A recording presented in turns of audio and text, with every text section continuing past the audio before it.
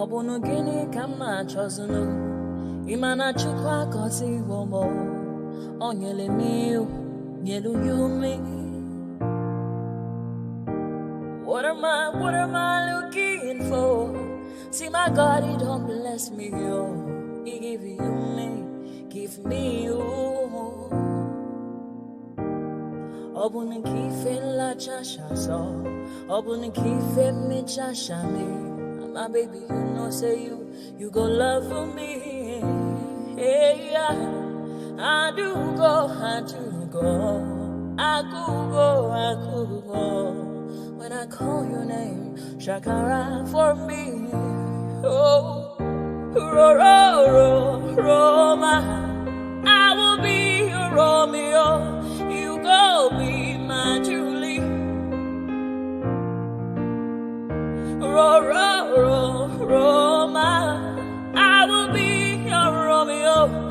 You will be my Julia. Oh, give me your love and I'll go run away.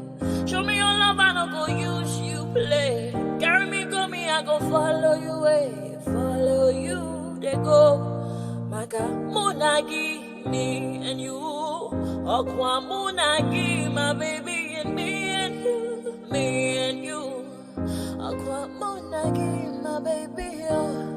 Obuzi kife la chasha so, Obuni kife la chasha me. My baby, you know, say you go love me. I do go. I could go. When I call your name, Shakara for me. Oh, Roma, I will be your Romeo. You go be my Julie.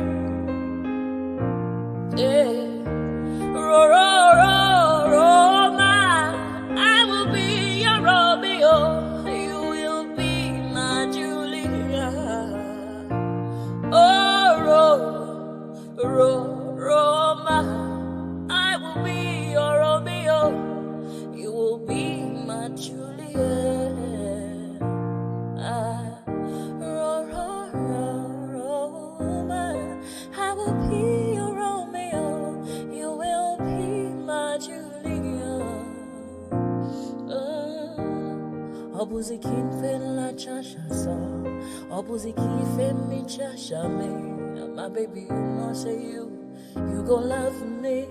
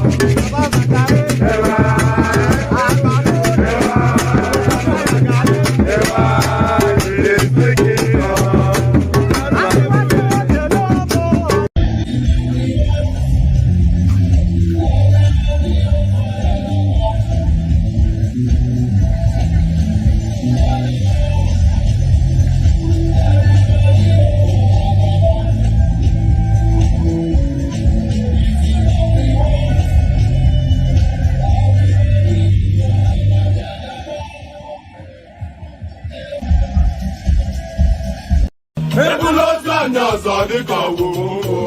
now. To question between my bed. I see. I see what I want to do when you forget me. Okay. I'm going to look at you. And then you get out. Mama said, I want me to go. I got no one to tell them back. Oh, where would he get? I got to do that, but they don't want them. I don't know why I did not buy a job. I would.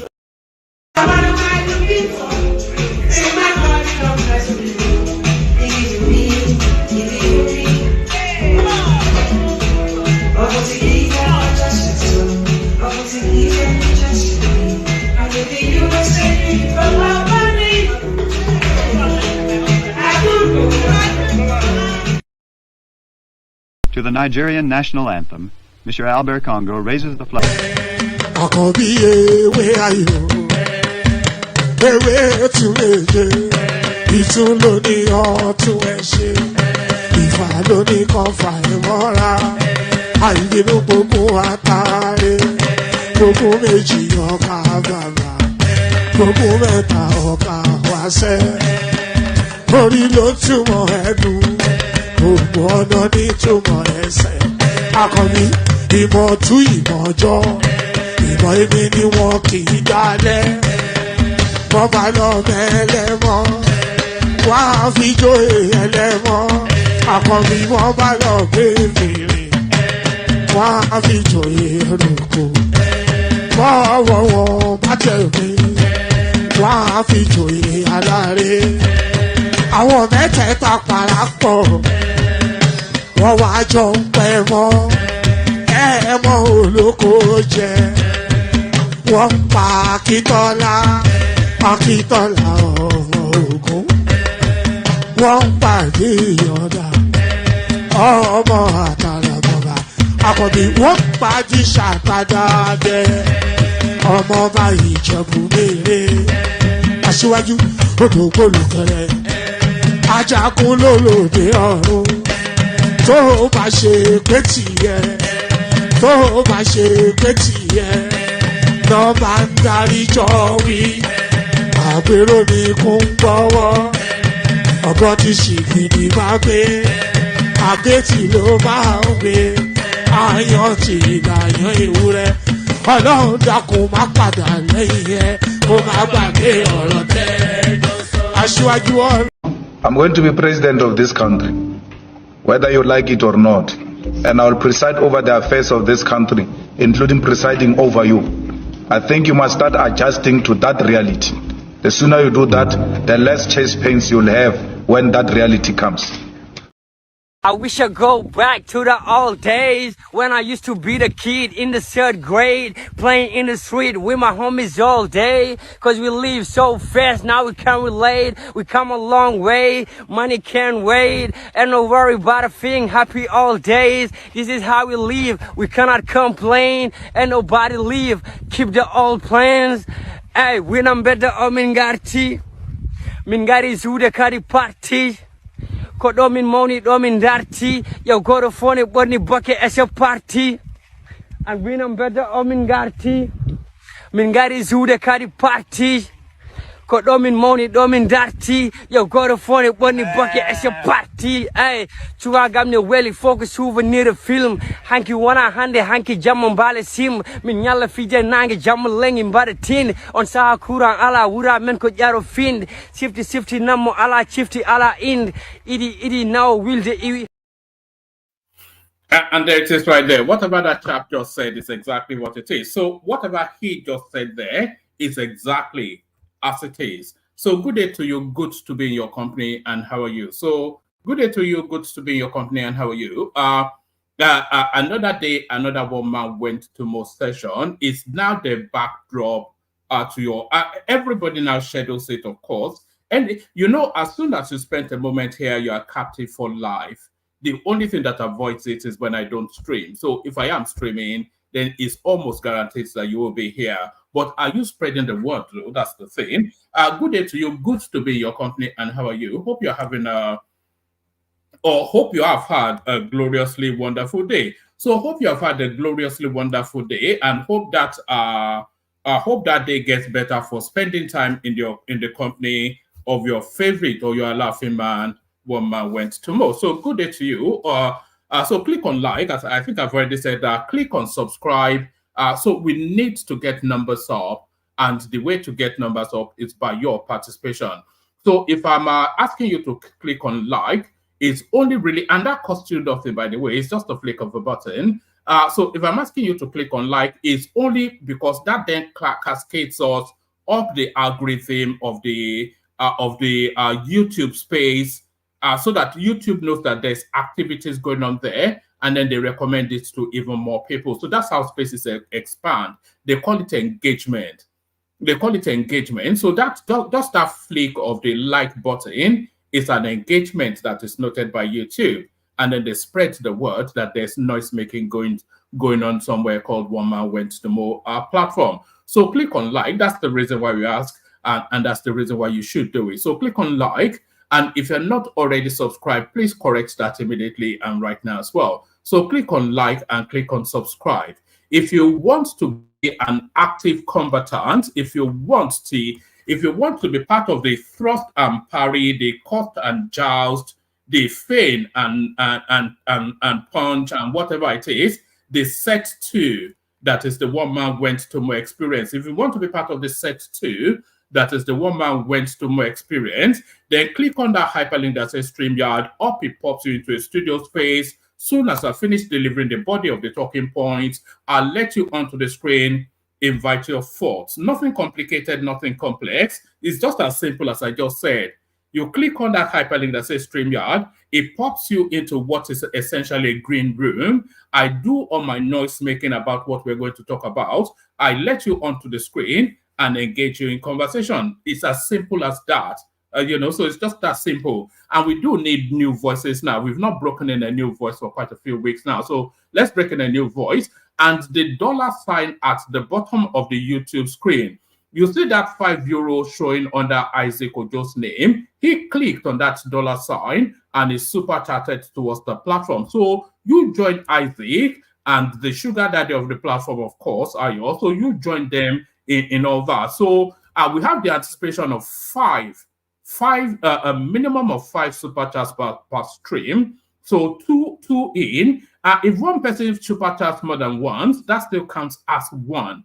So we have the anticipation of 5 different people super chatting every single stream. So we're 2 in, 3 to go. But we don't cap it at 5, but that's the bare minimum. So all that, click on like, click on subscribe, click on the hyperlink that says StreamYard, the $. The $, by the way, is discretionary. That is entirely at your discretion. Highly recommended, but not at all compulsory. But of course, it's essentially, if you feel that, okay, they're doing reasonably well, then you can do that. So enough of my noise making. Let's launch straight into it. So we launch straight into it by teleporting back to the past. So this is a blast from the past somewhat. If you remember this clip, I'm about to play you 2 clips now.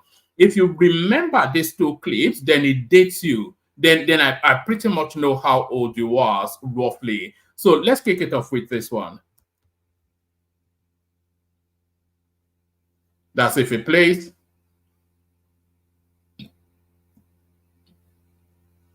All right, it might need refreshing. So let me refresh it. Hopefully that works. Okay, and off we go. Home Tuesday tour and Wednesday Fourth March 1998.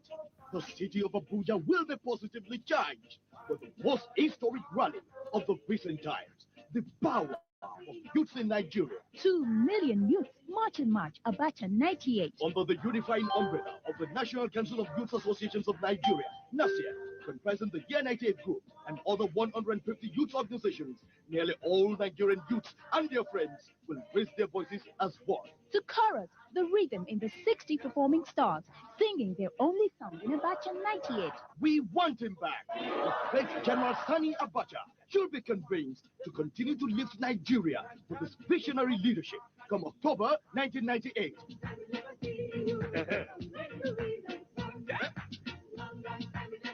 experts will be there live to support the youth. Venue once again, New Parade Ground and 9 other locations in Abuja. Time 48 hours non-stop.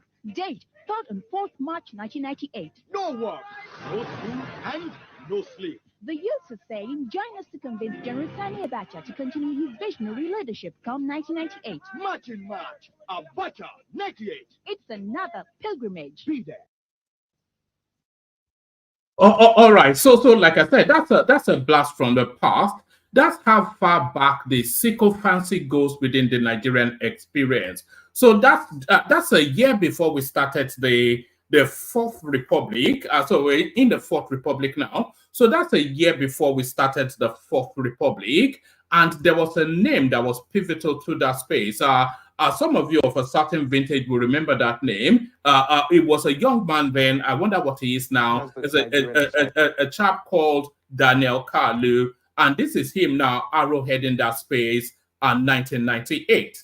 Has the Nigerian society cleaned up, which will take a little bit more time. That's one of the reasons why we want him to finish his good work by continuing on. Once he's done with that, then we can go with the issue of promoting the country overseas. But there is a need for us to clean up the Nigerian society, and General Abacha is doing a wonderful and brilliant job at that. All right, Daniel, a caller from England. Kwame has a question. Go ahead. Yes, I just want to let Daniel Kanu just inform the whole world, because in his opening document or his opening position, he claimed to be saying that he is based in Dallas, very comfortably living in Dallas, that he wants to go around the world to tell the whole world the very good work that Sani Abacha is doing for Nigeria. Can he tell us or the world that he's going around telling how much he's been paid to do this job around the globe, because he seems to be the messenger for Abacha? Can he tell the world how much he's paid to do this job? All right, Kwame, hang on a second. Then let's Daniel, give me an idea of how much backing your group has by the general. Zero. Absolutely nil. I don't understand the gentleman's anger. This is not an angry thing. It is young people getting together to do what we feel is right. He's quite correct. I studied here in the United States. I lived here in Dallas for several years. I moved back to Nigeria 8 years ago. I currently reside in Nigeria. I'm just here for a week to meet with our members and to gather reports from the field. So I don't live in Dallas. I do live in Nigeria. So don't mind my accent. That's just how I talk. But I think it is important that we stick to the issue. Even if I didn't live in Nigeria and I visit, I think it is right to see that we are doing a good job by promoting our country. It is important that we get together and do that, my brother.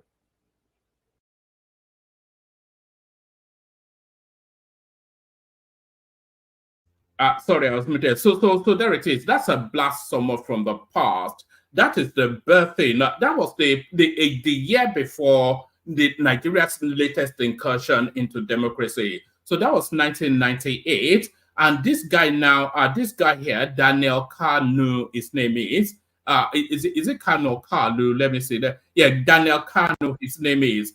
This guy right here, he was advocating for the continuation of an Abacha regime. He was inviting that Abacha transmute from a military dictator to a civilian ruler. You know, that sort of African style, what they have in places, God-forsaken places like Uganda, Kenya, all these godless countries. You know, it was inviting that Nigeria follow along that path.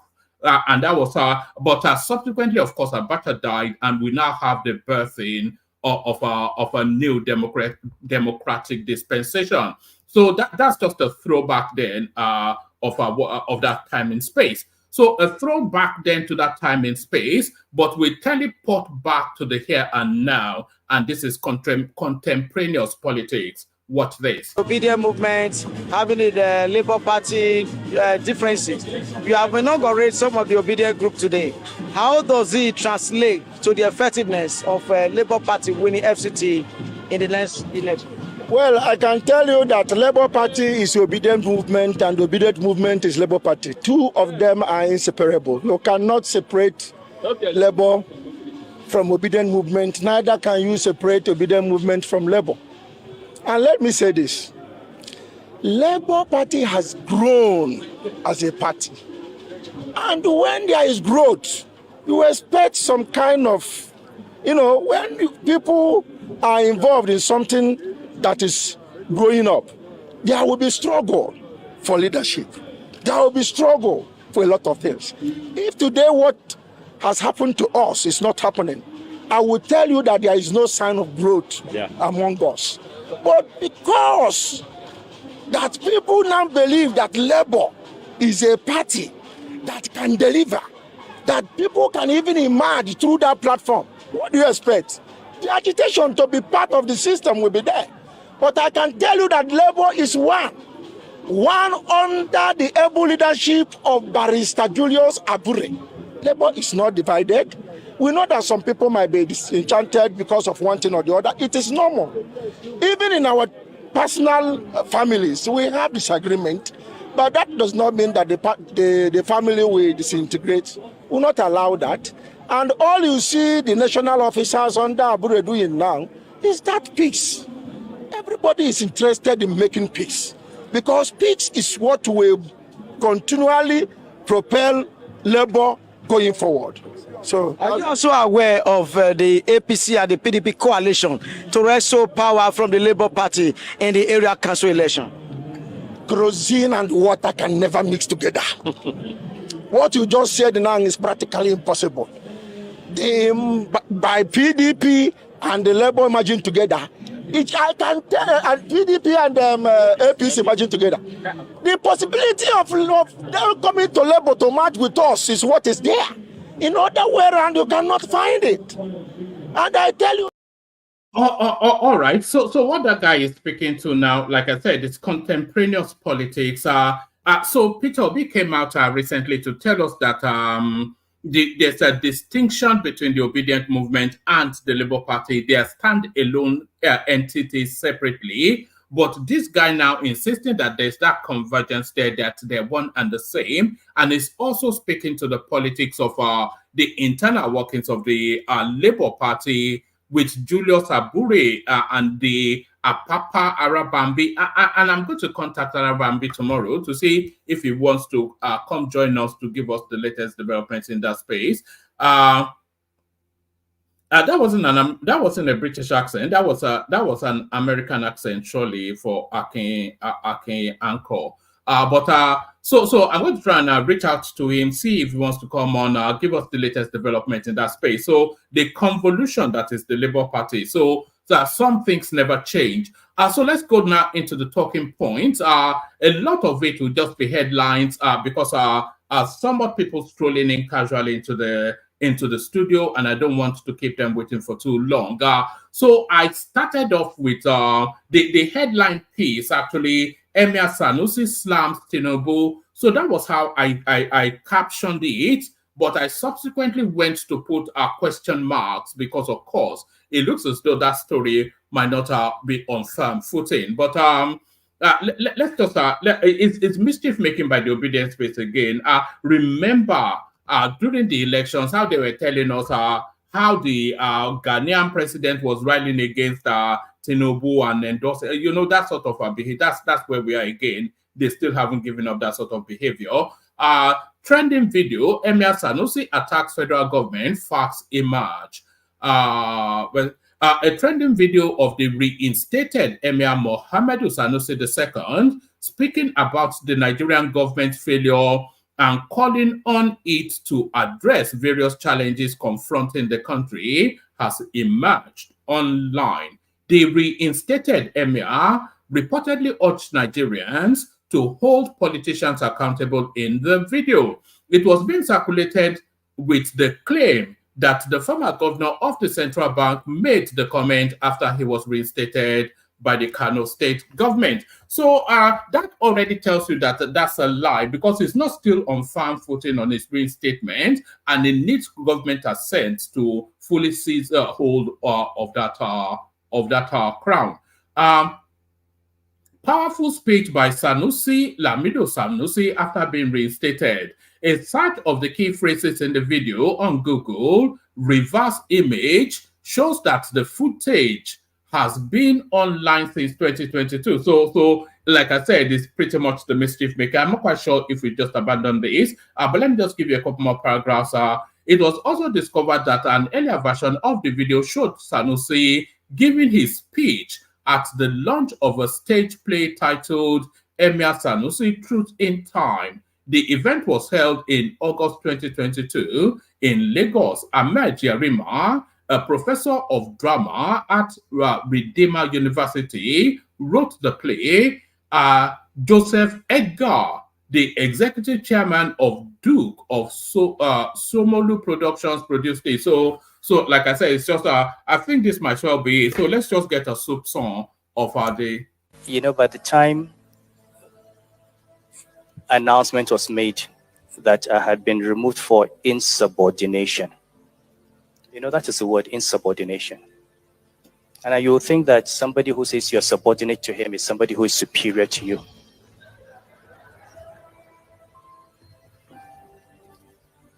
You know, and like I said in Abuja, I have my record of service. My father has his record of service. My grandfather has a record of service. We cannot be intimidated by somebody because you're president or you're a governor, and we cannot tell you that you're wrong. All right. I think that's enough of that.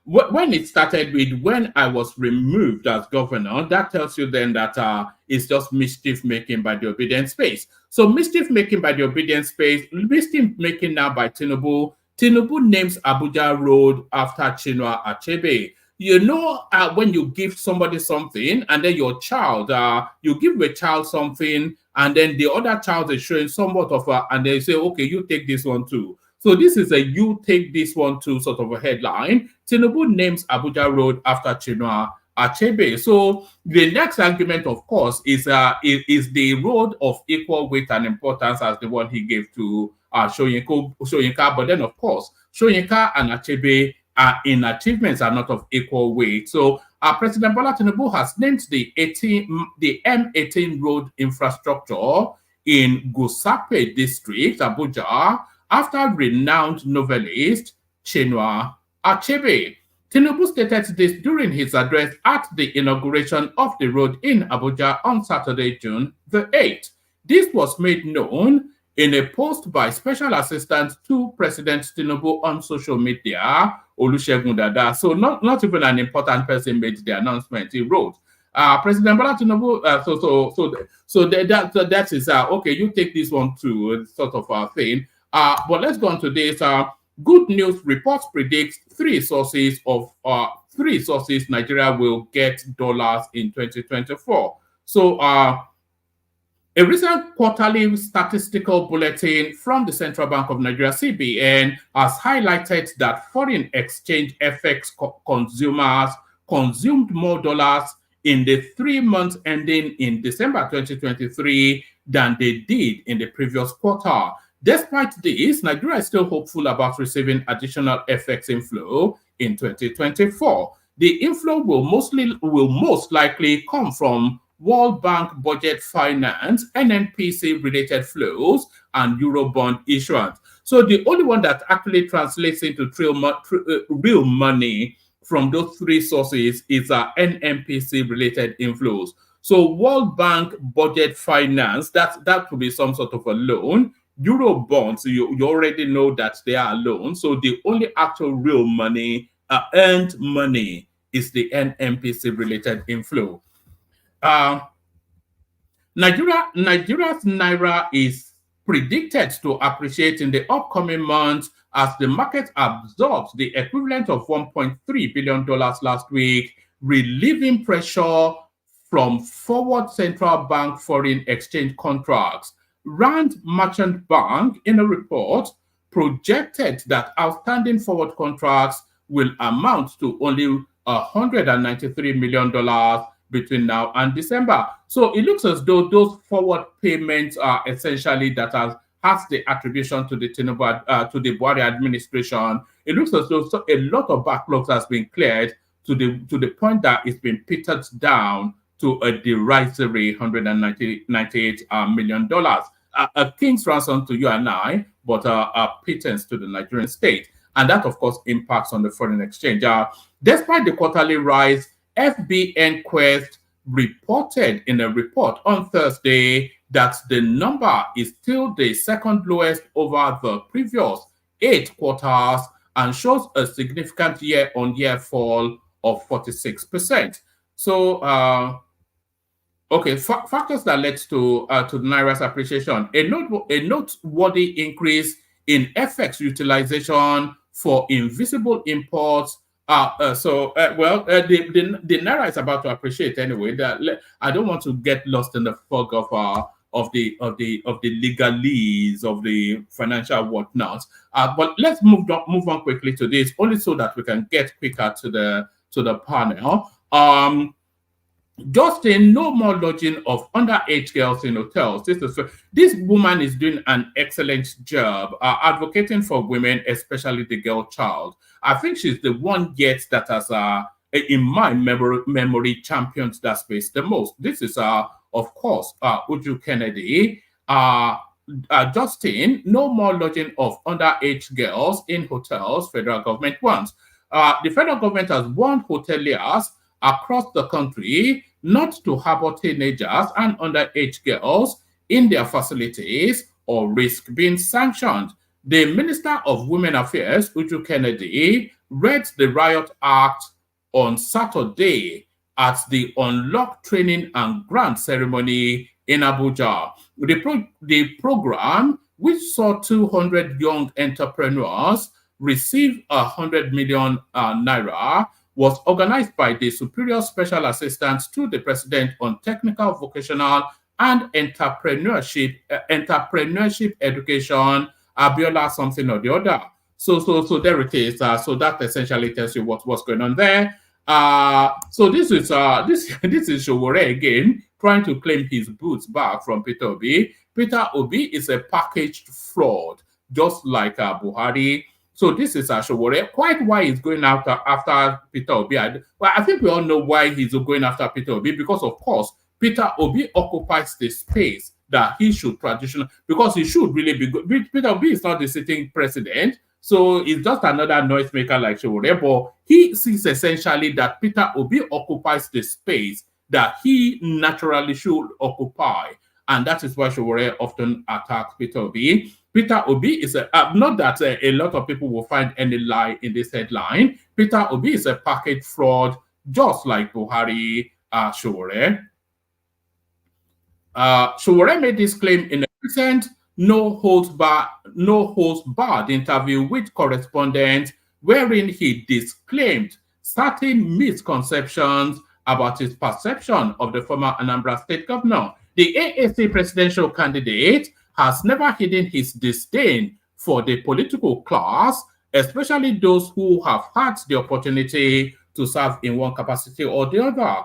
He has been a constant thorn in the flesh of President Bola Tinubu since the time the latter held sway as the Lagos State governor. He also didn't spare Tinubu's predecessor, Muhammadu Buhari, of criticism throughout his 8-year tenure. In the build-up to the 2023 election, he was severely critical of Obi, who was driving the Labour Party movement as a third force after dumping the People's Democratic Party, PDP, etc., etc. So representing himself as a youth-centric candidate and has always advocated for a revolution that would lead to the dislodgement of the current ruling class for well-meaning and young Nigerians to take over the reins of the country. He asked why he was not sold on the Obi movement, even though many Nigerian youths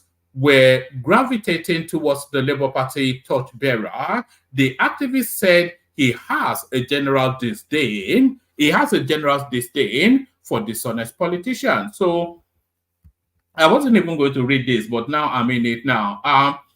What is true is that I have a general disdain for the dishonesty of Nigerian politicians. I have disdain for lackluster performance, and whenever anyone then comes up as a politician or who wants to run Nigeria, they come with this fraudulent packaging. My default position is to warn people first and then expose them later.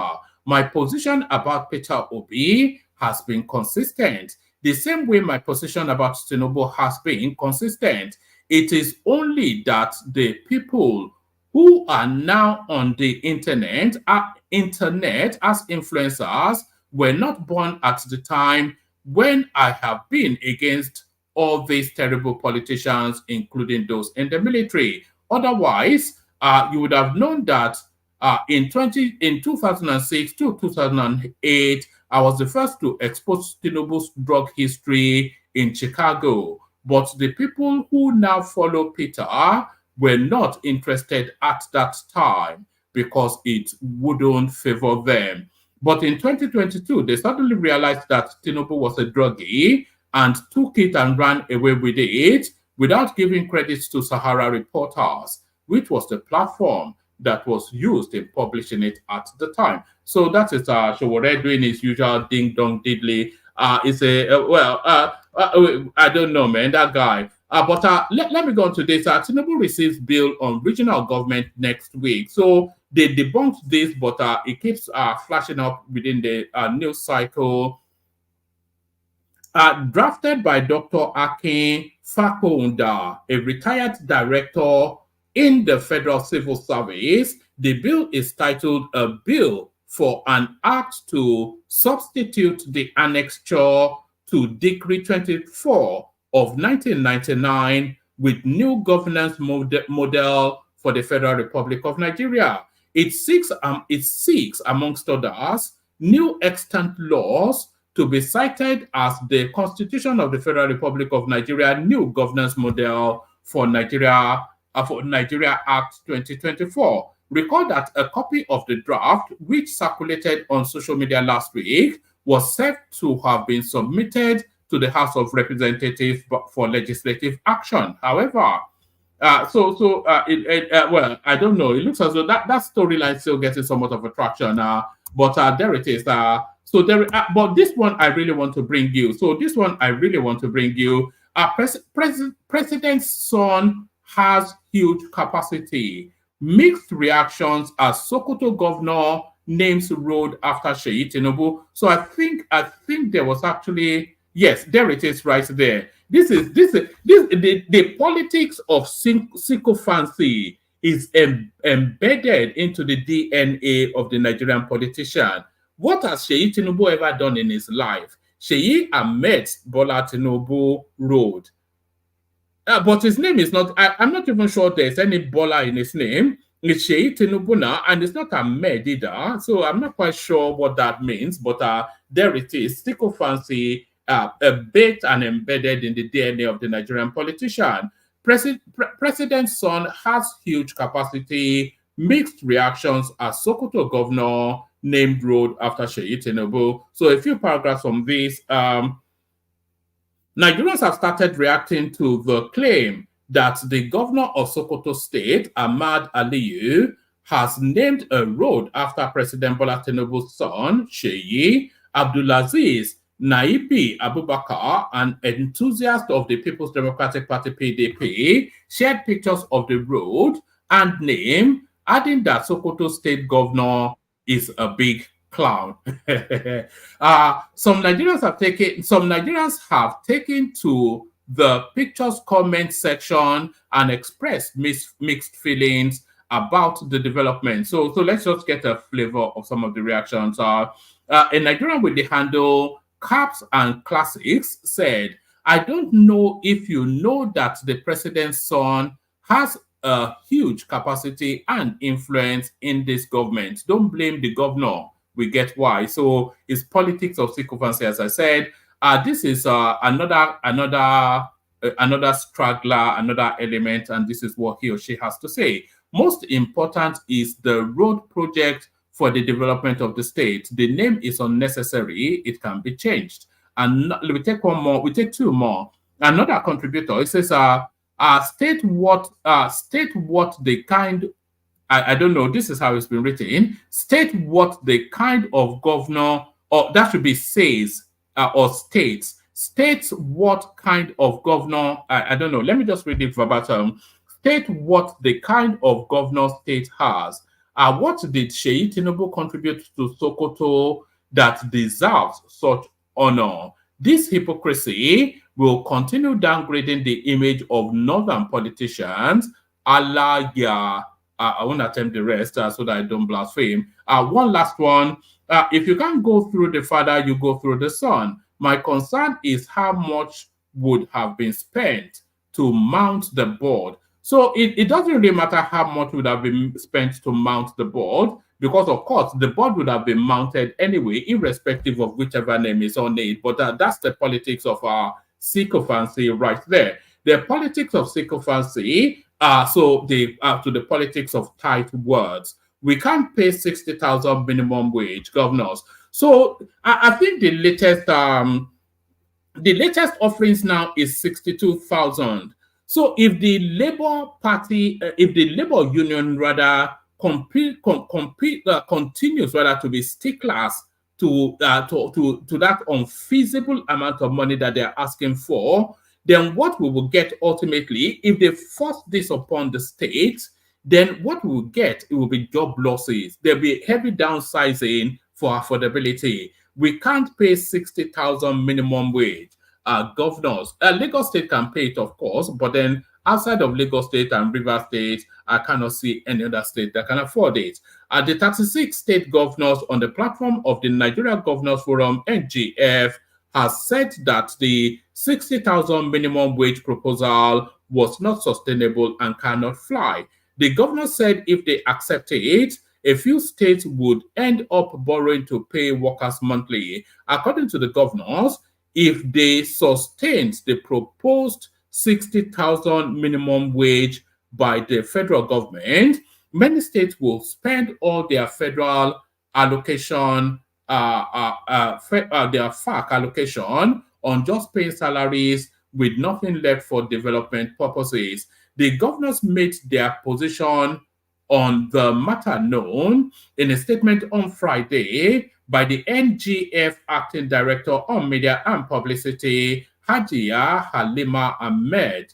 The statement reads, the Nigeria Governors Forum, NGF, is in agreement that the new minimum wage, that a new minimum wage is due. The forum also sympathizes with labor unions in their push for higher wages. However, the forum urges all parties to consider the fact that the minimum wage negotiations also involve consequential adjustments across all cadre, including pensioners. The NGF cautions parties in this important discussion to look beyond just signing a document for the sake of it. Any agreement to be signed should be sustainable and realistic. All things considered, the NGF holds that the 60,000 minimum wage proposal is not sustainable and cannot fly. It will simply mean that many states will spend all their FAC allocations on paying salaries with nothing left for developmental purposes. In fact, a few states will end up borrowing to pay workers every month.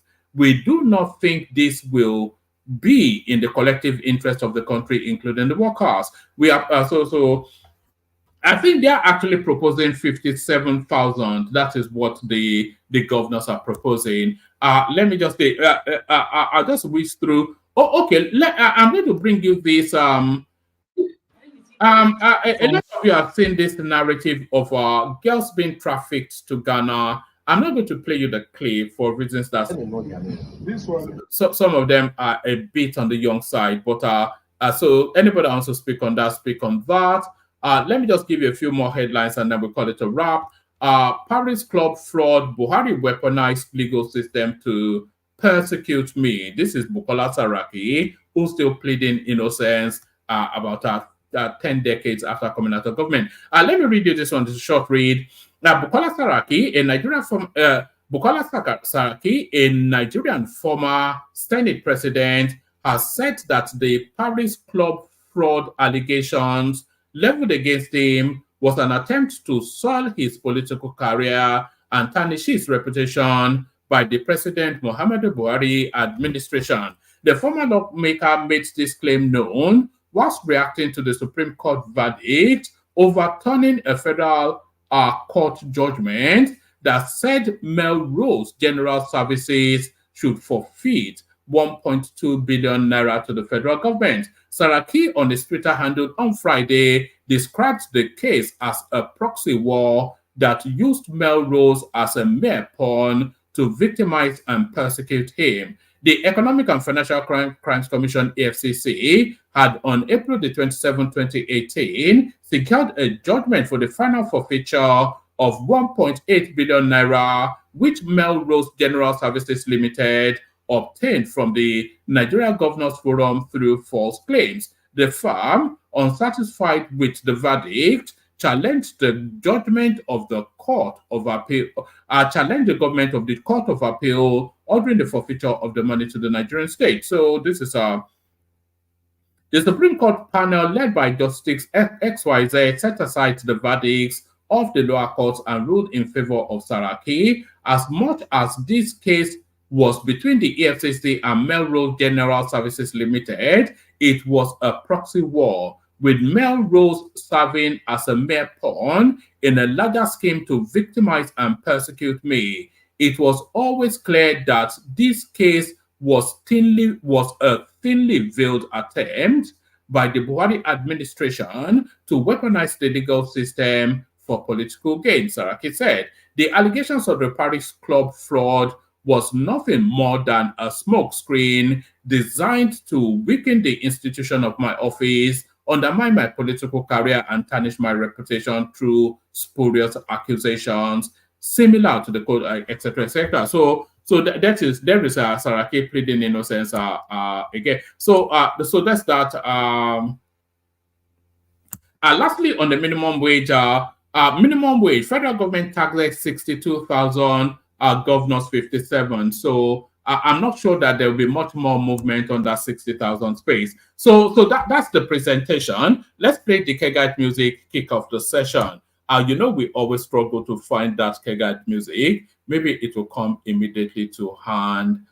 Maybe it will come immediately to hand today to the Kegites. Only water, where they see ma. Water, only water, where they see ma.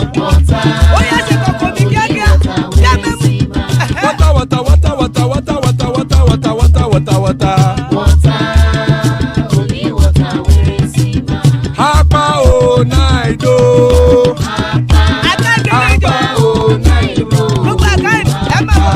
Hapa you don't come o.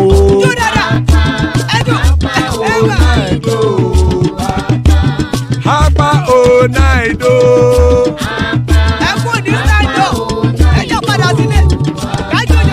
Oro kẹ̀kẹ́ ẹlẹ́mù yé o. Ibe sodi akẹ̀kẹ́ ẹlẹ́mù rẹ o. Bobby master kẹ̀kẹ́ ẹlẹ́mù rẹ o. Chifu Faila ti kẹ̀kẹ́ ẹlẹ́mù rẹ o. Eruku lẹ̀lẹ̀ ẹlẹ́mù dé.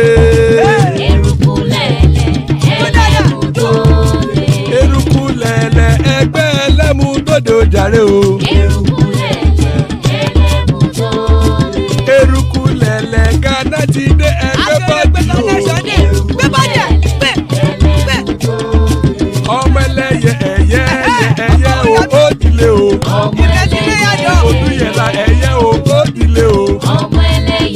Petrosoname ẹyẹ o ó dìle o. Petrosodunke ẹyẹ rẹ ó dìle o. Ẹlẹ́kọ̀ ọ̀run mú ìní o.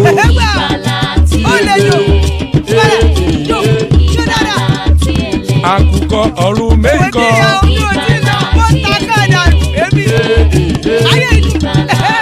Ikú kò ní ríwà gbéṣe o.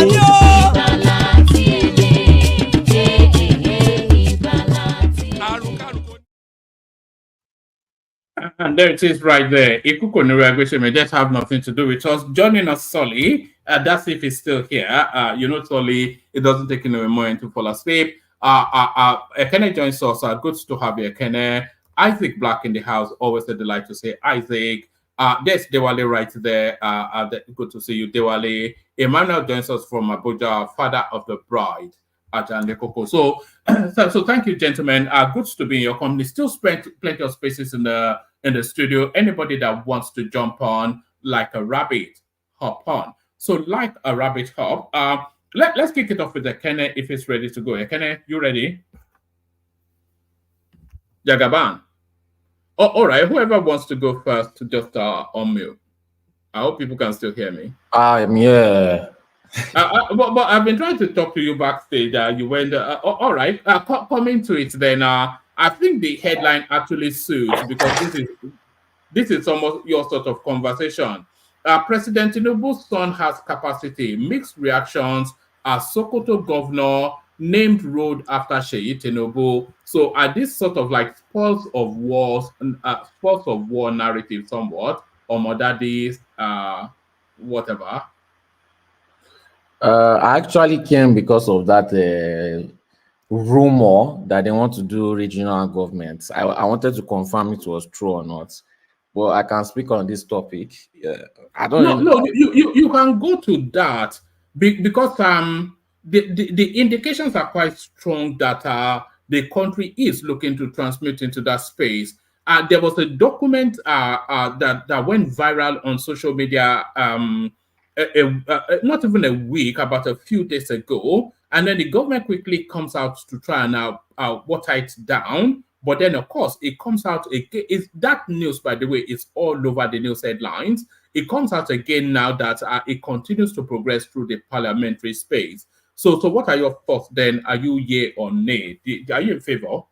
I'm in favor, but the problem is that there's no official source that is bringing it out. The person who wrote it and made it, is probably it's just someone that was writing their fictional fantasy, but they laid it out properly.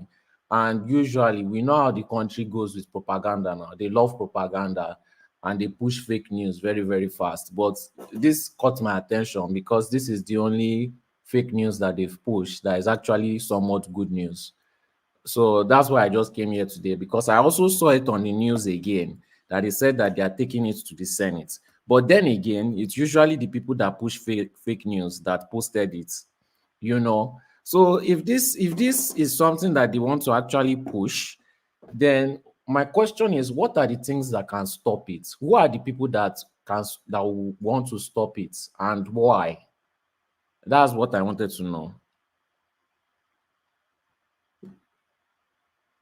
Well, there are certain people that it favors, and there are certain people that it does not favor. The regional system does not favor the North, who are heavily because they are the circle of the I don't want to use inappropriate words, but the circle of the largesse of the state. If the country that is demarcated along regional lines, then resources cascades to regions. And then it will essentially starve the North if we have a regional system. But they have every resource we have in the South. They don't have oil, which is the pork belly fat of the Nigerian state. I think they found oil there some time ago. Which fine? One cup full of it. Oh, that's not oil. Is that not enough? They have gold now. What gold? Don't worry. They are. Have you not seen the North? It's a poverty-stricken region. So then that means it's just false news now. We're not getting any regional government soon anytime, unless it's second term. I'm not sure that it is false news because it's coming out of somewhere. So the area that usually gives us fake news is the obedience space. But this doesn't regional government does not add or remove from their narrative. Their own narrative is to try and undermine the Tinubu administration, to rubbish it to 2027 so that that place then for their politics. So this doesn't serve them in any way. So there's no reason why this will come out of the obedience space. So where is it coming out of? A lot of people are speculating that it's the internal workings of the state, flying it as a kite to see one man. Did you see the document? I saw it. A lot of people sent it to me. Yeah. It's fictional fantasy. It's fantasy of some Yoruba guy. What do you mean fictional? What makes it a fictional fantasy? Because it's just somebody that is very articulate, sat down in his room. I wanted to push the narrative. One man on that Twitter. If you see somebody post something that seems very, like they're trying to get engagement or attention. They are doing it because they are trying to make money. So people have become professionals at pushing things for engagement on that application. Somebody found a way to make something articulate, put it on Twitter, and the thing started spreading like wildfire. I don't think it's from that obedience space. Number two, is not you. None of us has heard it from any verifiable government source. This information never comes from any verifiable government source. So it's just people pushing it around and it's just viral. And number three, it doesn't seem like a Tinubu thing to do. If from Tinubu's past antecedents, or even in fact anybody with common sense that is good in politics, this is the kind of move that you push in your second term, not your first term. Yeah, but Tinubu has always been a regionalist, a regionalism sort of politician. That's Yes, always but been. we both know that this is not the kind of thing that you will push in a first term. Yes, That's not his kind of but strategy. no, but the way Tinubu has been moving, there's a certain look at the way he picked up the Meitial leader. That's not a first-time strategy. You look at the way he abandoned El Rufai, that's not a first-time strategy. No, actually, that was the first time, because El Rufai was proving himself as a threat. He was making it public, which is a bad policy. How was he proving himself a threat? He was trying to do coalition with other parties. He was going to that was a consequence of his abandonment. El Rufai was pivotal to bringing Tinubu into power. He was the one that went to court to fight Buhari to a standstill. He fought that ticket for Tinubu to become the candidate. Yes, but it was only after he was abandoned that he's now playing all this. But Tinubu does not used to give anybody space to breed all those kind of situations. So I wouldn't count El Rufai. El Rufai is not a first time. Abandoning El Rufai is not a first time strategy. Yes, okay. It's not. Walmart, you called him. You said that he abandoned El Rufai. Yes. I don't think so. I think Tinubu is just picking his own fight because he doesn't want to get involved with somebody's wahala. What is the point of inheriting El Rufai's political problem when he himself has his own plate full? You see what I'm saying? The strategy behind that. It inherited a lot of people's. What about Ganduje's political problems? But you have to also look at it. He needed Ganduje for Kano, and that is the reason why he decided to be strategic about it. Not that he abandoned it. He doesn't need to appear that he's fully on the El Rufai or he's fighting his battle. No, a time will come when he will need to come to his rescue. But for now, everybody has to carry his own cross, and that's the strategy he's using. And it's unfortunate that he would do that because we may say that look at the level of ridiculousness that El Rufai has been subjected to nationwide, even emanating from Kaduna. That shouldn't have been. But I think the powerful, not just politicians now, but maybe some powerful individuals are behind all this ordeal that you see him going through. And Tinubu had to be careful and tread softly. But I don't think he abandoned him. But speaking to this report about regional issue, I don't want to dismiss your view about government trying to put it in the space and see how it will spread. At the same time, I also sided with solely about the fact that what is the gain of the current incumbent, in doing that? What is their gain? I'm kind of torn in between. My instinct is that Tinubu wants to change Nigeria irreversibly during the course of his tenure. Because that country is the way it's configured is just totally wrong. The way it's governed is totally wrong, and I think he wants to embark on some sort of a reconfiguration of the state. I think it might well prove to be the most impactful president we've ever had, and that that means he will face a formidable opposition in the second time, because not every state governor will be in favor of that. And if that is the case, and that is going to be so hard, one man, it's going to be really hard. Like you said, Yes. that should For have been the first second term. time agenda, not the first time. But you never can tell. Maybe he himself is not even seeing himself, achieving the second time. Maybe it's just look at the end of the look for letting let's just whatever it is. Now that we have power, let's just go ahead and do it. But I don't see that as a think through strategy. I do not see that. But of course, I can't waive the fact that government, they are the chief propagandists. They know how to put things in the space and let it grow with the hope that it will gain momentum and then lash into it. But I think all in all, I'll take side with Solly on this one. I would take side with Solly. All right, back to you, Solly. I still don't know why you guys think that because it has to be second term project, because this thing is anybody that want to do anything first term, the second term should not be a threat if Tinubu really want to do it. And as a matter of fact, for someone to even be bold enough to try to do this thing, you understand, you never know, assuming it was true, you never know what has gone underneath. Ola, tell me which governor as of present Nigeria will be willing to be a subservient to another governor. Tell me. Let me tell you, Adewale, that one can be negotiated. Forget story. Now the question is this. Hold on, Ola. The regional system does not mean that they will cascade, that they will cancel out all the states. I think the states can still exist, but within their sub-region. Yes. Exactly. So the thing can change structure in such a way that even though the governor there, it's not as if you are going to say, oh, we want to do this in 3 months and by October, all governor.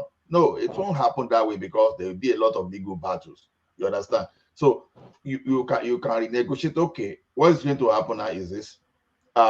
It's going to start at the end of this tenure. So we never know if the Tinubu himself want to be bold enough. Say, look, guys, I will sign an agreement with you that is executable. That okay, I just want this regional government to be implemented, assuming he's the one driving it. So, and no threat to your career. We just want to make sure we have the right constitution. So it is not a one-way thing that we think, oh, because they want to do it, they will go against. No, that is for those people that don't know about negotiating politically. So if you negotiate it properly, as far as I'm concerned, in that country, anything is doable. The way is only when you don't have your political capital, you do not negotiate perfectly. So to me, and if there's any time to do regional restructuring, it is now. You don't allow what happened in the past, in the recent past, you don't allow it to cool down and start changing the story. You understand? Okay, So Olarigwe, what is the essence of regional government without having a sole control over the resources? Will that same plan involve resource control? it's part of exactly. They are So, replicating so just exactly. like Soli said earlier, do you think any of these states in the north that does not even have much resources would be willing to let the resources in the south go to the regional government in the south? Do you think they?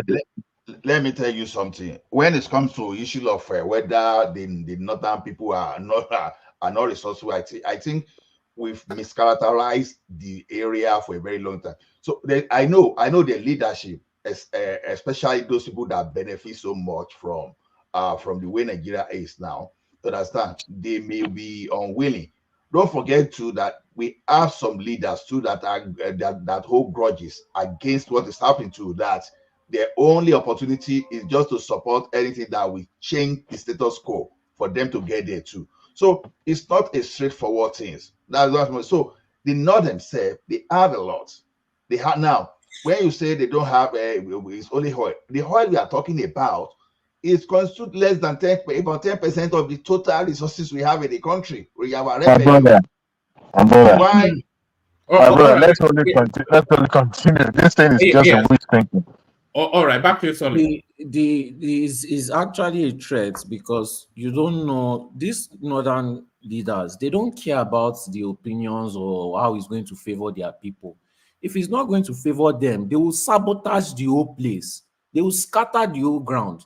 And let's go back to how and why Tinubu won this election. He won it because of the support of the North. You know, he already has people trailing him behind for that second election. Usually, people don't usually try to fight for that second election, but since Jonathan's time, people are vying for that position when it comes to second term. So you don't know, anything can happen. These northerners, the reason why they may not want it to go to maybe PDP or Labour Party is because they may think that the South will hold it for another 2 years again before they finally bring it to the North. But if they calculate that this regional government is not going to favor them, they will rather give it to another Southerner that will not do it. And they will wait till their time goes and they've looted enough. They don't care about the well-being of their people at all. Let their people turn to Amajiri. In fact, they will look for a way to, in fact, it even favors them because that's more voters. So it's very dangerous. It's a very, very dangerous move to be making during first. It's not from all that I know about Tinubu, all past antecedents, it's not something that I would ever seen during first term, ever. He doesn't try to make his part harder. He tries to make it smoother, and he leaves no stones unturned. So all right. I want to bet and gamble. I won't bet that way. All right, let me take you to another talking point. Tinubu names Abuja Road after Chinua Achebe. So do you think this is sort of like a consolation prize off the back of naming a big highway after Soyinka?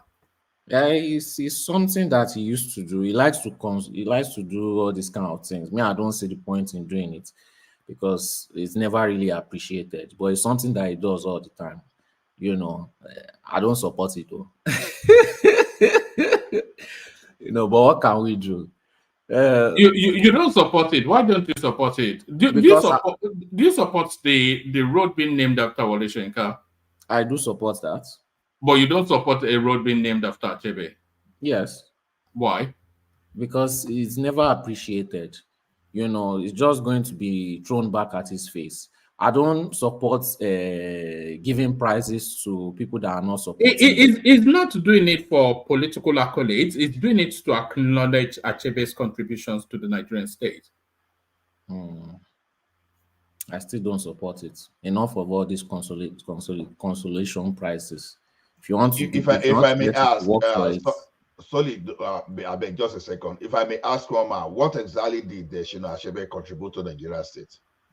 It's one of the most notable African playwrights. It is one of the greatest. Other than that, he created vision. Why this man was going to die, he wrote a book that could have. It wasn't a playwright, it was a novelist, one man. Well, an author then, yeah. So this guy wrote a book that could have, if we've not had a civil war in the past, that could have led to that. And that you don't call people like that nationalists. So there are many nationalists among the southeastern brethren, but when we mention them, to be honest with you, from my own humble opinion, Achebe is not one of them, because that guy is as tribalistic as a Kwesi or that. So there are so many national leaders from the southeast, and Achebe to me it's not even going to be 1 out of 10,000 out of them if I were to list them. Thank you, Soli. So if we can move on to another topic. I'm not feeling this one. All right, let me move you to the minimum wage then. It's all about affordability. The labor union are insisting they're insisting on some unfeasible amount as the minimum wage. The government are sticking to a 60,000 minimum wage, but the governors who are actually going to sign the checks for this, they are saying they cannot afford it. So what are you making of that tripartite sort of jostling to establish a figure? You know, I think a lot of this labor thing, I think they are playing a lot of it just for the optics, for the attention, and like Breno Omokri said that Joe Ajero is playing some sort of proxy political war off the back of the 2023 laws that his principal lost. So what are you making of this? Because if they insist on it, then it only really signals job losses, doesn't it? Well, you can never have your cake and eat it. Is that the way that phrase is used? I support it, no matter how manipulative it is, no matter what kind of routes they are taking, even if it's for revenge. That minimum wage is too low. You know, it needs to be nothing less than 120K or 100,000. Lagos State has already increased their minimum wage to around 70,000 or 75, and some other states, very few states have increased it also.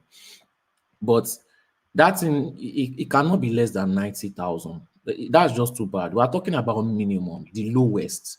It should be 90,000. Now, Sorry, Lagos State have not increased. Is no, it they increased it. 35,000? Hold on. I saw a video of someone who saying increased it. Lagos State have not increased. They have not done a new minimum wage.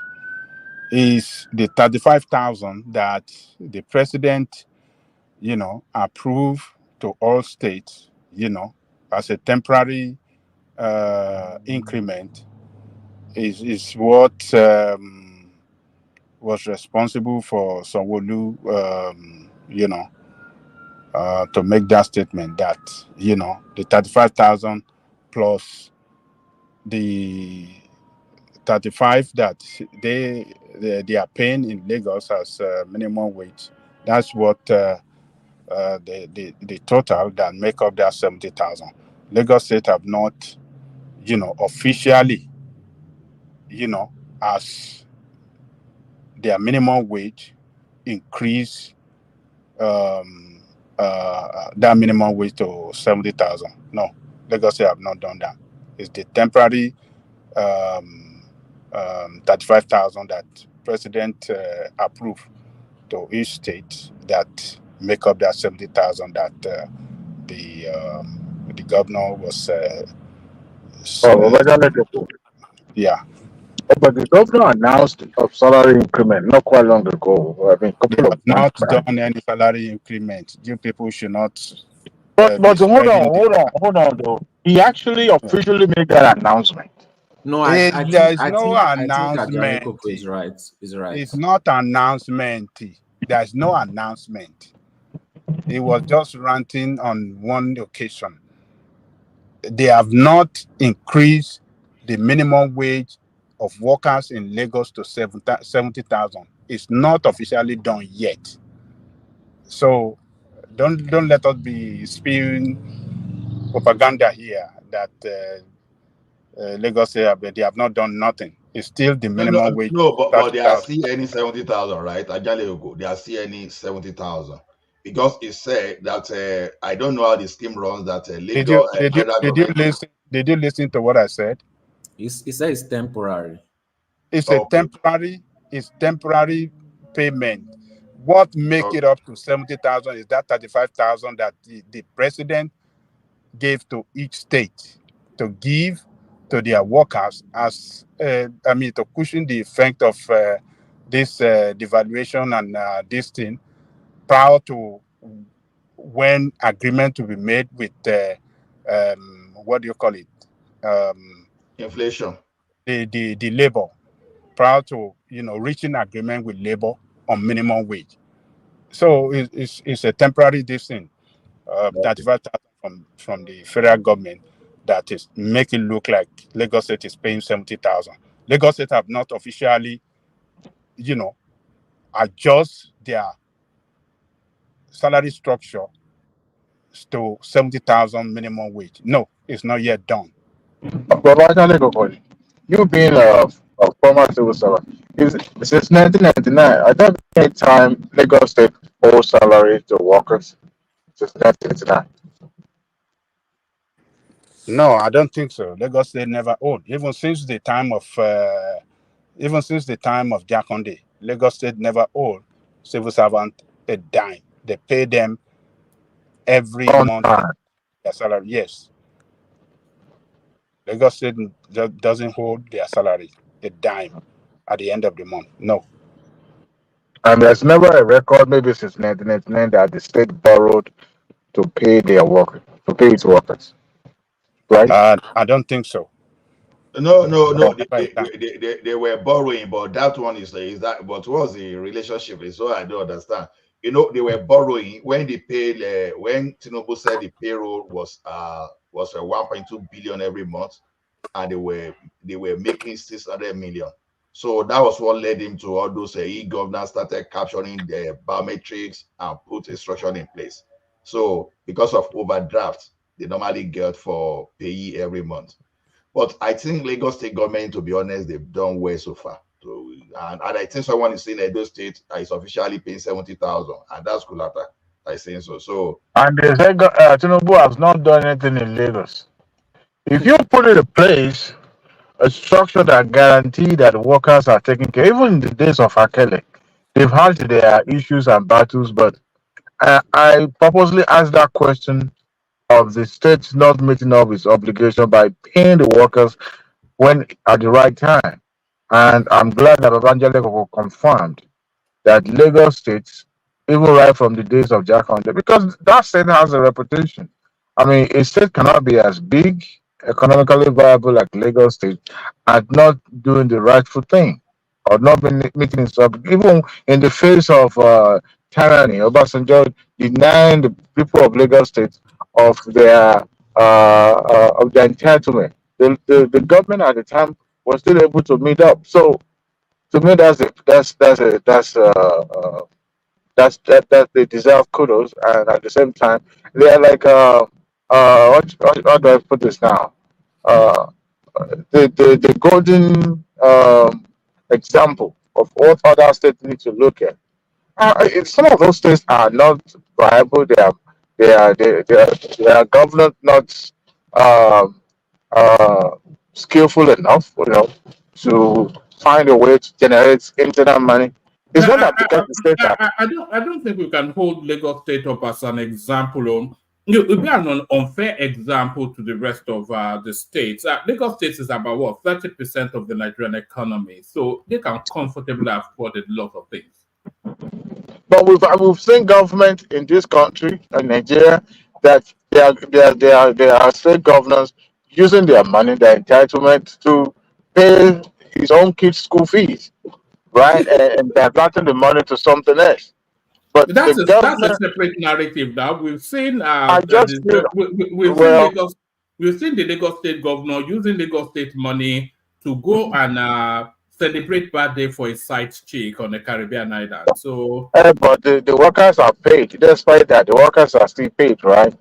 They are not denied of their rights, to be able to feed themselves and their family. So that's my point. one thing that I've seen Lagos State, to the best of my knowledge, too, that did for the Lagos State worker is that it sure all of them will Lasako if the situation is still remain the same. So the Lagos State government workers are insured. But in fairness, there should be vast difference or huge difference between what they should be earning in Lagos and Ekiti or your state. So the idea of someone earning 70,000 in Lagos while another person is earning 70,000 in Ekiti is unfair. That's unfair wage package.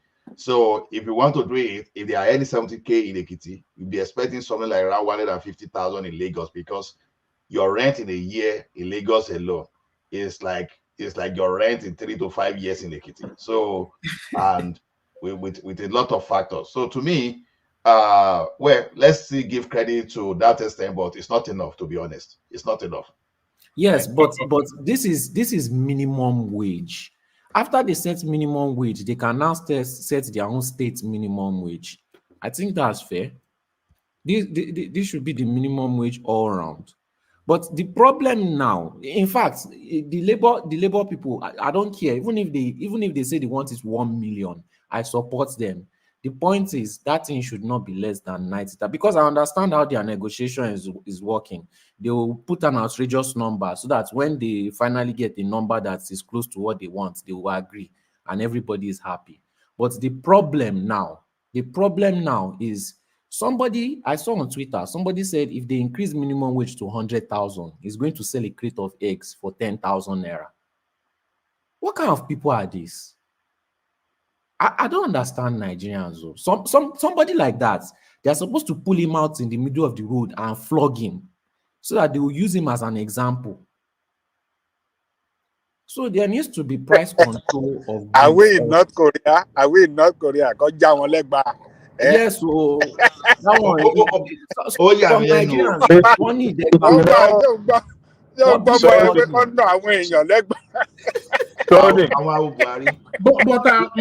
What I thoroughly doesn't understand is, I think we've discussed it endlessly.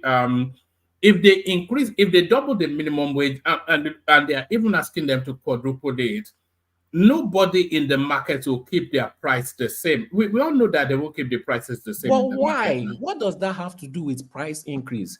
Increase of minimum wage. 1 minute. Increase of minimum wage is set to fight inflation. But these people want to use inflation to fight the increase of minimum wage. When there's too much money at wash, it's an additional money washing into the system. So the prices at the market now stays consistent with the level of money in the system, the earning potential, the purchasing power of the people. So if the purchasing power quadruples, then the prices cannot stay the same. It's just basic economics. Why not? Is the cost of production did not increase? Solly, this is it. Now, let's assume that we have 10 people that were unable to eat egg before. So you now increase the wage now. Maybe 10 people were the one consuming egg before, and you have just 10 egg. So you've now added 10 to those people, 10 that were able to consume 10 egg before. You now have 20. So 20 people now want to buy 10 egg. And the person in the market will now do something like, oh, there are more people coming for my products. And the products, the egg, you have not increased in numbers. The first thing you want to do, you want to give to the highest bidder. That's the way market look at it. Okay. So in this one, it's everywhere, not only in Nigeria. No. Let me interject. Can I interject, please? The cost of production. No, this is the point of price control. Did the cost of production of that egg increase? If the answer is no, listen to the market forces is what yes, but government can put control on market forces if they'll be going to shoot them over the price. They'll go and flog them over. Minimum wage can increase. Hold on. Minimum wage can increase the wage of the producer. Hold on. I think Isaac wants to come in. Isaac, come in. Yeah, I want to interject. You see these the statistics that we make, the government, working on the economy and all that.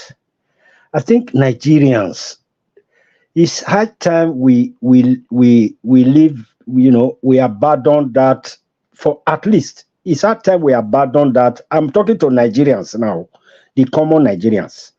It's high time we abandon that high level thinking and then use our common sense. At least we can make things better for ourselves. You see what happened one day? Somebody went to the market to go and begin to interview these people that sell, all these women, local women in their shops in a very big market.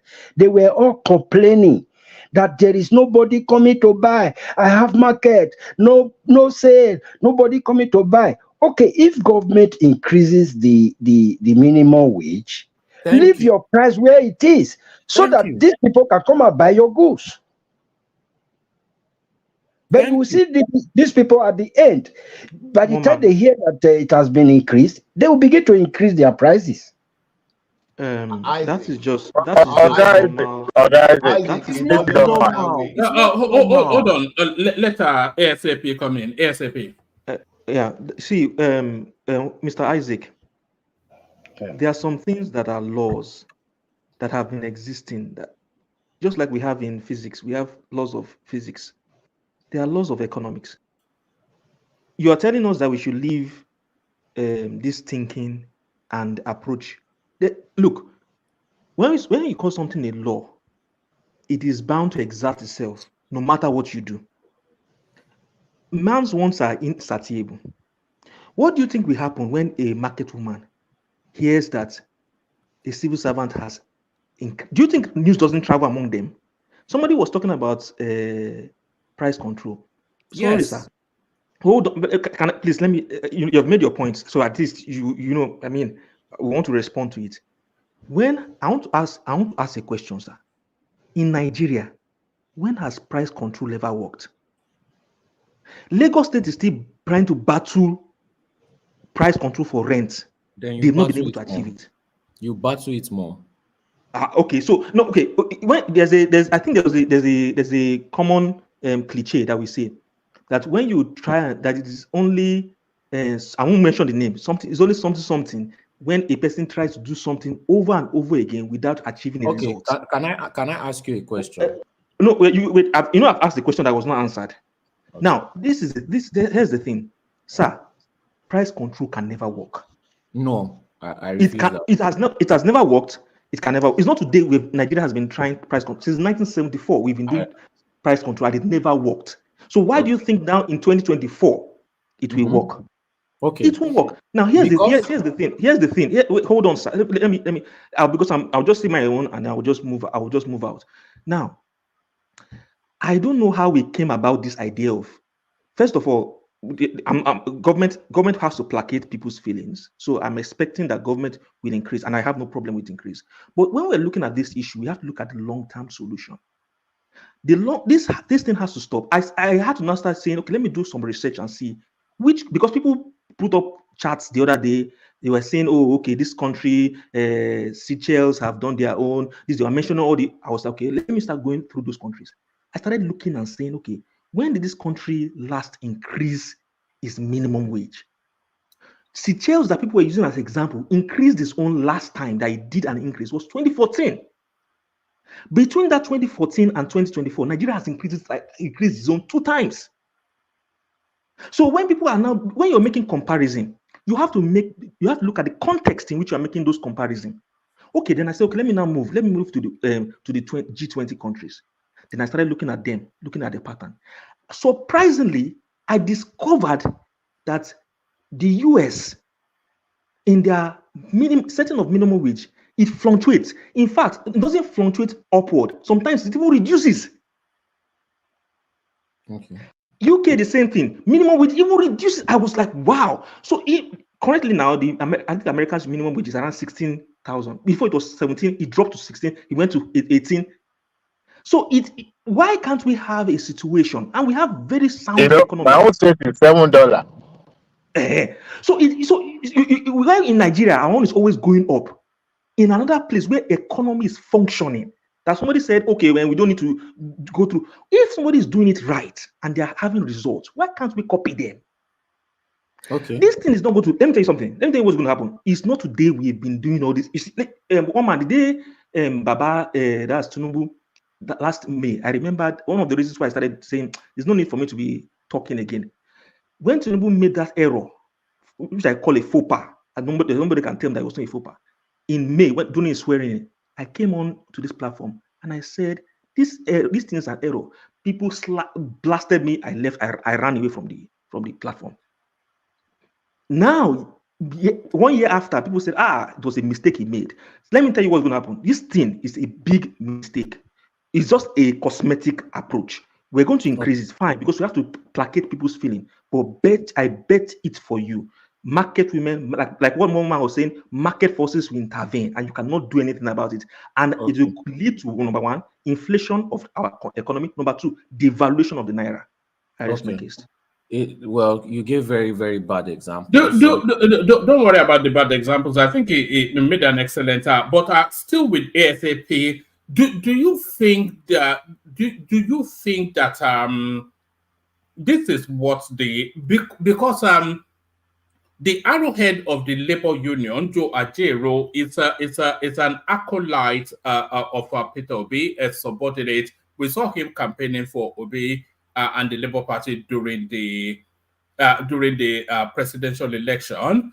Do you think that this is some sort of Machiavellian maneuvering by that space to crash the economy in order to undermine the government as a precursor to 2027? Even if it is, I doubt. No. Let ASAP go. I think he understands that space. Yeah, one man, you just reminded me of another point that I am beginning to suspect that this is a sabotage, because these people see. I began to say, okay, wait, is it that a small boy like me knows economics more than what's his name, finance? These people know what they are doing. What they're doing. They know what they are doing. These people are very sound. So you now begin to wonder, okay, if these people know what they are doing, they know the market forces, they know how these things operate, why are they tilting our government and making this kind of thing, and making this kind of decisions? There's some, like the person you mentioned as well, that they will advise our government, they will push them in this direction, knowing fully well the effect of this. Okay, look at the way NLC is playing to the gallery. As far as I'm concerned, they are playing to the gallery. Tinubu made a statement and said that you people, why are you trying to make Nigerian people suffer when you know you're going to end up back on the round table? That was when I knew that, okay, this is a game. As far as I'm concerned, this is a game, because these people know what they are doing. And the Nigerian people are not sensitive enough to say, okay, well, many of let me not say that because it will look somehow. This is, from as far as I'm concerned, this is just a ploy to generate more funds. I don't want to use the words I should not use, and to grease more fingers, and then as well to sabotage. I didn't say I was not the one that said it. So that's what I would just say, one man. Yeah, I 100%. I disagree 100%. That you people need money. Stop that. I care about Nigerian people more than Nigerian government. You disagree, sir?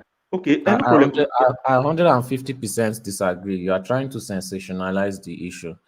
Even if they wanted to sabotage, do you think they can use this kind of simplistic method to sabotage the government, Tinubu's government? You find it simplistic? What are you? It's very simplistic and laughable. It's simplistic.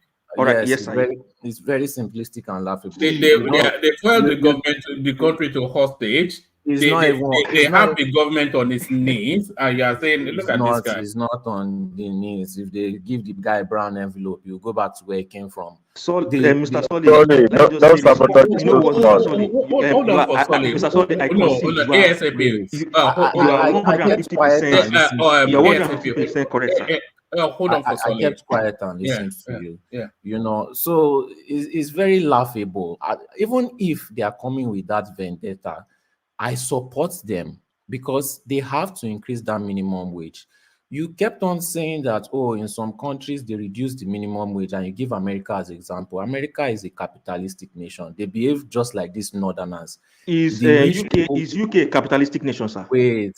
Yes, they also have. No, I refuse. It's not capitalist. It's not. Where the elites. You don't use elites to judge. Wait, now let me finish. Where the elites behave like the northerners also. They don't care if the people are scraping on the feet, and they don't even have a place to live. You are talking about the US reducing minimum wage. The price of rent has not gone down. So the only people benefiting from it are the elites, and they do that by lobbying with their politicians, basically giving them bribes. So it doesn't favor the citizens, and it's something that majority of the citizens do not like and do not want. Even if the price of goods goes down in the US, the price of rent is still going up. There are so many homeless people that cannot afford their rent, that have been living in their cars. Thanks to minimum wage, the situation for them has gotten worse. You are saying, some people, they've not increased minimum wage in 10 years. Yeah, in Europe, do you know how many times they increase minimum wage? They increase it almost all the time. And the reason why they increase it is to fight inflation that is coming. You are now using Nigeria as example, say, it cannot work in Nigeria. So, because we can't fight. Sorry, corruption. I did not say minimum wage cannot work in Nigeria. I said price control. I said price control. No, please quote me correctly. Yes, price control. Yes, that's what I mean. You said price control. Okay, yes, you are correct. You said price control cannot work. So, for example, we now bring corruption. So, because we cannot fight corruption, we should not fight it at all. I did not Because mention human beings could corruption. not fly. No, wait. Now I'm giving other examples because you are saying it like it's impossible.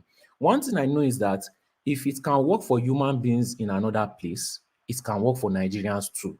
Whether it is through tough skin, thick skin, we bring them on the road and we flog them in public, it is possible. The same way when they were trying to fish out ghost, the same way when they were trying to fish out ghost workers in Ekiti, people were saying, oh, it's impossible, it will never happen. They fished out those ghost workers, and during that time Fayemi was there, those people never got any late salary at any period of time.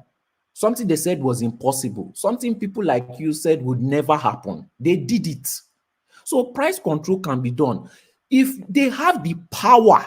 Let's stop looking at these people like small children. They have the power to implement it if they want.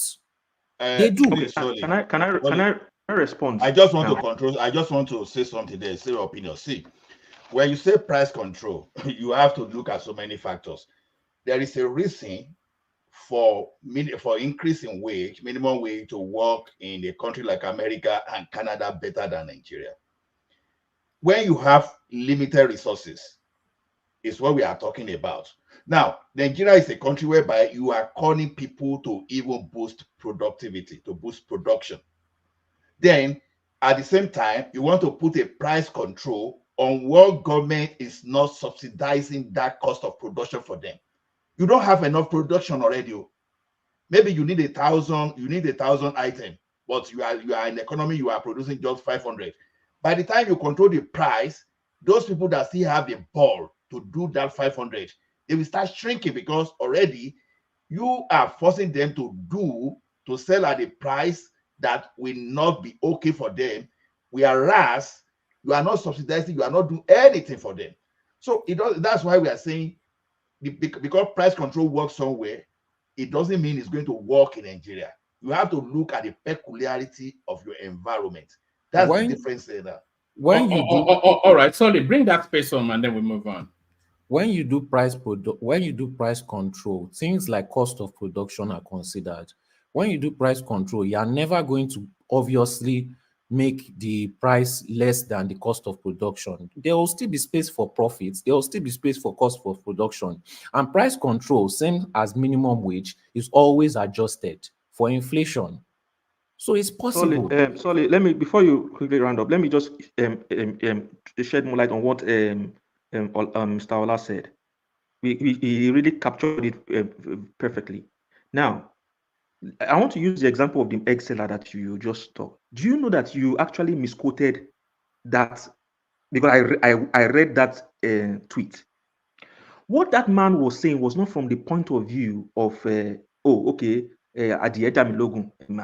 no, he was coming from the angle of his own business as well, the cost of production, apart from cost of production, the cost of hiring staff. Now, let's take an example of a hospital worker in Lagos State, private sector, public sector. When a hospital worker, now minimum basic level 1, is being paid, let's say 62,000 that they are proposing. What do you think? Please don't, before you interject me, let me land. What do you think his counterpart in a private sector will do? If he doesn't bargain and renegotiate with his employer, he will start looking for a way to cross over and gain employment in a public sector. So it automatically means we're already zeroing and erasing that lower level class. So then the cost of hiring staff will now fall back on the employer. So it will be more difficult for the employer to attract that same level that he was originally wanting to attract. What does he need to do? Then the cost will also fall back on the consumers, who are the patients in this race. You will need to raise prices up. So you cannot just. That is what happened in the case of that man that you're saying. He wasn't coming from he was coming from a purely economic view, not because, I want to sabotage government. That's what I want you to say. All right, run that space off in a very short summary. I think we have to move on. It's back and forth, but okay, let me try and finish it. Now, price control will also be considered for cost of hiring, right? If you look at Nigerians, there was one guy that was saying he has 4 drivers.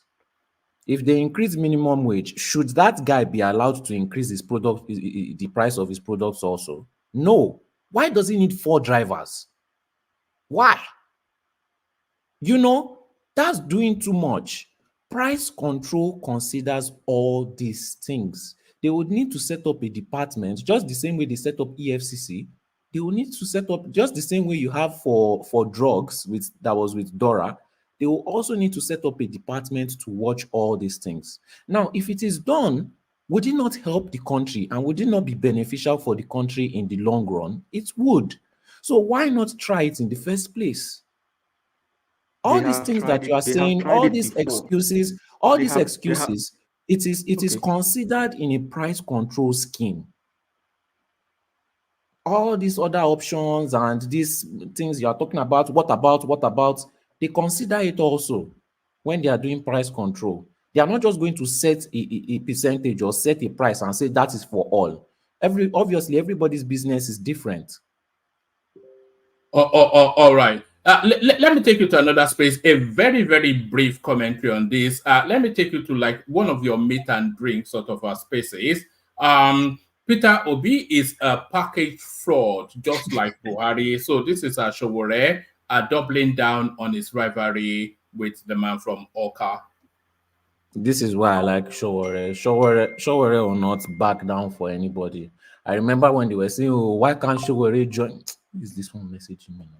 Why can't Showore join Peter Obi that time? I was saying, you people don't understand this guy.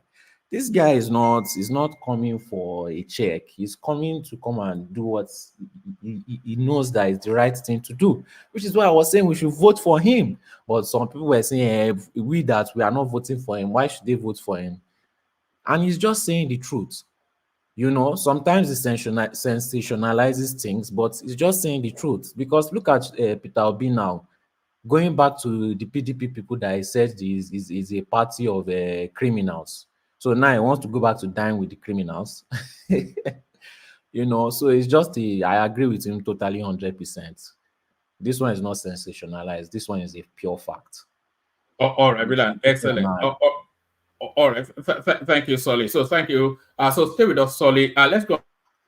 Let's go from you to Kenne, who has been unusually quiet. Maybe it's not fully there. Jagaban. Look at that. This is not a hotel. You know, you don't book a room to come and sleep. Kenne, are you there? All right. All right. Let's go to Ajanle Koko then, who hopefully is there. Ajanle Koko, are you ready? Yeah, woman, what's up? Yes, good to have you, Ajanle Koko. So it's just Nigeria matters as always. President Tinubu's son has huge capacity, mixed reaction as Sokoto governor named road after Seyi Tinubu. So sycophancy, traditional and Nigerian politics are still talking about naming roads. Tinua Achebe.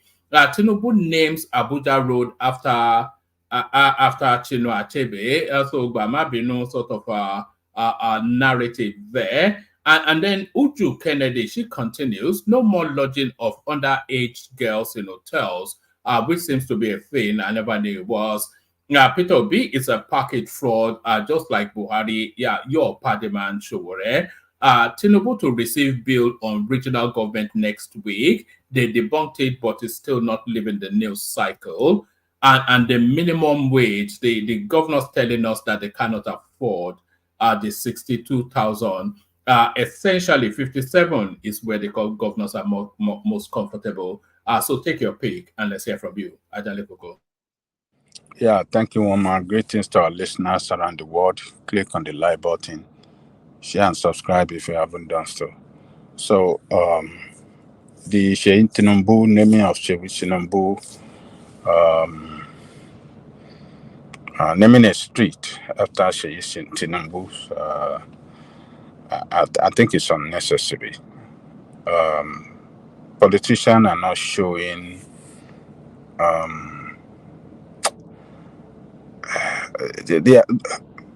sometimes their action shows a high level of insensitivity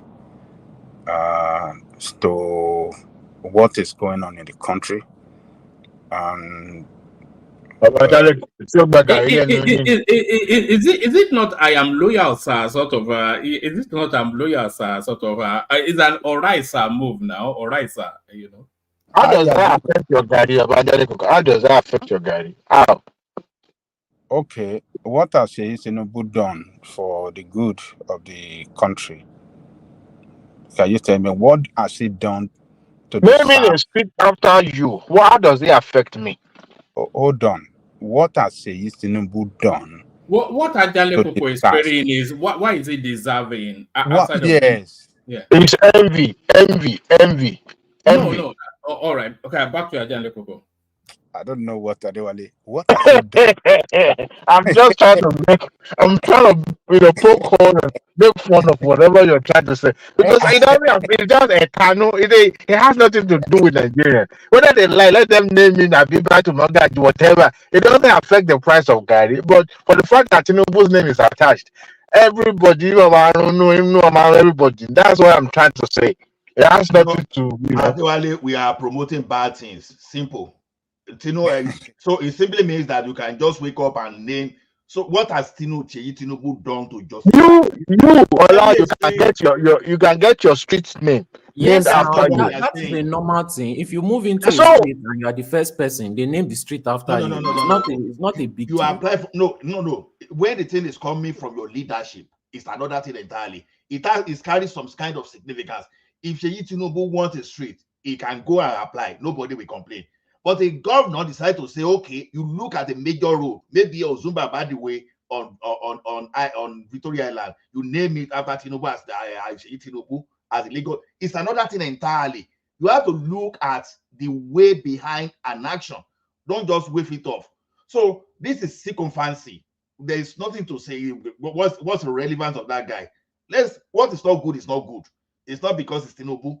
What is not good is not good, and it's not good. No other name. But what is the bad thing? You want to know the bad thing? The bad thing is that you are teaching Nigerians the wrong thing, the wrong way of looking at things. You understand? It simply means that if you want to teach, if you want to teach a young kid a bad thing, you start with your actions. You understand? Like our elder will say that if you want your children to treat you very well, let them see how you are treating your parents. You are passing the message accordingly. So if you are seeing Seyi Tinubu that is not contributing, and all of a sudden, in the name of sycophancy, just to get political favor, instead of you doing your job, you are now giving Seyi Tinubu some kind of honor for what purpose? All right, back to Ajale Koko.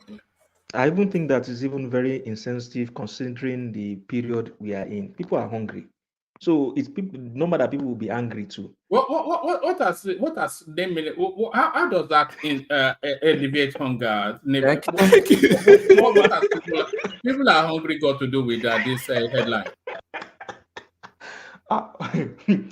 One man, I think I support what Mr. Ola said, because the way things are even going, it seems that I'm afraid that because when you mentioned Ozuba the way things are going, they will start renaming some already existing streets after themselves and reversing the name.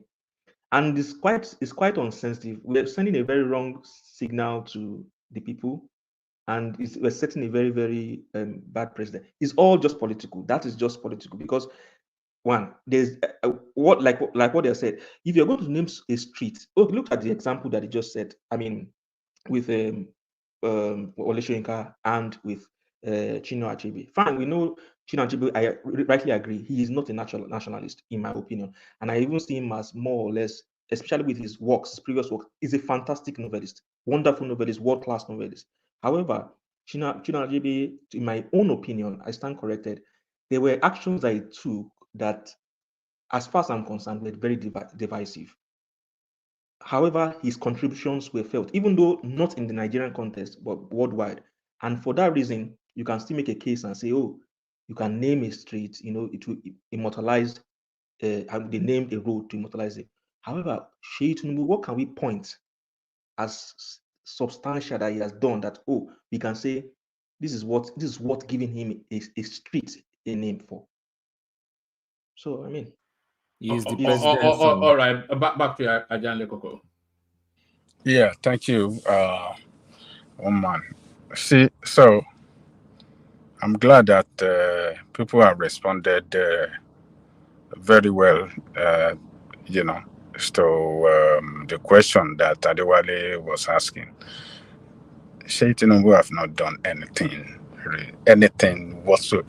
Nothing remarkable, nothing that you can identify that this is his achievement, this is what he has done, you know, remarkably well, or, you know, to, you know, justify, you know, naming a street after him. Nothing. So when I was talking about politicians being so insensitive to, you know, the feeling or this I don't care attitude that they can do anything and get away with it, that arrogancy, I mean, it is time for them to start, I mean, to start making a U-turn and try to do better in that country. The optics is not good at all. It totally, you know, it is according to one man saying, "Oh, Omo Daddy, this is just a reward for Omo Daddy so that I can get close to Tinubu."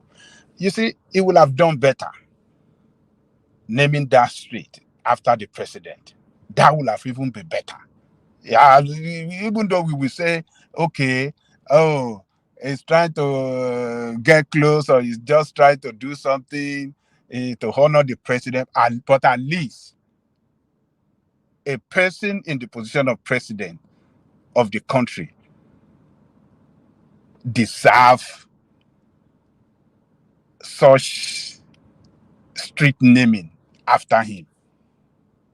After the work, Wike did one in Abuja.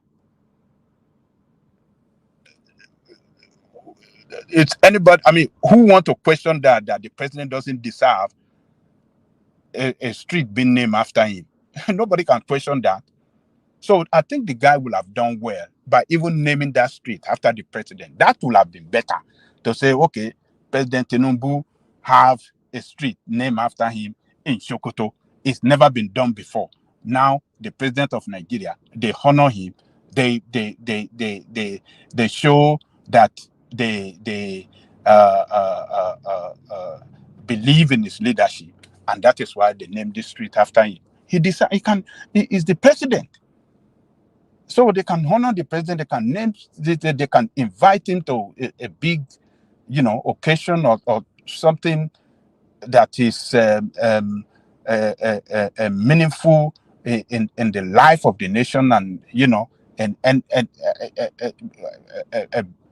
anything whatsoever that is good for the people of Nigeria. But naming this street after Seyi Tinubu, I think it's just irrational. It totally ridicule that governor, and it totally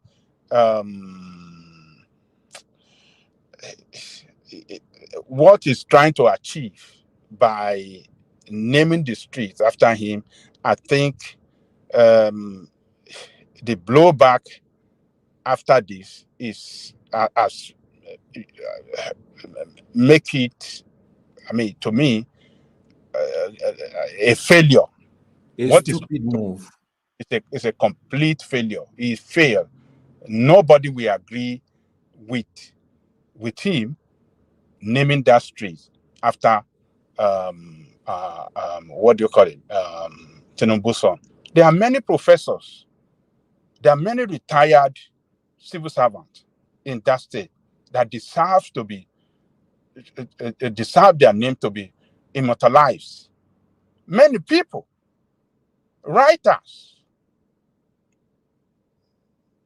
medical doctors. There are many people that have contributed immensely to the growth of that state, to the development of that state, to maybe the civil service, people that contributed immensely to the development of their civil service, or teaching commission, health services, and some other great people in that state. Those are the people that it should have honored. But this ramshackled, nonsensical, and boju way of bribery, I think it's not working. It cannot work. So we are more enlightened than this. So this is just a total nonsense, and I believe that a lot of people, a lot of Nigerians, we push back at this and we regard it as a total nonsense and what is, irrational and unacceptable. So to me, I think he failed in his objective, and he should have honored some great citizen indigene of that state with immortalize some of people that contributed immensely to the development of that state than Tinubu's son. So let me leave that there. Then let me go to what do you call this? Showore. I think Showore is right. It's just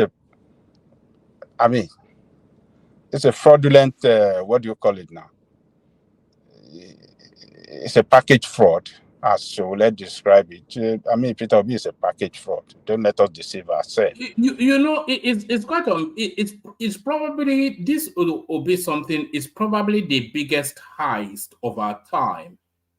It's bigger than the guy that sold an airport to some Latin American country. This is the biggest heist of our time. This guy. Anyway, let's not do Obi again. But anytime I'm lost for words. We know him now, and then they put a halo around his head, and then he's going. Anyway, carry on. It's unbelievable. No, we can't deceive ourselves. Ajani Koko, you have to give me a word, though. I first used that word package fraud. So your hero is borrowing it now. So you did fail. Our hero stole it from you. Yes, so that's copyright. That is right, Ola. Yes, I can remember you said it a lot of times here. That is a package fraud. Yeah, I remember now. Yeah, that's true.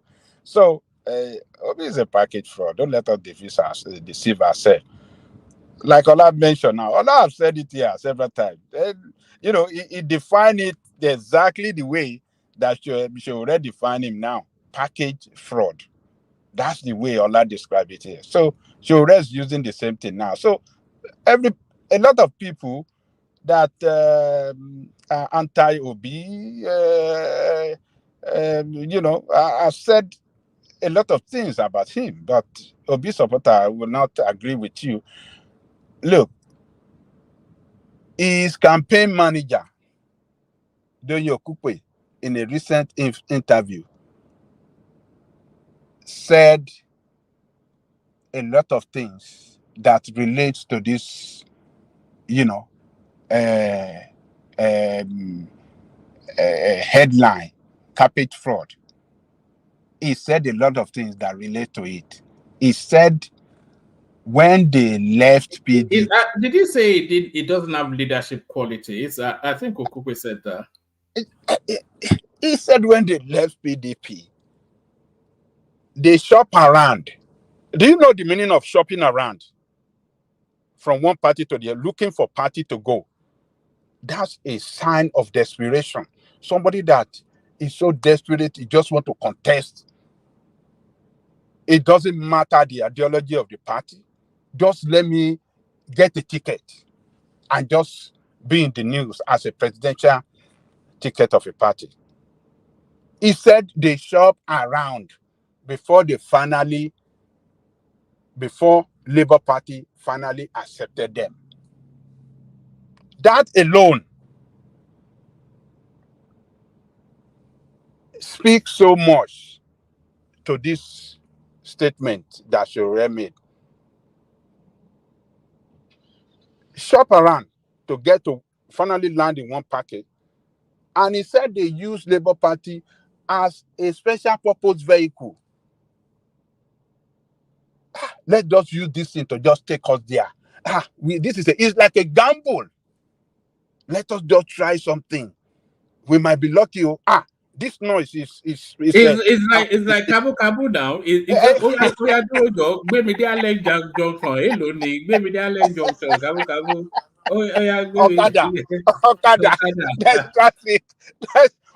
They don't block the road. A person that wanted to contest in one party, they block his way there, and he went to look for Okada. Oh, let me just get to this thing. It doesn't mind how you want to get. Let me just get there. You know, the man said it. Special purpose vehicle to get them to presidency.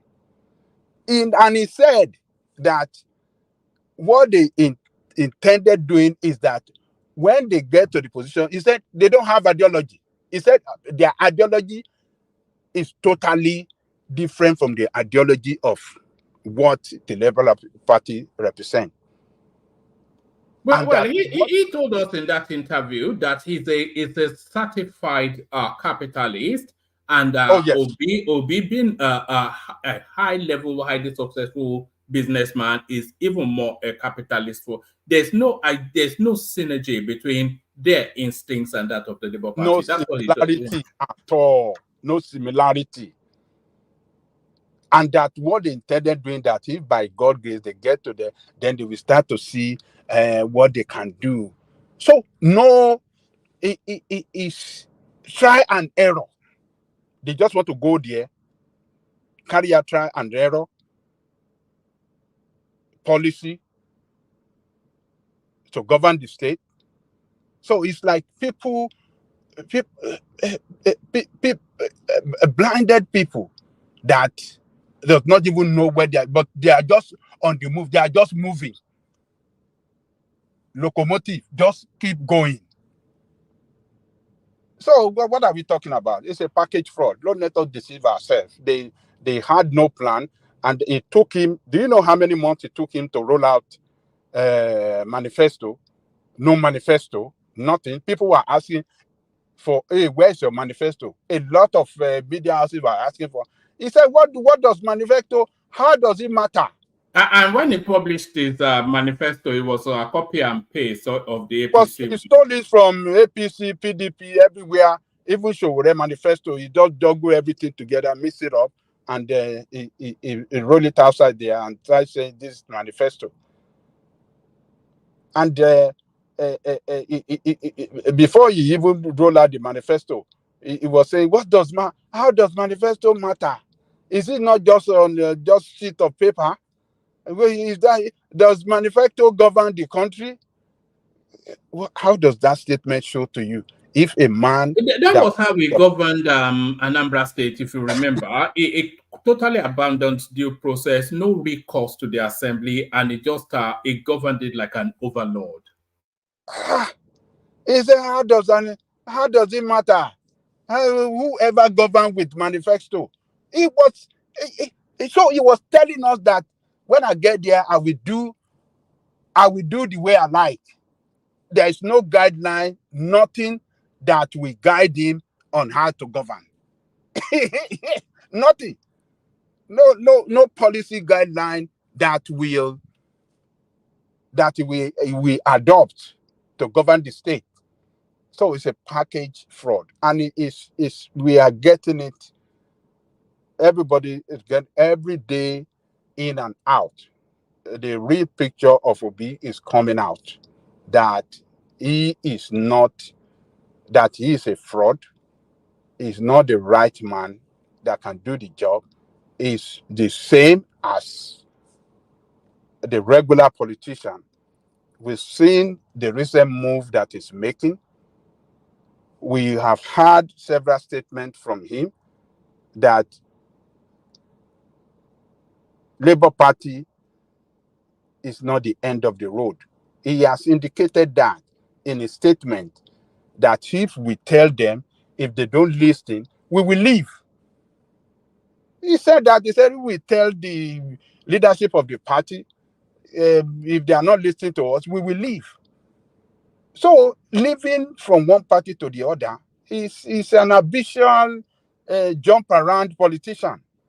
He's not a stable politician that can stay in one party and, stand by the ideology of the party. He's not like that.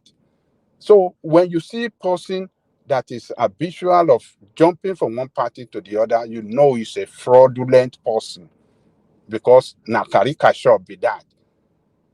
Wherever I can find my way is where I will go. No, we don't want that. That is indiscipline. That is lack of leadership. That is lack of commitment. And that is a total fraud. So Shore have described this guy very well. So Allah started with this campaign. So Shore has seconded it. So it's good that, we are knowing Obi better than ever before with what he has done in the recent times, statement he has made, move that he has made. It's trying to pally back with PDP now. They are discussing of how they can reunite with work relationship back with Atiku, and all this. It's all fraud, nothing but fraud. So she was right on that. So what's the third? What was the third thing? What again do you have on the item? The naming of a road after Chinua Achebe, like Gbamabino, Okay, sort of to the southeast. Gbamabino. Okay. I want to hear what the obedient are going to say now,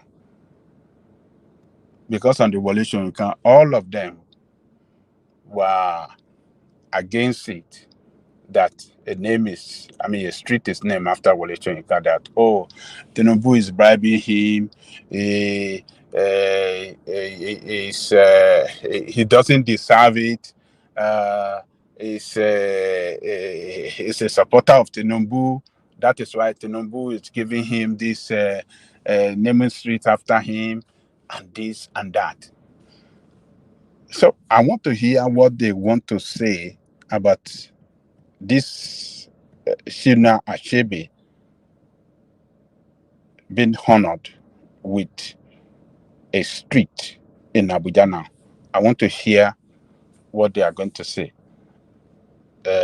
Jewel, Ekene, and all of them that were going after Wole Soyinka the other day, a man of prestige that, he doesn't deserve it. Is because he's a Tinubu man. That is why, because he supported Tinubu, that is why Tinubu honor him with that name and this and that. So we want to hear from them. But as far as I'm concerned, I think Chinua Achebe deserve it.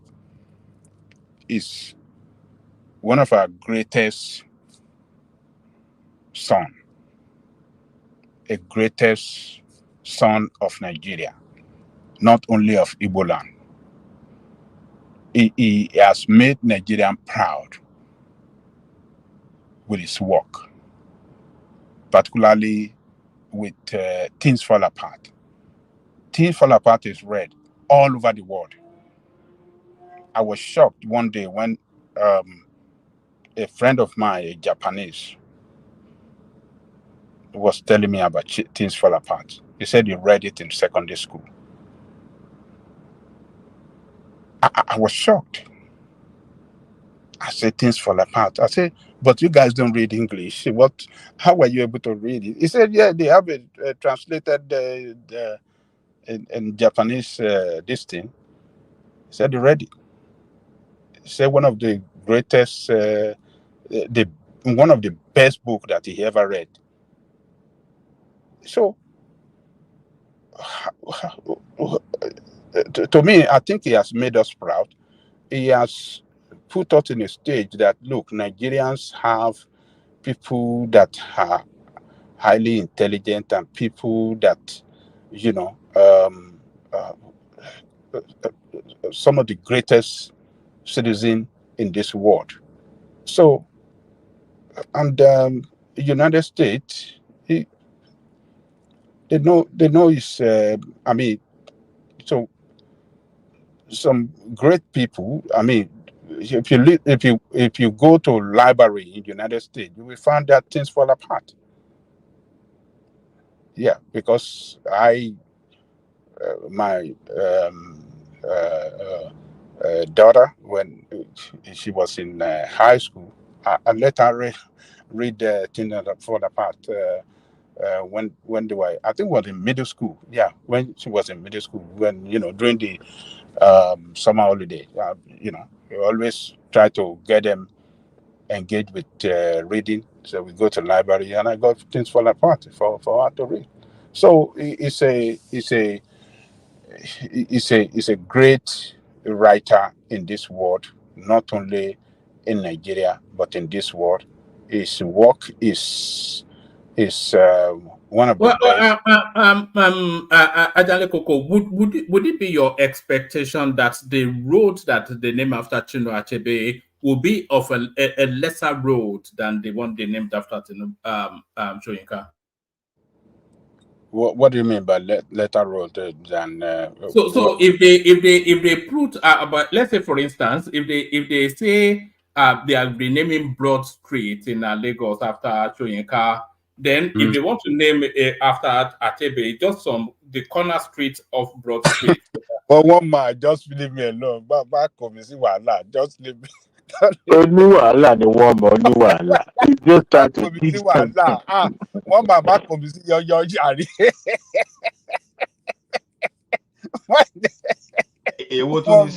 Baba, One man, just leave me alone. Abaja. Wahala jari. Jerry.com. Thank you. Talk. Thank you very much. Let me interject a little bit. I won't waste much time, one man, because my time and your time is clashing too much these days. So I'm just going to be short and I'll be out. Good morning, afternoon, evening, wherever you may be listening from. Babaja, that doesn't mean I'm going to take much of your time. Good gesture by Tinubu. But I will say this on this show. When Achebe was alive,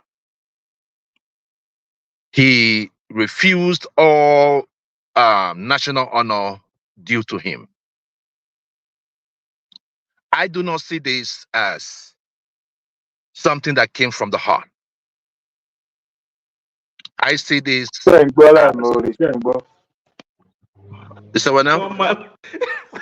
Solid. You're ungrateful being. I know you call me ungrateful, but the thing there is this, right? Just like I keep betting most of you here, right?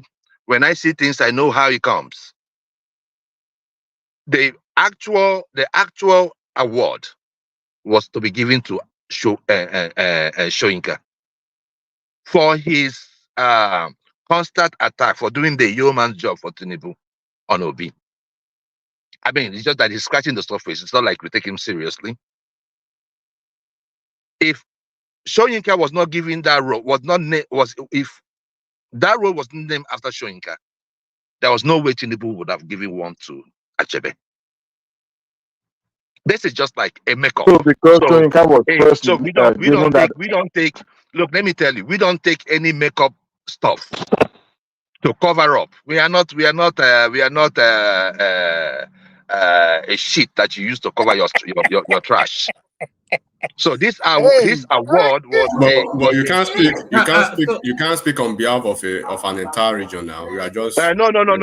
I have the right. I know. I have the right to speak. I have the right because I know he's from my state as well. Yeah, no. I mean, but Joel, how come the Achebe family has not rejected the? Look, one man. The way you are right now, your principles, whatever you stand for. Because when I look at you, I know that you come from an enlightened family. I bet you 80% of your family are obedient. The moment you're no more, they'll go back to obedience. They'll go back to being obedient. It does not matter. What I'm just saying here is this. The family may not, because the main person that has that willpower, that discipline, is gone. So this is a posthumous award. And if the family wants to take it, they should take it. right? I still believe till tomorrow that Chinua Achebe was a great writer, a well-known, and still remains so. We don't need a road to make him popular. We don't need a road to preserve his memory. No, it lives in our heart. It lives in the books. No, So no. Okay, Joel. Joel, listen to this. What can actually satisfy you? Immortalizes him. What can make you guys satisfied? What can make you guys satisfied and be happy for once? Look, the last time, enigmatic, my brother. The last time,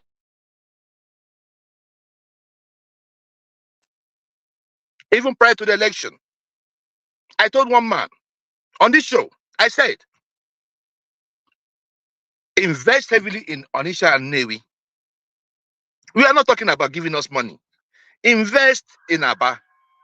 Invest in the ecological sector, in the ecological problems we have in the southeast, and give us a good road. We don't need nothing from the federal government. But Umai is trying to do that. You guys are still against Umai. Umai is a lost sheep. Okay, now Umai is this. Umai is a lost sheep. He's doing a good job. This is why the government doesn't really understand. Let me. Okay, go ahead. Let me just let you go.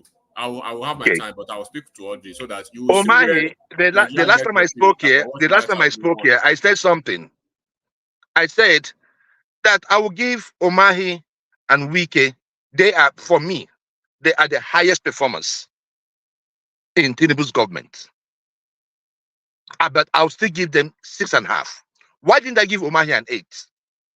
Because of the Lagos Calabar Highway, which was not properly planned out. Which was not proper, and we were talking about the hastiness. A project of that magnitude without an EIA assessment, and you guys are here telling me I should take it. You destroy businesses on that road, and we're going to act like nothing happened. In a country today where we need businesses, you are down in the businesses. In fact, I heard that what's his name has gone to Gabon. Make una dey happy for once. Everything is not. No. Enigmatic. Enigmatic, Baba. See, my brother, let me tell you something. It is not about like we trying to. If Tinubu was doing something good, we will support him. If Tinubu was doing something good, we will support him. Enigmatic. Forget about being happy. What you're seeing here is a strategy in play. So what the opposition space, especially the Labour Party opposition space, what they are going to do from now to the next election is to try and undermine everything the government does.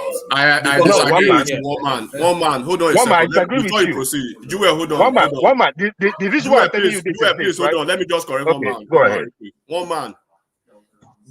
Before you proceed, I've been saying it time immemorial, right? Try to make a clear definition and a clear departure of what you mean by Labour Party and obedience. Now there's a clear definition now. Labour Party now they've taken a position to say this is who we are as against who obedience are. So Labour Party in the next 3 years or the next 4 years of this administration, they will continue to play the patriotic role of a national political party, while obedient group that are not Labour Party, that they are not really, they are trying to throw them away now from Labour Party. They will continue to do their vuvuzela going forward. So you need to put everything into proper perspective. Enigmatic, you can only throw away people that belongs to you. You can only throw away something that is in your hands. We were never. Hold on now. Hold on. I will elaborate on that later. Don't go ahead. Yeah, we were never in Labour Party's hands to be thrown away. So to give us a directorate is just one of those things. And who is going to head it? The reason why we are against what is going on in the Labour Party is this: we found out that Abure is corrupt, and if we cannot, in all honesty. Joel, what did you say about Abure now? What did you just say about Sorry, Enigmatic. Have we just recently found out that Abure is corrupt?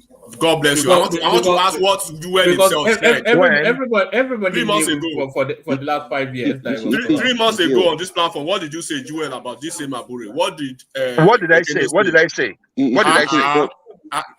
No, tell me what. No, tell me what I said. Tell me what I said. Abure. Look, this is the thing, right? I gave Abure the benefit of the doubt. I gave Abure the benefit of the doubt, even when he was being investigated. Jewel, hold on a second. Let me refresh your memory. Do you remember when Arabambi came to this platform?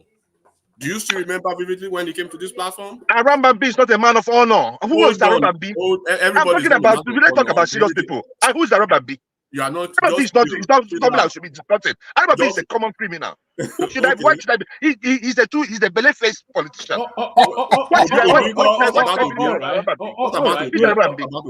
All right, Joe, wrap that interjection of let Adanle Koko bring his commentary home, and then we do an 8-minute whip round because the room has now filled up. Yeah. Okay, so Babaja, what I'm trying to say in essence is this: the gesture is a good one, something that ought to have happened long ago, even though the man himself denied and didn't want it. But coming after it has been given to Soyinka shows that Tinubu is just trying to patch up.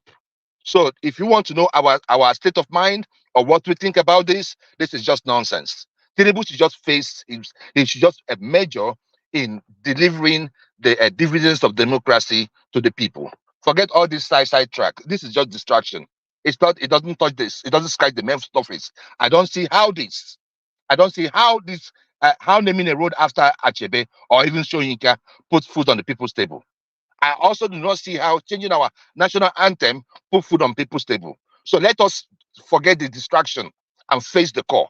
Tinubu should do the needful by delivering the dividends of democracy to the people and stop dancing around like Ade dancer. Thank you.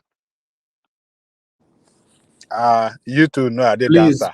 Who is Ade dancer? That's Kulata State, oh, Jewel. Can you believe that a whole Kulata have Ade dancer as the governor? And Kulata could take part for year. No. Leave Kulata. Well, I don't want to. There was something Kulata did the last time when he graded the ministers, right? Even though I agree with him, but I think he does not have that foresight. He does not have that. Most of you here too. You don't have. You can't read people. You can't see the future, right? So you just support what you see and you just go with it. So I'm not going to castigate Kulata because he's just one of you guys. So I don't know. Just go ahead, please. You don't punch Kulata well this evening. He get Ade dancer, governor. I need to. Enigmatic call him Ade dancer. Enigmatic no be you. That's what Enigmatic refers to him. Dancer now. I'm from your mouth I first hear now. Well, now Baba Aja still my governor because I have heritage from that place, but it's quite disappointing that the guy has not. You cannot pick a pen to say I'm writing a line of what Ade dancer has been able to achieve for almost 2 years in office, not zero. He's promoting Hollywood now. What are you talking about? Which Hollywood is he promoting? By dancing. Now,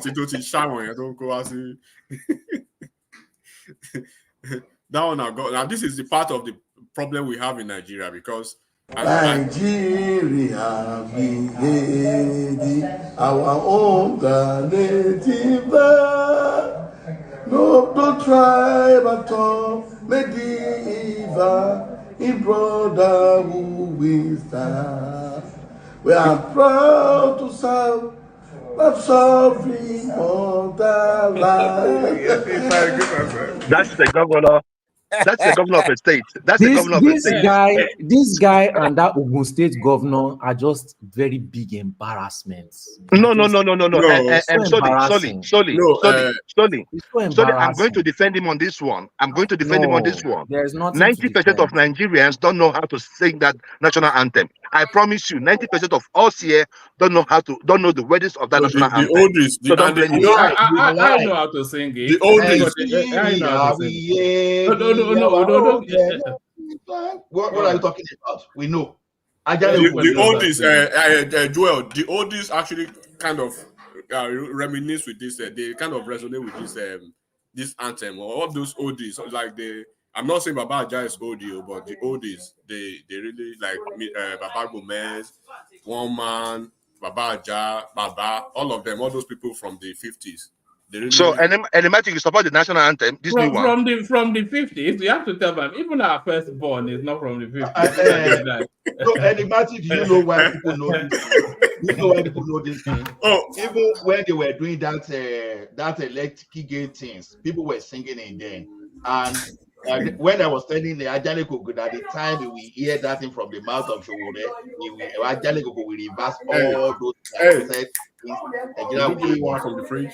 So whenever Nigeria started protest, then Nigeria will aid, and all these Labour Congress people you see, they will revert to that. So when Osakome defended that thing in that 2014 confab, it was at that time that unanimously, everyone there, I think 482 members, right? They all agreed that, okay, we should revert back to that song. So to me, what you want to know, you will know. Maybe someone born between 1975, maybe they don't know, but then people will learn it. So it doesn't matter whether they know it today, they will know it tomorrow.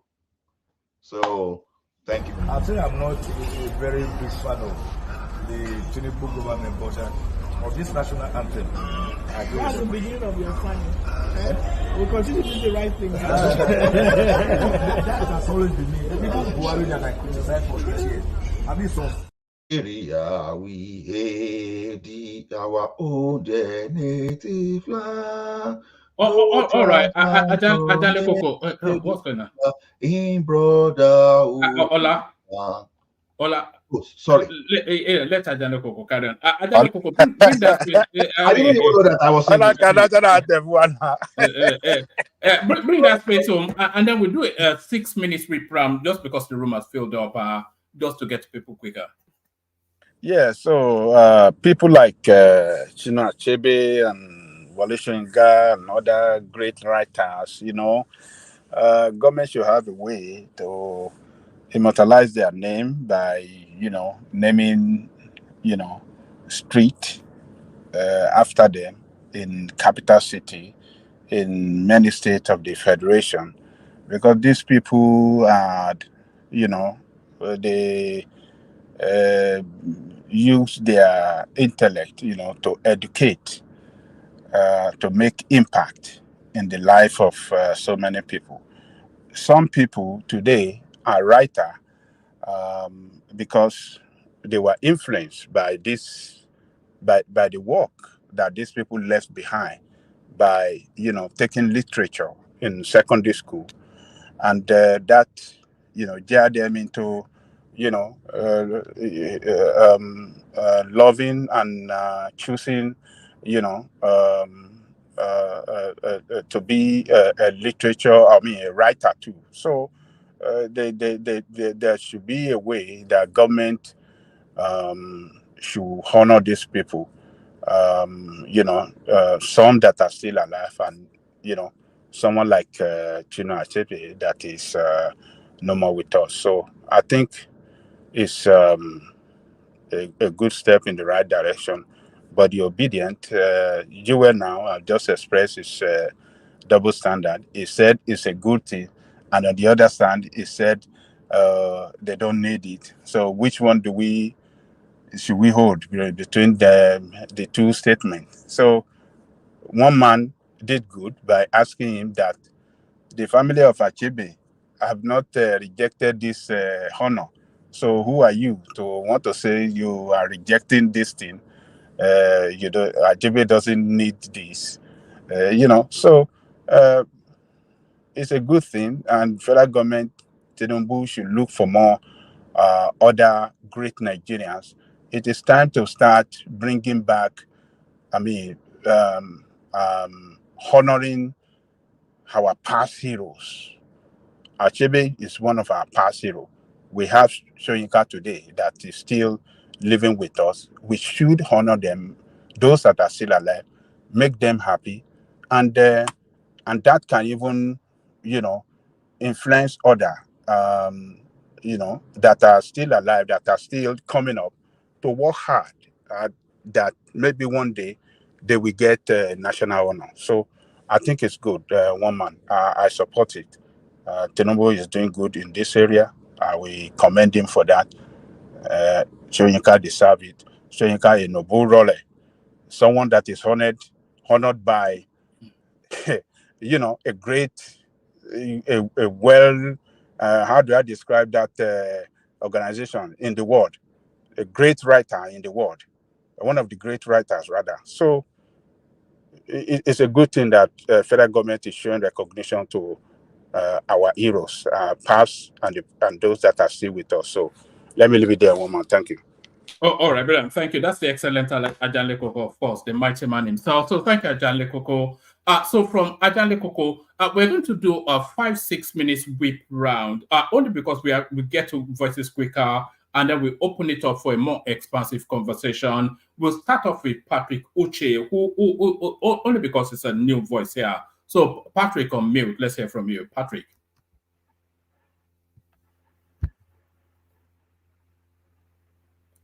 Yeah, on mute, then speak.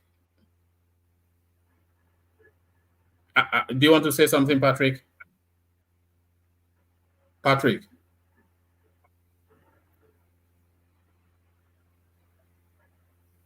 Patrick, we can't hear anything. All right, let's go on to Ola. Ola, on mute, 5-6 minutes monologue from you.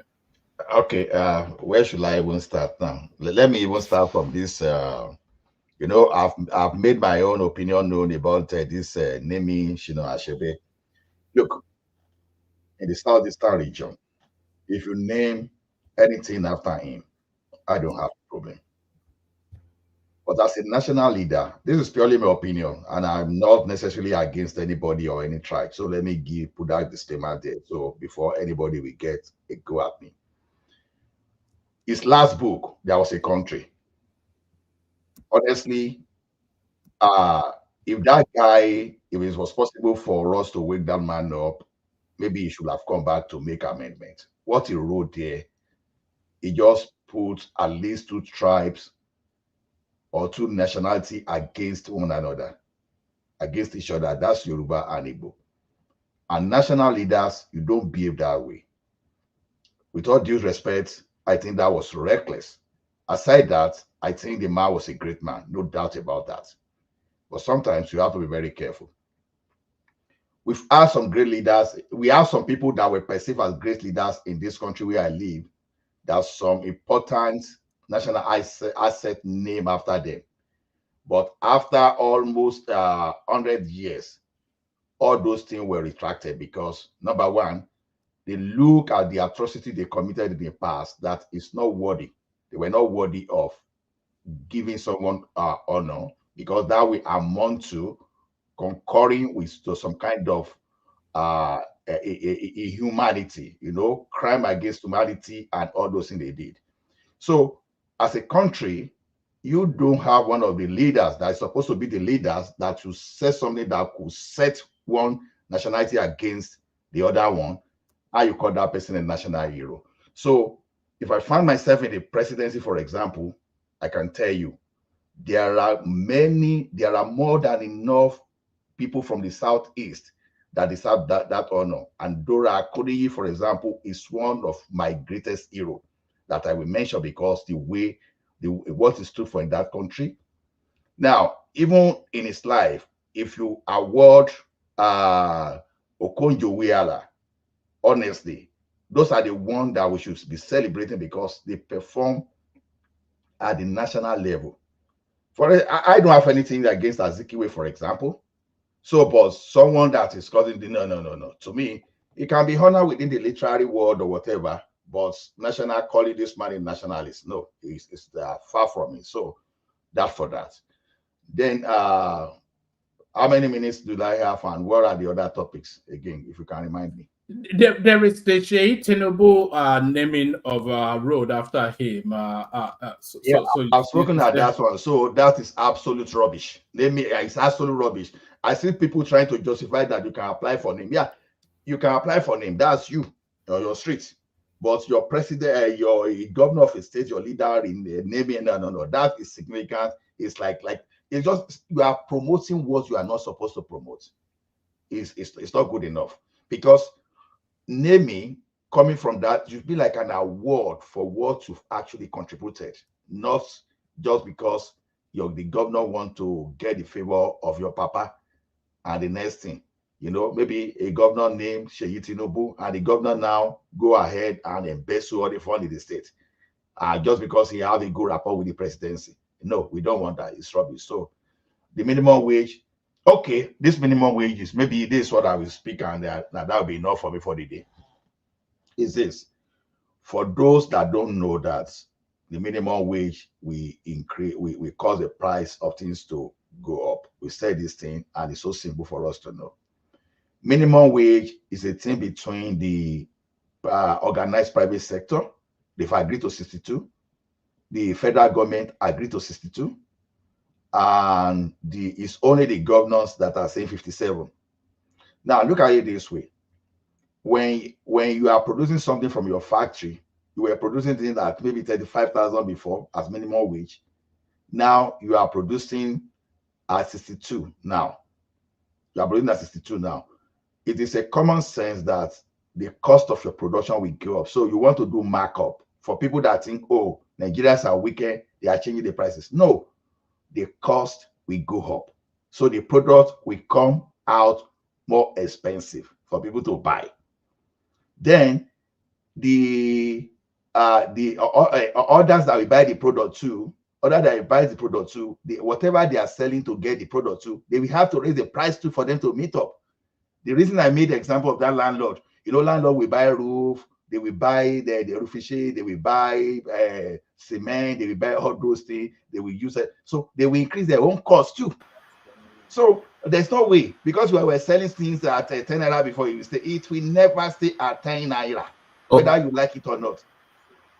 Can I ask you a quick question? Okay. Does that justify a price increase of crate of eggs to 10,000 naira? The question is this: when you are not a farmer, how do you handle that? How do you know? Because there will be a lot of cost of production increase along the line. The driver, they increase their own cost of production. The poultry farmer, they increase their own. Those people that even produce your gas, gasoline you use, they increase their cost of phone. Your mechanic too, they increase. So the way the costing work is it's very complex in nature. So if you don't understand it will normally look as, oh, Nigerians are wicked. They are not wicked, because everyone is participating in the market. No. Now, what we are now saying is this: now we are now asking the government to now peg, to now control what. Number one, you don't even have enough production already. Your productivity is even below the normal level, to the threshold. Now you are supposed to encourage people to even come to the market, but you now say you want to control. If you control me as a manufacturer, and I see that this your control will not work for me, the first thing I want to do is to sell my asset and close down and move away from your environment. So government that is not controlling, like someone said, all those Wale Edun and those people there, they know better than us. It's not as if they don't know. The fact they are not doing the right thing sometimes does not mean that, oh, these people do not really know. So if you say you want to increase minimum wage to 250, that your crate of egg, maybe you'll probably be buying at 10,000, and you'll be ready to just go wherever you want to go and buy a loaf of bread. Just the way we laugh at the Zimbabwe those days too.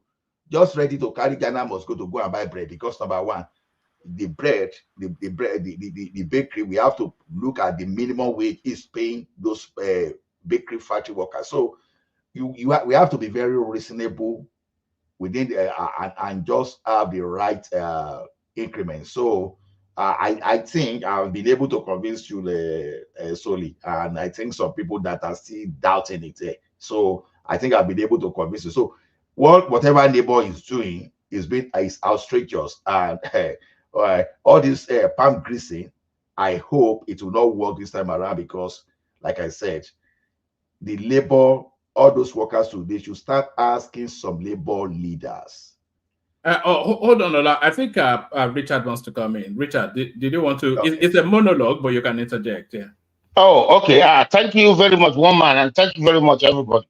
I'm in support of government and even labor to be very careful when they are raising the minimum wage. In America here, I've been fortunate to live in this country for 21 years now. When they are raising minimum wage in America, your employer will say, okay, we are giving you 5% raise in 2 years or in 1 year. So the first quarter or the first half of the year, they will give you 2.5% raise just to make sure they control the inflation rate. And then after 6 months, they'll give you the other 2.5% raise. So in a year or in 3 years, you have 5% raise. But Nigerian workers just want to jump from 30,000 minimum wage to 200,000 or 400,000. It's never done. When America was #1 country in the world, they think because they were #1 in that time, they started raising wages. What happened? Manufacturer, everybody took their businesses to China and other countries.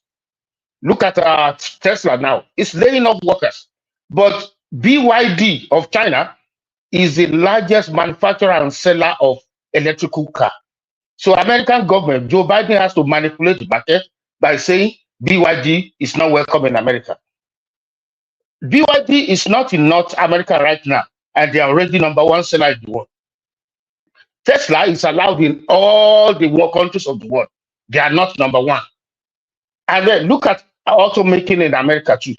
They are GM, Ford, and they can compete. For the past 20 years, Toyota came from Japan and they've been #1 seller in America. They came here to kick American manufacturer asses because workers in American manufacturer asses want very high wages. But Toyota is paying less and Toyota is dominating American market, followed by Honda and Hyundai. So I will leave that for now. Thank you very much. One man. Yeah. One man. No, I think the last person wasn't sincere about how things goes. Yes, that's right. And he's not sincere about how things goes here. It doesn't make Toyota is not cheaper than American cars. The only thing you're going to tell me is this: we are all also buying Toyota. People here are buying Toyota for the same reasons Nigerians are buying Toyota, which is longevity and fuel. How do we efficiency? Efficiency. Thank you very much. That's the word. Yeah. So can I respond to that? Secondly, hold on, Richard. Let him. Let me just. I'll be short. Secondly, on the issue of increasing of minimum wage and all that to 2% and 3%, yeah, that is true. However, we have never had a situation in the United States where the dollar was devalued the way it was devalued in Nigeria. If you do that here, you also have to raise up the minimum wage. It's that simple. So I think it's the apples and oranges. I don't think you were genuine about that statement. Thank you. Can I come in? So, okay, go ahead, Richard. Okay. Thank you for another opportunity.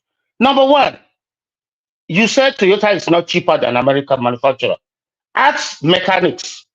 If a Jeep Wrangler has a fault and Toyota has a fault, which part is cheaper? Now, you also said because Toyota is durable. Now, what do you mean by durability? You got to look at durability in terms of money. If you are working, the money you're supposed to make while working, and the money you have to spend in mechanic workshop. If you ride the Toyota Honda, you don't waste your time in mechanic workshop. #1. #2, Toyota and Honda doesn't have the fault wiring problem American manufactured automobiles normally have. So I put it to you again. Toyota and Japanese and even Korea brands, they are way cheaper than American brands. They have better second-hand values than American brands. Then secondly, you said something about if Naira is devalued. Now, and you question my sincerity. Go to pre-COVID time, 2019, 2018. Value, how much was a rent or mortgage in America? Homes, I live right now. I live in North Carolina, in Raleigh, Durham area. Homes, single family homes, average was around 300,000 in 2019. Today, they are more than 600,000. That is more than 2 times. You understand? So you can see the devaluation of the dollars. So, and the government has not even done, or employers have not done anything to raise wages to meet the inflation in America. So again, I want you to say something about that. Watch the value of the homes in any part of America pre-COVID and today. I'm talking of 5-6 years difference. And you see what workers have to deal with to meet up with payment of their mortgages or rent. Thank you very much. Okay, all right. okay. No, Brother, one man. See. After that, we go back to Ola to round off his thoughts, and then we move the conversation on. Yeah. Okay, one man. This is the thing, right? What they did in America, what went up in America was the interest rates, not the valuation of your naira, not the valuation of the dollars. So let us get it right. It was the interest rate. When I bought my house in 2020, I bought at 1.7. That was during COVID, right? So I bought at 1.7. And my mom bought a house, I think, say last year. She bought, the interest rate was at 7.4. So for now you get a difference. So those things are what we are talking about. They did not devalue their currency. However, they increased interest rates. In our own case in Nigeria, our currency was devalued. The fuel subsidy gone. So we do not have that kind of shock here in the United States. So I am telling you that if that happened in the United States, they are going to do almost the same thing, like asking for higher wages and all that. And even now with a high interest rate, we are still asking for higher wages. And those of them that have increased, when you go to California and see what is happening to the fast food restaurant, you will agree with me. Most of those companies are leaving. It is not because of the valuation, it is because of higher interest rate. So some of them are asking for higher wages, and they now had to increase the higher wage to $20 an hour, and the company had to run away. So we are all, it's a different scenario from what we have in Nigeria. Thank you. All right. All this grammar. Richard, I agree with you totally because sorry, yeah, Ola, round off your thoughts and then we'll move on. Yeah. So I think Richard, I agree with Richard completely because I understand it talks from the complete cycle of a product. Yeah, whether we like it or not, Japanese car, the life cycle of the Japanese car, they are cheaper than any American car. So that is done. Then Joel, whether devaluation or increase in interest rate, at the end of the day, increase in interest rate will still reduce your spending, the value you can get from your money. So I think Richard was correct from that one too. So no point of let's take politics apart. I think I agree with Patrick completely. So let me just hang my boot from that place now for now. Thank you, woman. Oh, all right, brilliant. So thank you, Ola. So that's the mighty Ola, of course. Thank you, Ola. So we're going from Ola to Dewale. 5-6 minutes monologue from you. Dewale, hey, woman, can you go to the next person? I'll join you guys back in a minute. All right, brilliant. From Dewale, let's see if Ogbeni is ready for us. So, Ogbeni, you're up next. Woman. Oga. Thank you very much. Thank you for having me. And I greet everyone, all the panelists. All protocol duly observed. Woman, where do you want me to start? Let me start with this. Let me rattle you through the headlines, and then you can take it as you will. Sokoto State names a street after Seyi Tinubu. People up in arms about that. Chino Achebe, a street, a road named after him in Abuja, somewhat of a compensation from the Soyinka one. A lot of people argue. Peter Obi is a package fraud. That's Showore, applying the Koboko to the obedient space. Tinubu to receive bill on regional government next week. the story debunked, but not leaving the headlines still. And then the minimum wage, the affordability or lack thereof. So take your pick. Okay, thank you, Woma. Let me start with this, with Seyi Tinubu. As far as I'm concerned, that's a rubbish decision by the governor. And if that governor actually consulted Tinubu and approved that, it's also a very insensitive decision on part of Tinubu. Yes, your son may want to have his own legacy, before you leave office. He has his own life to live, right? And he's an adult. So he can also throw his weight within the political circle to probably stamp his name also in history, or whenever he wants his name also to be immortalized. But not at this time when you have a very deep neck, opposition against you. And then you have a lot of issues to prioritize, not naming your son after a particular street in faraway Sokoto. And so for me, as far as I'm concerned, I think it's a rubbish decision. I don't think it's a decision that should be brought in. And if Tinubu, let's say, give it next 2-3 years, you are performing food price and food security attended to, you're changing the mind of the people. Security, yes, they've dealt seriously with Boko Haram, we know. But what about kidnappers and others? ECN is still there, and a lot of insecurity issue in Nigeria. If, let's say, in the next 2-3 years you've been able to bring it down a bit, and then you've dealt with the oil price, you've dealt with diesel price, there are more important issues. Electricity is a major issue to deal with. What's the direction your government is going? I'm not saying you should perform magic to start giving us electricity in less than 365 days. I know many folks in the LS mob group believe that should happen in their own fantasy world. But my own is, let me see your direction. What direction are you going? Then there should be publicity about what are your policies. And rather than one governor's grandstanding somewhere and be naming your son after a particular road in Sokoto. So as far as I'm concerned, I'm not in support of that decision. I'm not saying the boy should not live his life. As an adult, can live his life, can pull his own political weight and get all this done for himself. But at the same time, he should measure the temperature, the political temperature presently in Nigeria, and then be moderate with whatever they are doing. That's on that. On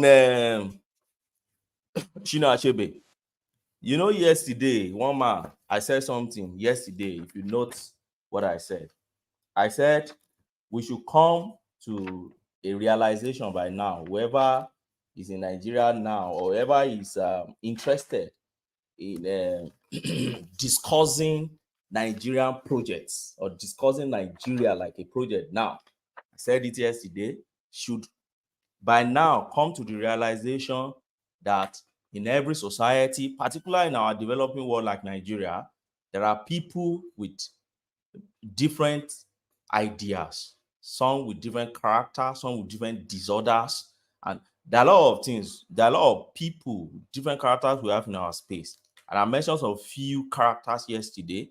There are many sadists, there are many hypocrites, there are many bigots, there are people who are just gaslighters, that are there to just gaslight any issue. And unfortunately, again, there are many people who are educated, but they are illiterates. So when you waste your time engaging with them, you are just wasting your own time. You are not wasting their time because they are not learning anything and they are not ready to learn. So you are not wasting their time, but you are wasting your own precious time. Because why am I saying that? Because it took you treasure to even acquire the knowledge that you have acquired to place you in that position where you are well or better informed. So when there are people that they are not ready to learn, they have this dogma of this is what I believe, and they run with it, and you're wasting your time to correct it. You are just wasting your time. All you need to do is just say your own, back it up with any fact or whatever figure you have. Whether they accept it or not, you get going. That is how to live life in these Gen Z times. And I keep saying it. And anyway, I find myself, That's how to live life now, and we should come to that realization. Why am I saying this? I heard somebody on this platform saying, oh, if Shina Achebe is alive, Shina Achebe wouldn't have accepted this. Brother, all those things are not, they are lies. Let me start with Odumegwu Ojukwu. I stayed in Abuja. There's a street named after Odumegwu Ojukwu in Abuja. Do you need Ojukwu to come and accept the naming of that street? No. Odumegwu Ojukwu is not Nigerian hero. He's a Biafran hero, right? But he returned home. And don't forget, before Odumegwu Ojukwu went into Biafra thing, he was a governor of Eastern region. And that on its own placed him as a leader in the history of Nigeria. And after the whole thing, he returned home as a statesman. His sins and everything were forgiven. And then he got all his properties back in Lagos, right? And then founded and established a political party in Nigeria and contested to become president of Nigeria. But even before then, his name, a street has been named after Odumegwu Ojukwu. So if they can name a street after Odumegwu Ojukwu without getting his consent, how much more Shina Achebe? Why not? And I keep saying it, you see. And you know, when you ask them, many of those that think they speak now for Baba Shina Achebe don't even know the man. How much do they even really know about the man? Many of them. Mr. Benny. Now I'm coming. Let me laugh. I know you were making reference to me, but I wanted to just let you know that he refused national honors he has refused national honors in the past. I know, and that was why I made my statement. Yes, I know, but there are other awards he accepted. Not from the government. Not from the government. He didn't accept any national honor. I will give you an example. You see, that is to say you don't know too much about the man.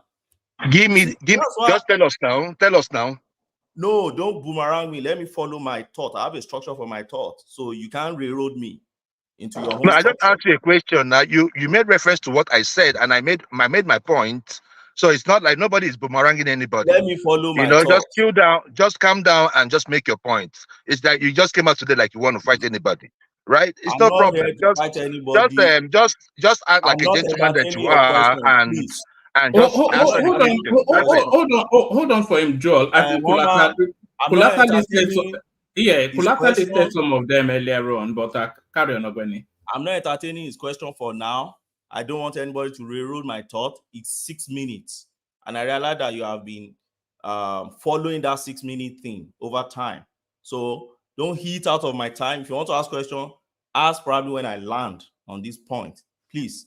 That's the way I'm trained to argue. Okay. So what's my point? My point is simple. My point is that, you see, Nigeria made Shina Achebe. And that is one of the misconception they have about Shina Achebe. Nigeria made Shina Achebe. The major literature Shina Achebe wrote in his life were written when Shina Achebe was part of Nigeria before Biafra. I'll mention some of them that I can recall. His Things Fall Apart was written before Independence 1958. He finished from University of Ibadan. Back then, you called University College. That is Nigeria. That's not Biafra land. That was where he studied. He studied English and literature from University of Ibadan. And after that, the man worked in Lagos for donkeys of years. He worked in National Broadcasting Corporation. So don't see him as a sectional leader. He's not. He wasn't. He was a proper Nigerian hero in terms of in the industry of literature, art, and humanity. If you go to my university in Obafemi Law University today, you still see his name is one of the plague there. So don't cage him, don't bracket him in that sectional things you guys like doing. No, Shina Achebe is not like that. He was a Pan-African, what can you call, apostle. Sorry, Ogweni. Sorry, Ogweni. I know you don't want your flow broken, but did he not become like that in his latter years? In his latter year, he wrote, "There was a country," which for me was off track. But I will not count that against him. Do you know why? You see, in that field, in the literature of even Wole Soyinka, if you go back to some of the books Wole Soyinka wrote, if you want to use that to define Soyinka. You don't do that in literature. The man wrote Things Fall Apart. So many books this man wrote. No Longer at Ease. Arrow of God. He wrote The Man of the People. Anti-Hills of Savannah. So many books this man wrote in the 50s to 60s before Biafra War. It was after that during Biafra, then he crossed over to Biafra and he was in UNN. And after that, then went to America and started teaching there. But these days, when you now mention Achebe, people now try to cage Achebe to a section or to a particular tribe. No, Achebe wasn't so. Achebe was a proper national man who, because of how he felt about the way Biafrans were treated, particularly, if you go back to that, there was a country, he was so angry, particularly about the post-war issues, which are still there today. And I keep saying it.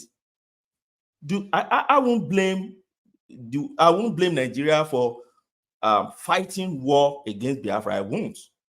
Biafra started the war, but Ojukwu started the war. So you won't expect Nigeria to just let it go. So the Gowons and others, they fought. What do you mean?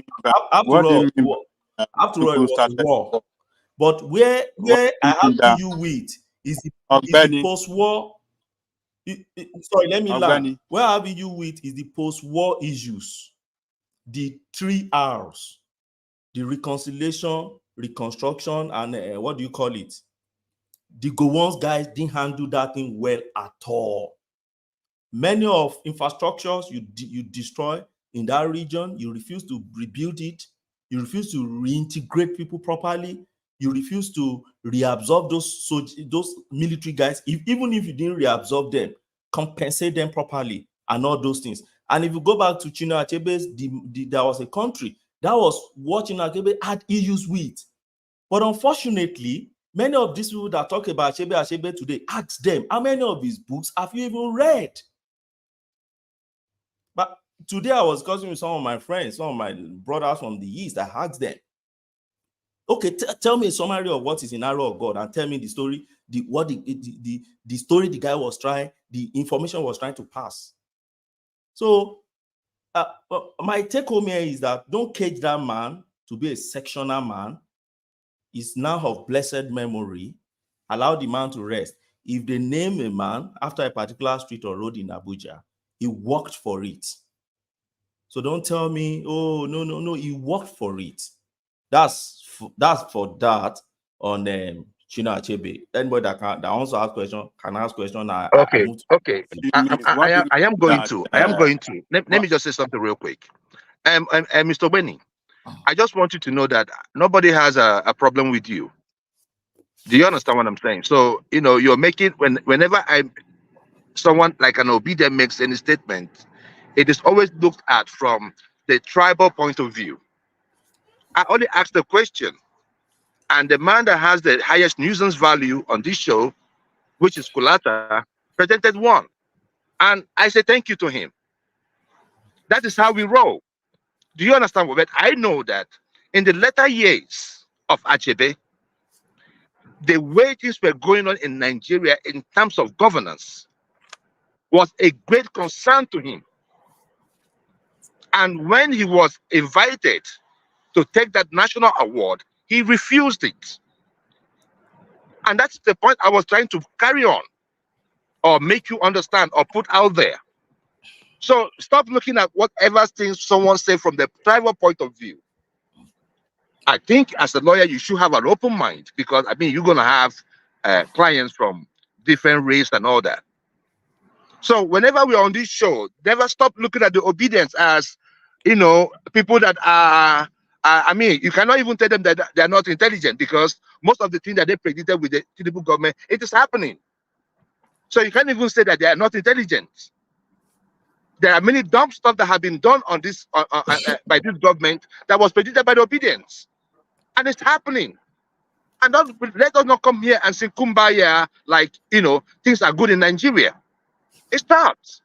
And if the president has like an economic pathway and we say this is the pathway we are following, not all these economic somersaults. The other day, Wale brought up announced 105,000, and the same federal government is now denying the same thing. Look, let us like be open-minded a little bit. That's where I'm headed. In my place, we say, if your neighbor does not know, you teach him. Do you understand what I'm saying? But don't look at it like whenever we castigate Tinubu, that we are castigating him from a tribal point of view. That's the wrong. That's the wrong thing that you usually do, and that is I wish that you could change from that. Thank you. All right. The interjection was longer than its allotted time, even. But when it's 3 more minutes, yes. Thank you, Oma. You see, Ogbeni, let me add my question so you can answer everything together. You said Ojuku started the war. How did Ojuku started the war? Okay, is that your question? Yes. Okay, so my answer to that is very simple. Ojuku declared Biafra, the former eastern region in Nigeria, as a republic on its own. That's an act of aggression against a sovereign nation, and that was how the war started, and that was the war. Having done that, I'm coming. Having done that, in the first three, I've not finished answering your question, but let me finish it. In the first 3 to 5. Hold on for a minute, Coco. You know when it likes to flow in a particular manner. In the first, having declared a particular part of a country being governed by a particular head of state as an independent country on its own, which I say is act of aggression. In the first 3 to 5 days of the war, Ojuku moved both southwestward and also northward. Ojuku evaded Edo. Ojuku moved down to those states in the first 3 to 5 days of the war, even before the federal aggression came at all. And that was another act of aggression. Every book written on Biafra war attested to this. So it's not contested at all. So that's my answer on that. Now, on the other question, you see, it wasn't even a question, it's a comment. But this is my take on that. You see, it is called jig-jag arguments. When you pick an issue, you're discussing issue of Ashebe, and somebody is bringing in issue of whether Tinubu is performing or not. There are two different things entirely. The issue I engaged on was Ashebe. And my point is, don't sectionalize Achebe. For instance, if you go online in social media and you see people that are talking down on this naming of Achebe Street, they are majorly from a particular section. Why do we like shying away from the truth? That's the fact. So sometimes when you hide under this clog of obedience, I'm not one of those that will be deceived with all those things. I'm not. I see through things. And I've said it here before. I said, the space called obedience space is full of people for different motives and different backgrounds. There's an IPOP part of it. And to testify to that, Arabambi, all of them in the Labour Party has been saying it, including Okupe. I know today now it has become people they curse anyhow and they talk to anyhow. But they've been saying it all this while. So the issue I have is probably not directly against the person that spoke the other time, maybe speaking from the obedient perspective, but we know your track record on this platform too. So you can't now try to select where you belong now today. No. Except we study you for another probably 1 or 2 sessions. I've always been an obedient, unapologetically. Right? I'm an unapologetically obedient. So I am not here to tell you who I'm not. I'm not like Babaja that say he's for Showore, then he will run to APC. You understand what I'm saying? I don't do like that. You go come after me again, I have never told you on this show. I have never told you on this show that I belong to like Labour Party. No, I have never said that. I've always told you that I'm an obedient. And wherever the obedience say we are going, that is where we are going. That's it. I don't have any problem. So you agree with Okupe that Labour Party was a special purpose vehicle? It wasn't. No. The issue there is this: you have to listen. Why Listen. not join Labour Every Party? every political party is a special purpose vehicle, and I'll tell you why. In all right. Nigeria, I know I'll be short. When it has 1 more man. minutes. All right, be short. So I'll be short. In Nigeria, you will need a political party to get into power, and that is simple. As long as you need a political party to get into power, it's a special purpose vehicle. How you make it or how you prepare it is how well you're prepared to win an election. So it's still a special purpose vehicle for everybody. If APC say tomorrow they're not giving Tinubu the ticket for presidential for 2027, he will go to another party. So let's not make this thing about Okupe and this. Obi went to Labour Party to vie for the presidency of the Federal Republic of Nigeria. That's it. Thank you. All right, back to Ogbeni. 3 more minutes. Yes, thank you, Woma. You see, Joy of Nashi just reestablished a point that we've always been making here. They are all politicians. They are all ambitious. They are not for you and me. If you think they are for you, well, good luck to your innocence about Nigerian politicians and their politics. They are there to grab power. They are there to seek power and then run with it and do whatever they want to do with it. And that is why you see somebody saying, oh, he moves to Labour Party to do what? Because he wants power. So that's it. They are politicians, and that's who they are.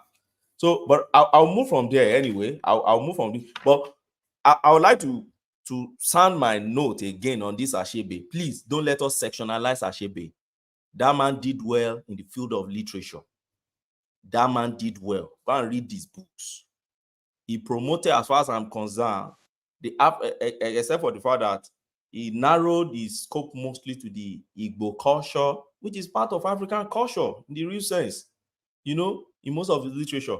But he has created good image for Nigeria outside there in the world.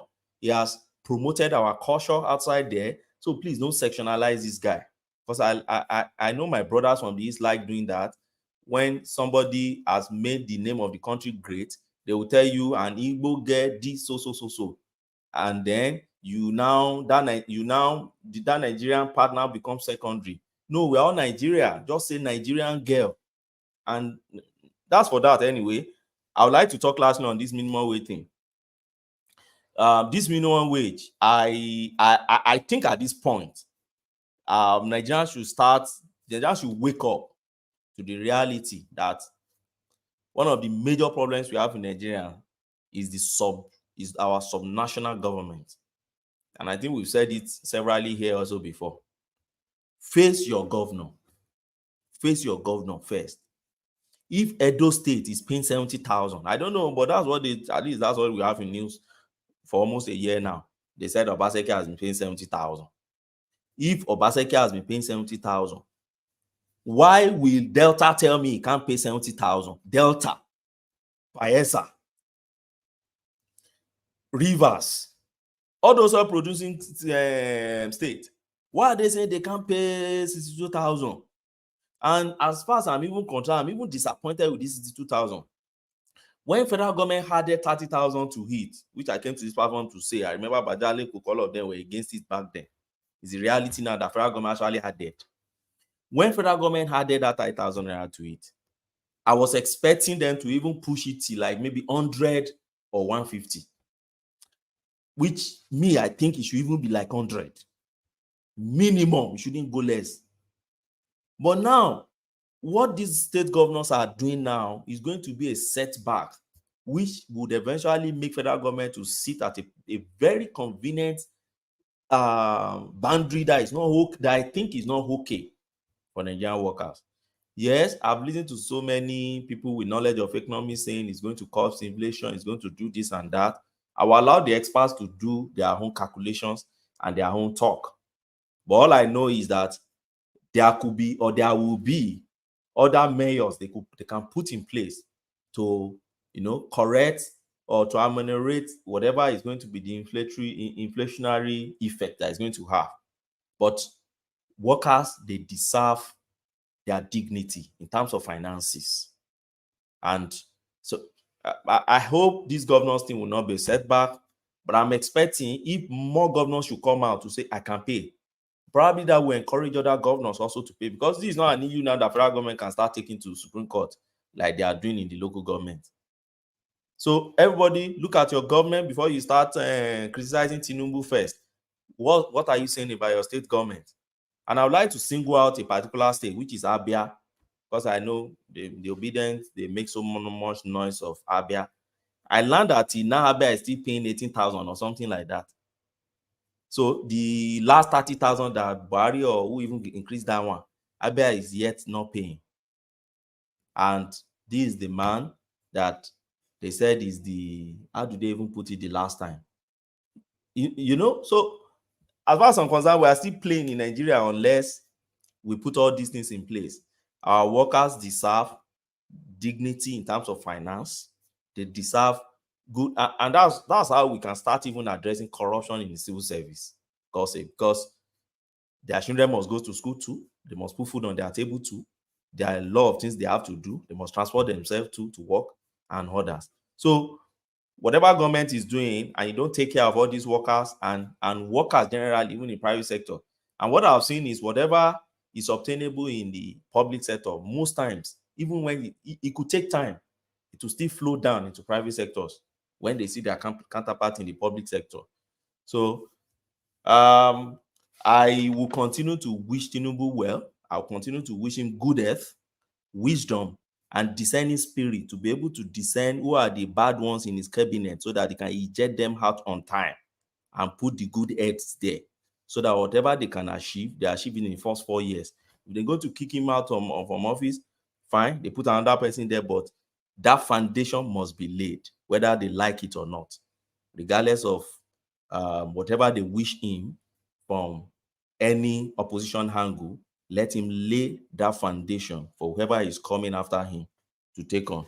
Thank you, woman. All right. That's the one man.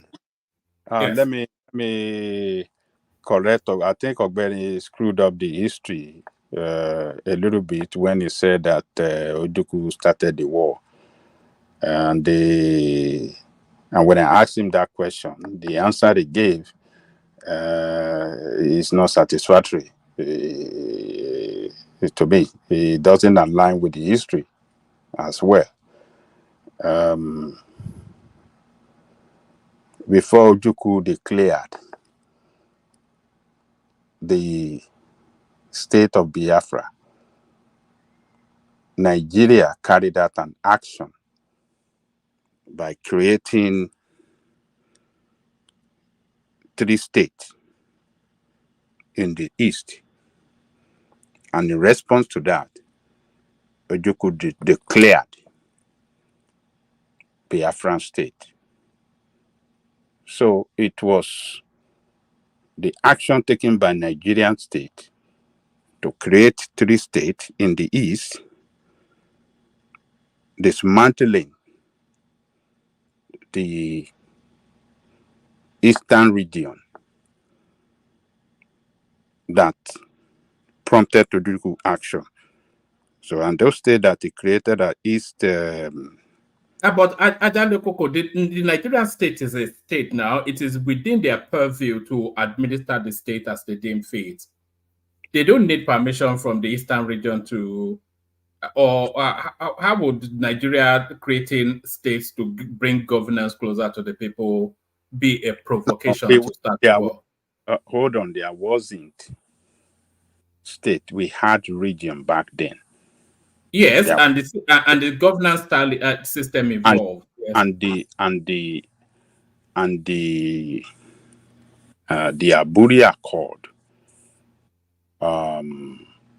stated clearly that the structure that we had, the regional structure, will be maintained. But Nigeria violated that accord, created more states, and in response, Ojukwu declared Biafra in order to maintain that structure. I mean, as a way of pushing back that, look, the structure we agreed to maintain, you have violated, you are creating, you are dividing us. No, we will take this other way to challenge you. So it wasn't Ojukwu that started the war. So, and it wasn't Ojukwu that saw Nigeria. Even the first shot was fired by Nigerian state. Nigeria launched attack against Biafra state. So let us just to put everything in the right perspective. I mean, in the historical perspective. Can I say something? Yes, I have a brief right to respond, but and then we have to move around so that we get other people. Yeah, Obeni. The history that Obajariko just told now is partly true, which doesn't contradict my point, and partly not true. Let me deal with the part that I thought is true historically. The part that is true historically was that Gowon Renenge. Don't forget that there were several EUs. How do I put it now? There had been several EUs over the Igbos that they were killed in the north. Some were killed in Shagamu, and then Ojukwu called them back home, and the Easterners started coming back home and others. Those EUs had been there before Aburi, but there was no war. So if you ask, your question is who started it? Now, there was no war. And mind you, when you say who started the war, it's not even somebody who shot first. And then you are wrong to say that Nigerian army was the first to shoot first. Now, who started it will be who started the aggression. That's what you must ask. Now, there was a sovereign country, Nigeria. There wasn't Biafra as a country. It was a sovereign country. Ojukwu was appointed. Ojukwu didn't become head of Eastern region by his own fiat. He was an officer of the Nigerian military force, and he was appointed by his own superior to be head of that particular Eastern region. So Ojukwu cannot dictate for them what will happen in that subnational, right? Now, Gowon Renenge, which is part of where your history is true. Gowon Renenge in the Aburi Accord, when he came back home, that it's no longer to binding him again. That became a serious issue, and Ojukwu wasn't happy about it. But creating local government, create River State, Southeastern State, and then East Central State, those three states out of Eastern region was an attempt by Nigeria to check Ojukwu's influence in the Eastern region. And that on its own was not act of war, if you go to it properly. Why? Because Nigeria was a sovereign nation. The head of state carved out or created more sub-regional in part of his country. You can't say because of that is the reason why you declare war. Now, where did the aggression start from is by declaring that part of Nigeria now as a country on its own, out of a sovereign nation that has a constituted authority sitting somewhere. That's an act of aggression. In fact, that was treasonable felony on its own, which should cost you death penalty by the decree back then, right? And that was where the war started. Now, let me go to who shot first. Yes, immediately Ojukwu declared and then started protecting his territory. Why protecting his territory? Don't forget that in the Eastern region, there were minority tribes. So don't just see it as the Igbo thing. No, there were minority tribes. The Edos were there. The Wari guys over there, Asaba Part, all those guys, the Ichekiri, Ijo, and all those guys, they were minorities. When the war started, where to tilt to, those guys were in dilemma. And why they were in dilemma, the history had it in all books of Biafra you read. historical book, not novels, not like what do you call that girl in America, not that book, but historical book. In all those historical books, you read there that Biafra invaded those spaces. In fact, as a matter of fact, when Biafra invaded Edo, they named Edo a country on its own. They named it Republic of Benin.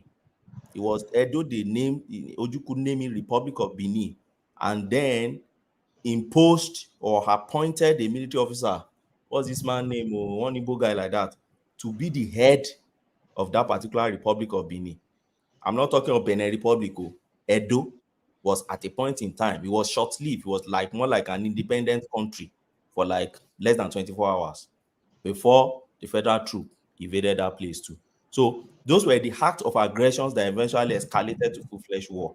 So it will be one-sided story for us not to look at all those things. And history also had it that was even one of the major issues Ojukwu had with what do you call that guy, the Banjo guy that was killed, because some group within Ojukwu group believe that even if you will invade Edo and you declare Edo a republic on its own, then because there was minority aggression within that space, so they felt, okay, you can declare it a republic, but you don't go and bring what's this man name, Inamdi or something. You don't go and bring somebody from the major eastern part to come and head them. And it became, they debated it, and I think they said Banjo's opinion differed from Ojukwu, and that was where their issue started from, before it became a serious issue later, and the guy was, ordered to be court-martialed and killed. So that's my own understanding of that that aspect, and I won't belabor that issue too much anyway. It's a sensitive one for. Yes, once we enter that particular portal, we never come out. Yeah. Just leave it there, because it can go on for 2 hours. We're gonna be taking that. We take a lot of argument and maybe in the after hours we can revisit it, or once we've done the rounds with all the voices. Let's go to Isaac. So Isaac, your 5-6 minutes monologue now, Isaac. Okay, thank you very much. One man, I want to talk about the minimum wage briefly, then you take me through other topic, maybe one or two more. For me, I would rather prefer the minimum wage remains as it is, 30,000. I don't see any reason why federal government should bother themselves increasing minimum wage from 30 to even 40. Because some people came here and said that if you increase it from 30 to 60, I think our brother, I don't want to mention his name, he said if you increase it to 60, he gave me some economy analysis and all that the price of goods and services will double, will increase. So if that will be the case, I think we should just allow it to remain that 30,000. So that is what I have to say about the minimum wage. One more. Then take me to some topic. Inflation. What about that? You don't consider the devaluation of the currency. You don't consider the inflation that make that 30,000 worthless, that cannot buy anything. So you want people, workers, to die in penury? Is that what you want? No, I said for me, I want it to even rise to maybe what problem 250. Maybe you didn't understand what I'm actually saying. No, I want it to even go. Problem is it going to cause? What's the problem is it going to cause? No, I didn't say that. People said it. They said if they take it to 60, it's going to be meaningless because the amount the price of goods. For example, we have rice for maybe 60,000 now. People told me here that if the government take minimum wage to 60, people selling rice will take their rice from 60 to maybe 90. So, what is the difference? What I'm saying that how many if you want to cook pot of soup in Nigeria now, how much you think it will cost to cook pot of soup? By 30, by 60, if I want to cook pot of soup, One pot of soup, one pot correct pot of soup, how much it will yeah, cost? if I want to use that, Coco, maybe we should just allow him have that opinion also so that we can move it around. No, he just no. Hold on, woman. Look, don't let people just say something. He said they should leave it at this 30. But I somewhat agree with him. I think rather than increasing the minimum wage, they should strengthen the purchasing power of the currency. Yeah. Hold on. What purchasing power does Nigerian workers have at the moment with 30,000? And you say it to be you don't want to consider the devaluation of the currency. You don't want to consider the high cost of living or the what do you call this, inflation. That is why I'm asking the question. A pot of soup, how much do you think it can cost to cook a pot of soup in Nigeria today? Okay, I want to answer it. I will answer it with a question. Papa Jalit Coco. No, I want to answer it with a question. No, wait. You are going to answer it. Don't worry. Papa Jalit Coco. If government increase the minimum wage to 60,000, are you going to leave the price of soup of today where it is? If you are going to raise it up double, there will be no need. So the question is, are you going to leave the price of soup as it is right now? If you will leave it, then government should increase it. You answer my question first before you go. I don't answer them. Maybe now you don't know how. He answered it now. I don't answer them. Now you don't know. What it said is that the price of a pot of soup now is the price of a pot of soup if you double. Let us continue. But you get let one man explain it well. Maybe you don't really understand. Do you get his point? Hold on, Ajanleko. Ask question anymore. If a pot of soup costs 10,000 naira now on a, I've not said that's how much it's for the purpose of the example. If a pot of soup costs 5,000 naira now on a 30,000 minimum wage, if you increase the minimum wage to 60,000 naira, that pot of soup will cost 12,000 naira. So you are that is Nigeria not, for you. Yeah. So nothing has still changed. And what he's saying is that strengthen the purchasing power of that currency itself. Yeah. Rather than increasing the minimum wage. Yeah. I mean, when you guys talk like this, strengthen the naira. How do you want to strengthen the naira? Tell me how you want to tell in this situation. That's the job Tinubu. And how long it that's the job. That's Tinubu's job. So he will find how a way to. How are you going to strengthen the naira?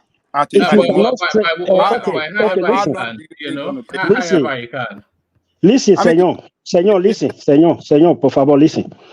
If you cannot strengthen 30,000, I assure you cannot strengthen 60,000. That's it. No, just continue. I don't want to engage in this kind of. If you cannot strengthen 30,000, you can't strengthen 60,000. Do you know by the logic? Do you know by the logic it's so irritating, and I don't want to engage.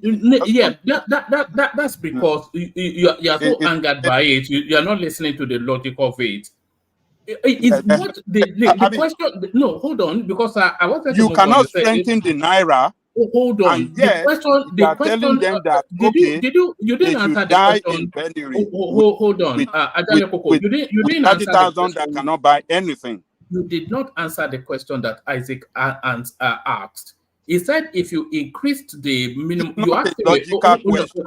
Okay. If you don't want to hear it, then you don't want to hear it. Because is illogical because you are lying with it.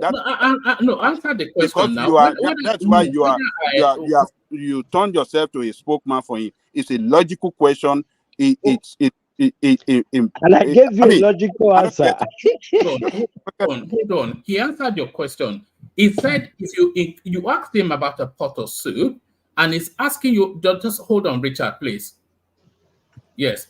He asked you a question. You asked him a question, and he said about a pot of soup, and he said if they increase the minimum wage, if they don't, I heard it, one man. You don't need to re-echo this. He did not answer the question. Right. Hold on. He did. You don't need to re-echo it, one man. All right. A question deserves an answer. A question is not answered with a question. How much does a pot of soup cost now? Answer that one first. I'm not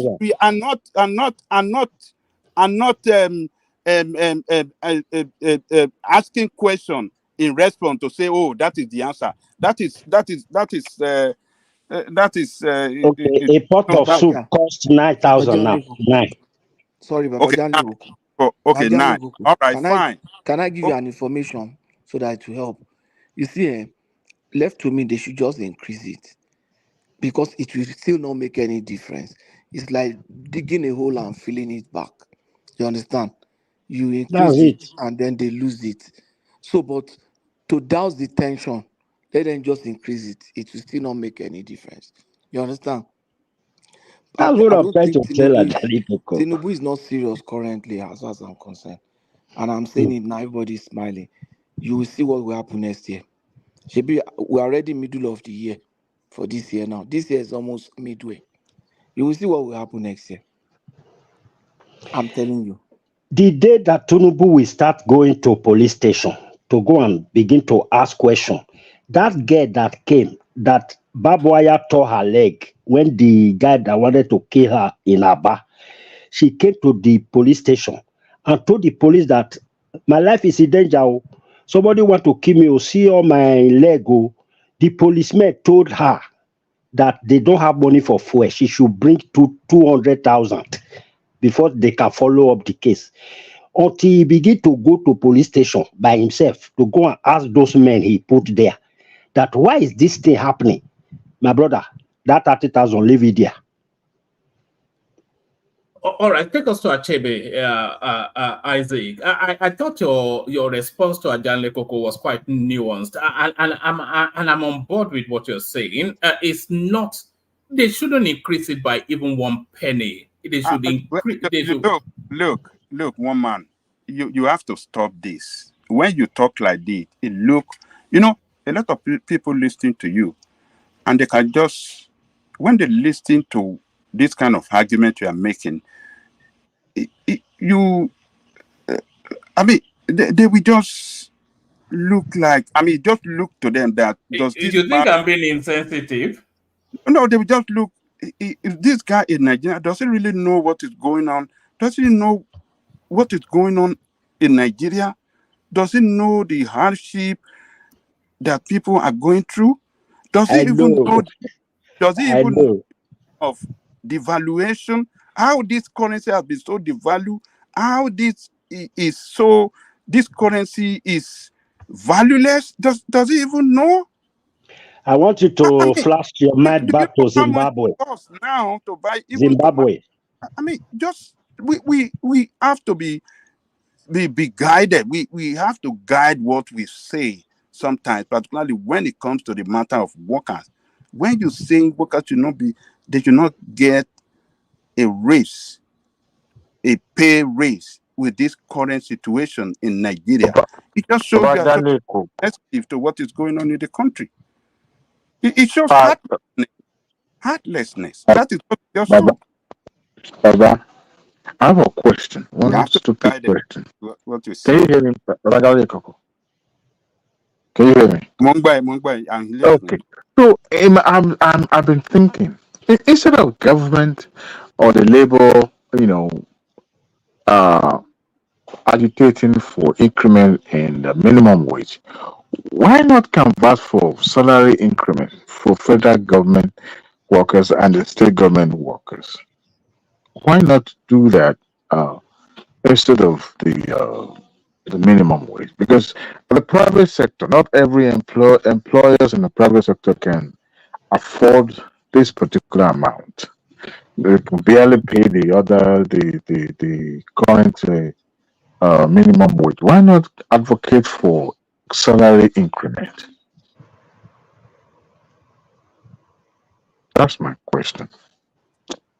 But that is what they are asking for. That's what the labor is No, asking. this is minimum wage. This is not salary increment. It's minimum. Yeah. Yes, it's salary increment too. Sorry, Ajan Lekoko. Can Huna switch on his or her camera? I want to see that person because we've never been here before and we've been having problems with our spammers. So switch on your camera so I can. I won't put you on the screen, but I will need to be able to identify who you are. But yeah.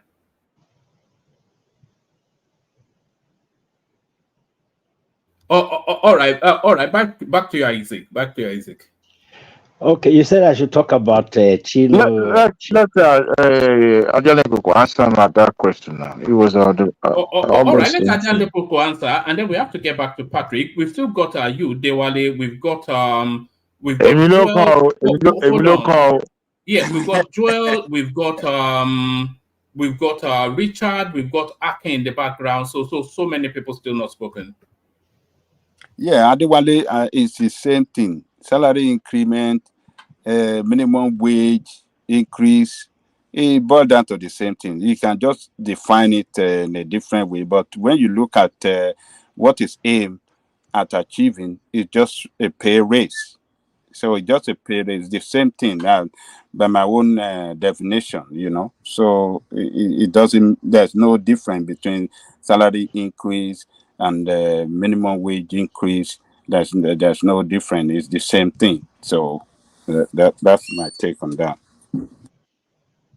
All right. Back to you, Isaac. Take us to Chino Achebe. Okay, I think they said they named him after a road in Lagos. Am I correct? In Abuja. Yeah, Abuja. Okay.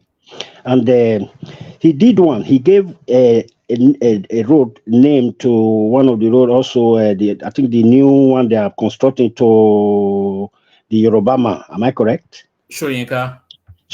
Okay, now my take on that is this. It's good. I'm not criticizing that. It's very good. But see, most of our leaders, if Tinubu is hearing me right now, sometimes we need to use wisdom.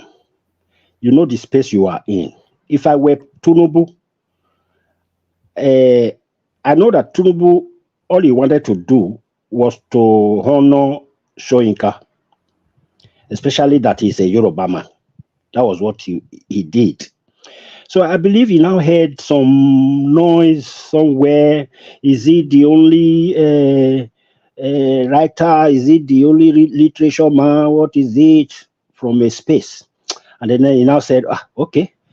After some time, he now said, okay, Chino Achebe, take your own. But if I were Tinubu, if I know the space I govern, the first thing I will do, as long as I already have it in mind that I'm going to give to Soyinka something, first, I would first give to Chino Achebe. I will silence that of Soyinka. I will hide it. I'll first of all give to Chino Achebe. If he had done that, you will see our brothers will come, they will be rejoicing. They will say, you see, I told you we are winning now. You now see, we are winning.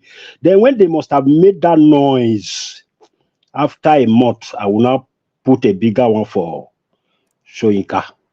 That time, it will be too late. So sometimes when you want to do things, you use wisdom. Don't just do it, boom. Use wisdom. So if I were the one, that's what I would do. So I know what he did. He want to honor them, fine. Political reason, they are there. All reasons, they are all there. But he did well, but that's the formula he would have used. So he would have been able to, the people he gave the road to would have been able to appreciate it if he had given them first. Even though they had the lesser road, and Soyinka had the more pronounced road. I don't know how to put it. So fine. So that's all I have about that space. All right, brilliant. Take us to one final space, the naming of a road after Seyi Tinubu in Sokoto State. Do you think it's deserving? It depends. It depends. Because right now, Nigerians, it's time that we should stop eating Panadol for another man's headache. It depends. Why I say it depends. I don't know if the Sokoto man went to one bush and then cleared the road, one new road, and then put Seyi name there. If that is what he did, it's okay. Because where I came from in Edo, like my street, Usama Street, is historical. You can't just come there and remove Usama Street and put another person's name there because it's historical. Right in time immemorial, that name is there, and there's a reason why the name is Ekenwa, Siloko, Ogida, all these things, all these roads, Sakbomba, all these roads, they all have their historical value. So you just come today, you say you want to remove Siloko and put Godwin Obaseki name there. People will come out now after you now say, what do you mean? So maybe he went and clear one bush and just put part road there and then put Seyi there. But if he venture historical names in Sokoto, valued name, and then replace it with just this tonteria, what the Spanish people call tonteria, I think the people should rise against him, not we. So me, I'm not going to eat Panadol for another person's headache. So the people there, they know their history, they know everything about themselves. So for you can't try that to where we are in Benin, Oba Market Road. You just come and say now it's not, even though you are going to name it President Tinubu, people will not agree because it's Oba Market Road. People, you want to come and name my street Usama Street. You know why the name is Usama Street? Because that is where the Oba touched ground before he will go to palace. Then you want to change it to Tinubu Road? Who born you? So that's all I have. Thank you. Oh, all right, brilliant, excellent. So that's the mighty Isaac. So thank you, Isaac. From Isaac, we're going to draw 5 minutes monologue. We're a bit more rigid with the time. This One man. Yes. No. Yeah, no. I'm coming to you after Joel. I think Joel is on break from work. So he's if you look in the private chat, he said that. I need to finish Joel. I started it. I need to finish him. Who is talking, please? You know who's talking, man. Am I still on the show? I just want to know. The Panadol. You are here, enigmatic. Okay. We're getting to the numbers quickly. Yes. Enigmatic, just calm down, please. Let me just do this time, and I'll still be at the background. Thank you, one man. Thank you for the honor to talk, and thank you for others that allowed me to. Sorry, Joel, sorry, Joel, and everyone else. We're going to be a bit more rigid with the time, only because you can hear impatience in people's voices now. Yeah, I know. It's okay. It's okay. It's because you're enigmatic now. That's why. It doesn't matter. I never noticed that against me when it comes to me or one man. Now you want to say everybody should speed up. Well, one man, I hope my time is guided. Is protected. You know, it has been distractions from everyone. If you can allow me, when my time starts, then let me know. Yes, your time starts now. Now, okay. Our mission is to shorten that time real quick. You not talk again. You not talk. What did they do you? I love you. Make I talk now. Okay, see, one man. Okay, let me just start with Seyi Tinubu. I think I will agree with the last last person that spoke. I think it was Isaac. It's up to the people of Sokoto, you know, to either accept it or reject it. But from the optics, does not look good. I know. You know, it's still something that was done by the governor. But in the real sense of it, having Tinubu as the president and having his son being named after a road in Sokoto, far away Sokoto, it doesn't look good. to that brand, Tinubu or Bola Ahmed Tinubu. I mean, even if you went there and said Seyi Tinubu, but he made it like Seyi Ahmed Bola Tinubu Road, So I mean, the optics is not looking good for Tinubu. We've been trying to accuse him of, or people are accusing him of, trying to Eurobanize his appointments and all that. Right now, we can just see him extending that same gesture to his son, and his son. The other time we saw him standing before the ministers in a foreign land on an official visit, and now a road is named after his son in faraway Sokoto. All I can say is that it doesn't look good, but it's up to the people of Sokoto. If what they want to do about it, it's up to them. If they say, hey, they want to pull it down, fine. So I'll go to the next topic, one man. Which one do you want me to speak on? You've spoken on the Chinua Achebe. Do you want to expand on thoughts on that, or do you want to speak to the minimum wage, or plenty of topics? Calling OBA a fraud and all that. Yeah. Shawari is an non-entity. Well, who is Shawari? I don't want to. These are one of the guys I want you to bring onto the on the show. So I will tell him what I want to tell him to his face. He should go and run for a local government chairman or a state assembly election before you start talking to Obi. Who are you? Who are you? I mean, it's okay to castigate somebody, but you see, that is the thing. I know people like Showore because he is very direct and all that. But, as a leader, whenever you have to understand the environment you find yourself in. If you're a leader or you portray yourself as one, there are certain words you do not use, but you just bring it out there. For someone like me, I can say anything I want to say right here.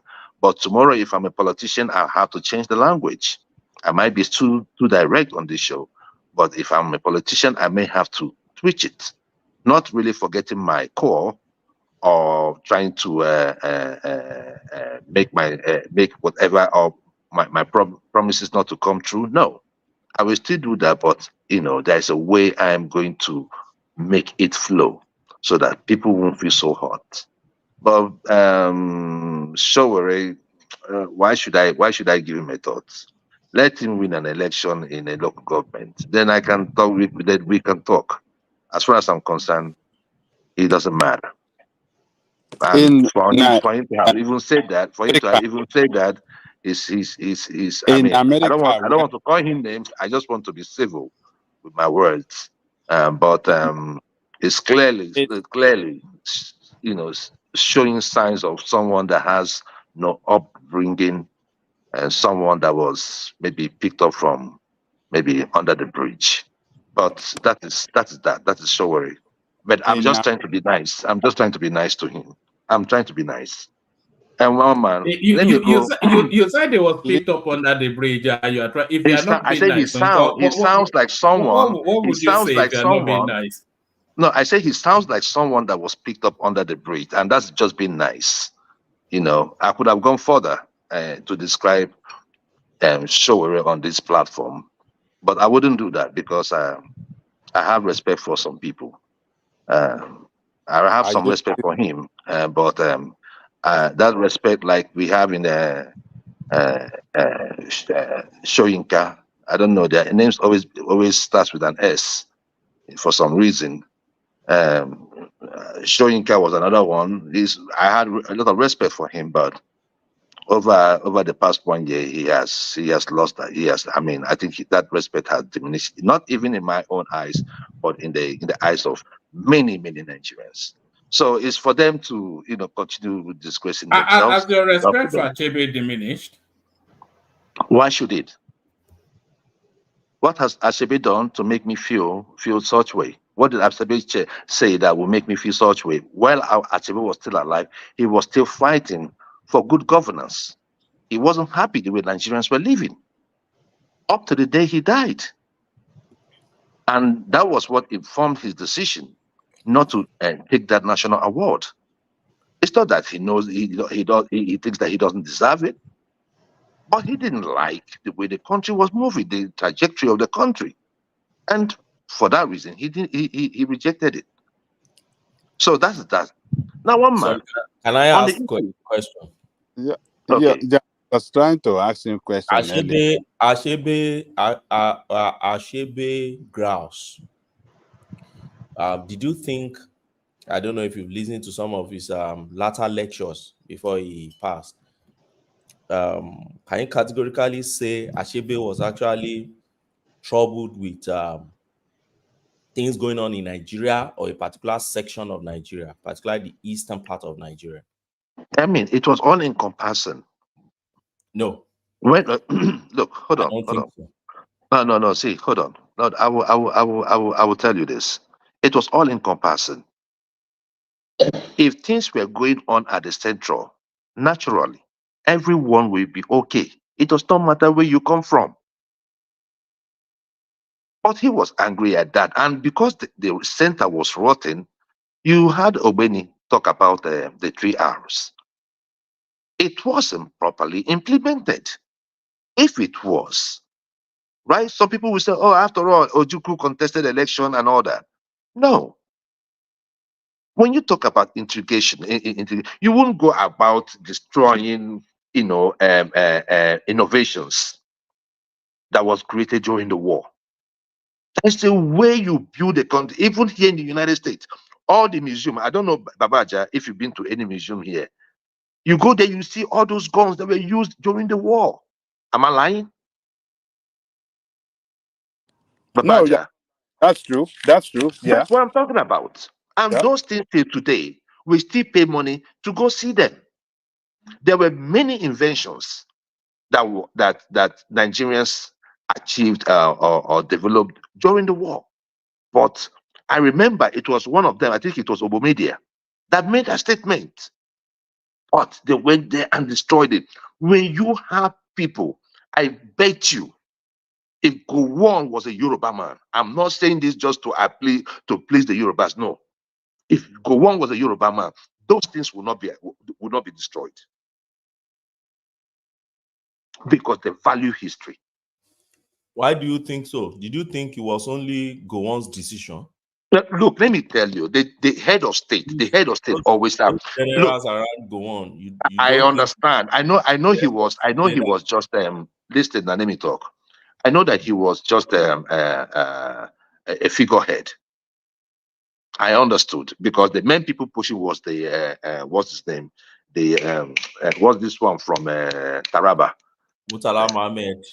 Murtala Mohammed, and this one too. What's his name? The one that has oil well in Niger Delta now. CJ Danjuma. Danjuma. I know there are people. There were strong people around behind him that was pushing him to do those things. That's the point I was trying to make. When I was making that statement, I was talking about the region in general because most of them were in power at that time.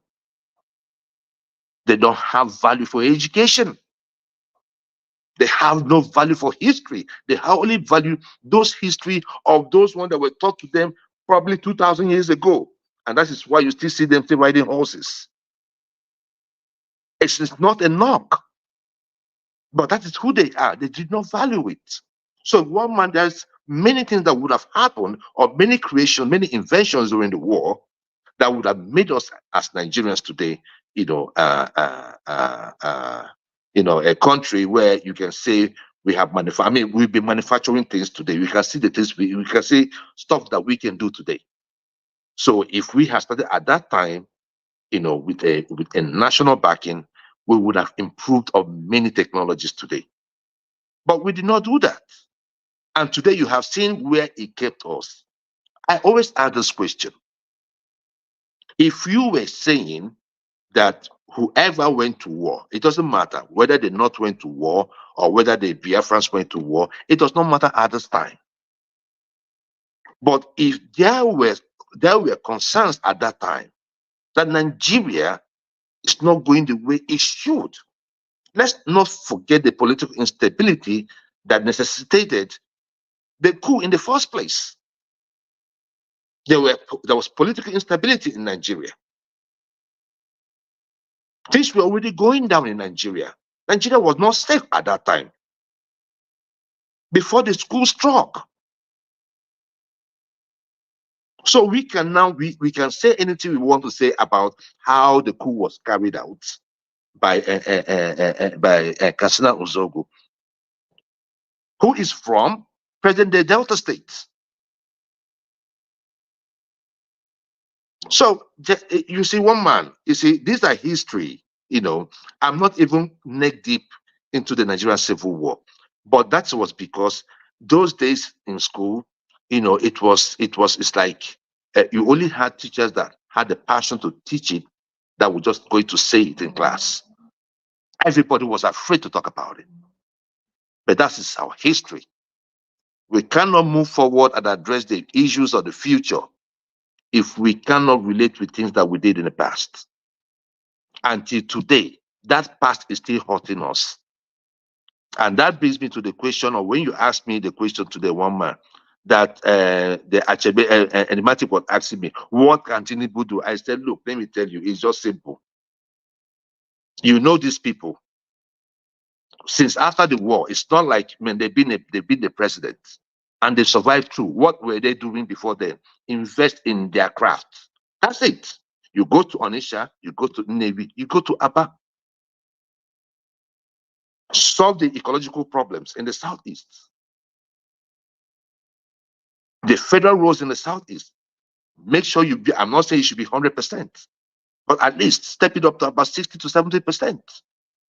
Let them feel among. Let them go and just develop or do the things that they know how to do best. You take the taxes. Nigeria takes the glory. Made in Nigeria. And we keep moving. The people will fall among. So if Tinubu do those things, not coming here to name road, how does that road help someone in Sokoto? How does that road help someone in Lagos? Naming the road after Achebe. These are distractions. If Tinubu does well in office, it will be stupid of me when I come here. If, just for instance, Tinubu, his fiscal policy was top notch, and I come here to take complaint, I will look stupid. I am still complaining today because most of those things we were afraid of are still happening today. Inflation is high. Everything is going up. You took off a fuel subsidy. You floated in Naira. And to compound the whole mess, I mean, they were saying you were a merchant. 2 more minutes, Joe. 2 more minutes. Okay. A merchant of technocrats prior to coming into power. Today, you are a merchant of mess. A merchant of people of no goods, except for a few. Somebody said, why should I give Wike 6.5? I want to refer you to the video where he told head of service, is it head of service here? They should go and bow to the president. In Nigeria, and you can see the way, the arrogance. Hey, come here. Go. Pull up that video. These are Nigeria. These are people that work their butt off for over 20, 30 years in service. And some riffraff from the streets, because you were voted into power, you will come to order them to move. You see, one man, that is the concern of the obedience. Nigeria must act right. If Nigeria is good, it does not matter who it is done to. Every part of Nigeria, every person in Nigeria will feel good.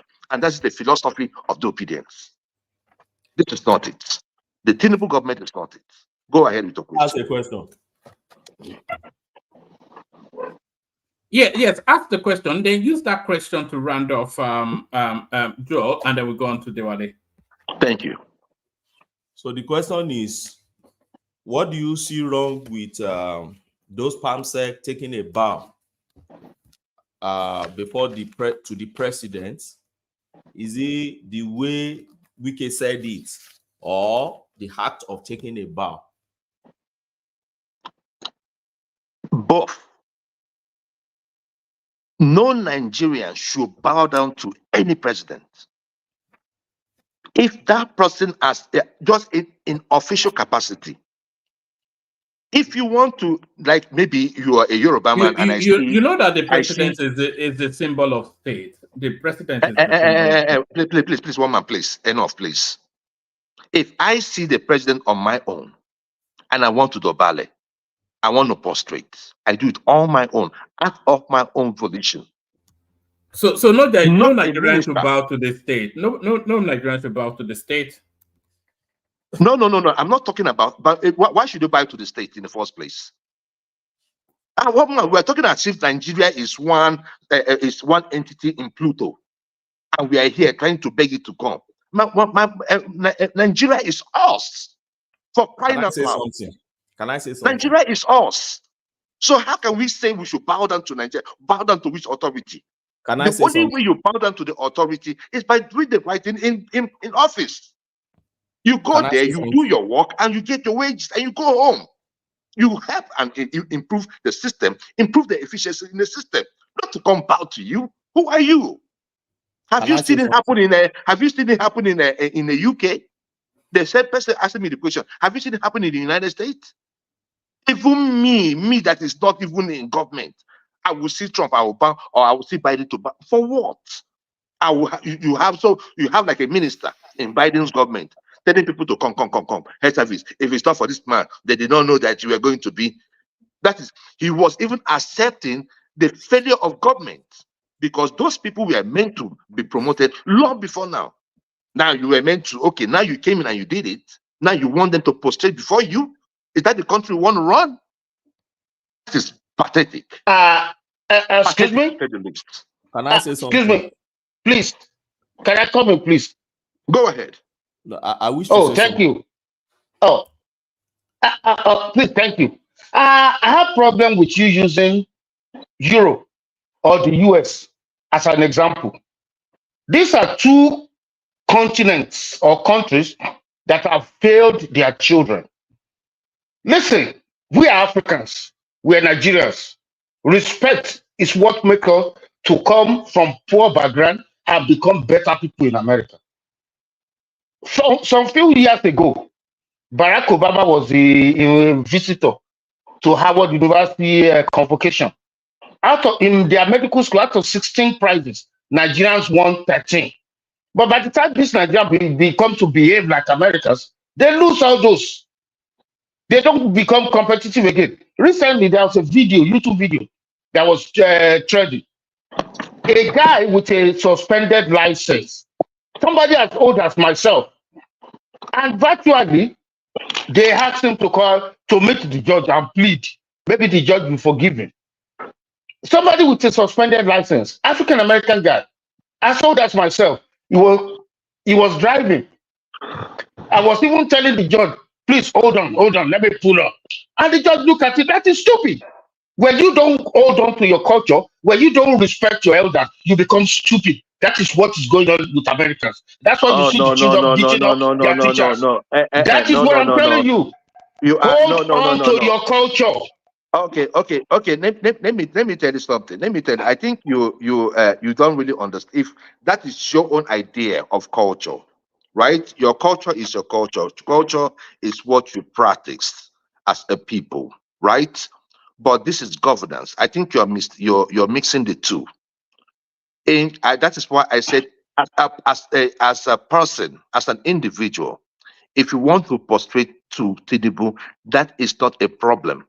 But the problem is when someone in authority, right, is telling some people to go bow down, prostrate for the president. I said that is wrong. It has nothing to do with the United States. It has nothing to do with the UK. It has everything to do with your human rights. I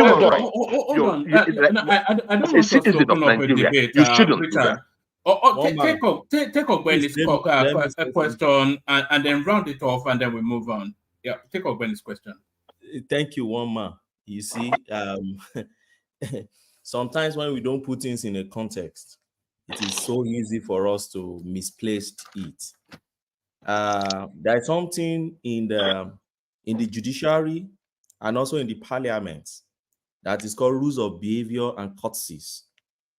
If you go to the Commons in the UK, you will see it. Once you enter the House of Commons, you take a bow to the speaker, then you take your seat. When you are going out, you take a bow and you take your seat. The same thing we do in the court.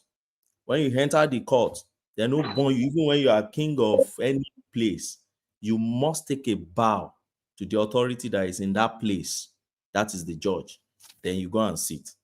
So don't forget, Wike is coming from the legal tradition. It's from a legal background. What we do in the law profession, when you want to show courtesy, the highest level of courtesy, you take a bow. I went back to that video to go and watch it very well. He didn't say bow, he said take a bow. That is what we do generally in the legal profession. You see, they will tell you, oh, just take a bow and go. And even in the parliament too, they do it. You see them sometimes during screening. And it's not limited only to Nigeria. That's why I use the example of House of Commons in the UK. That's where we brought our legal traditions in Nigeria, our political culture.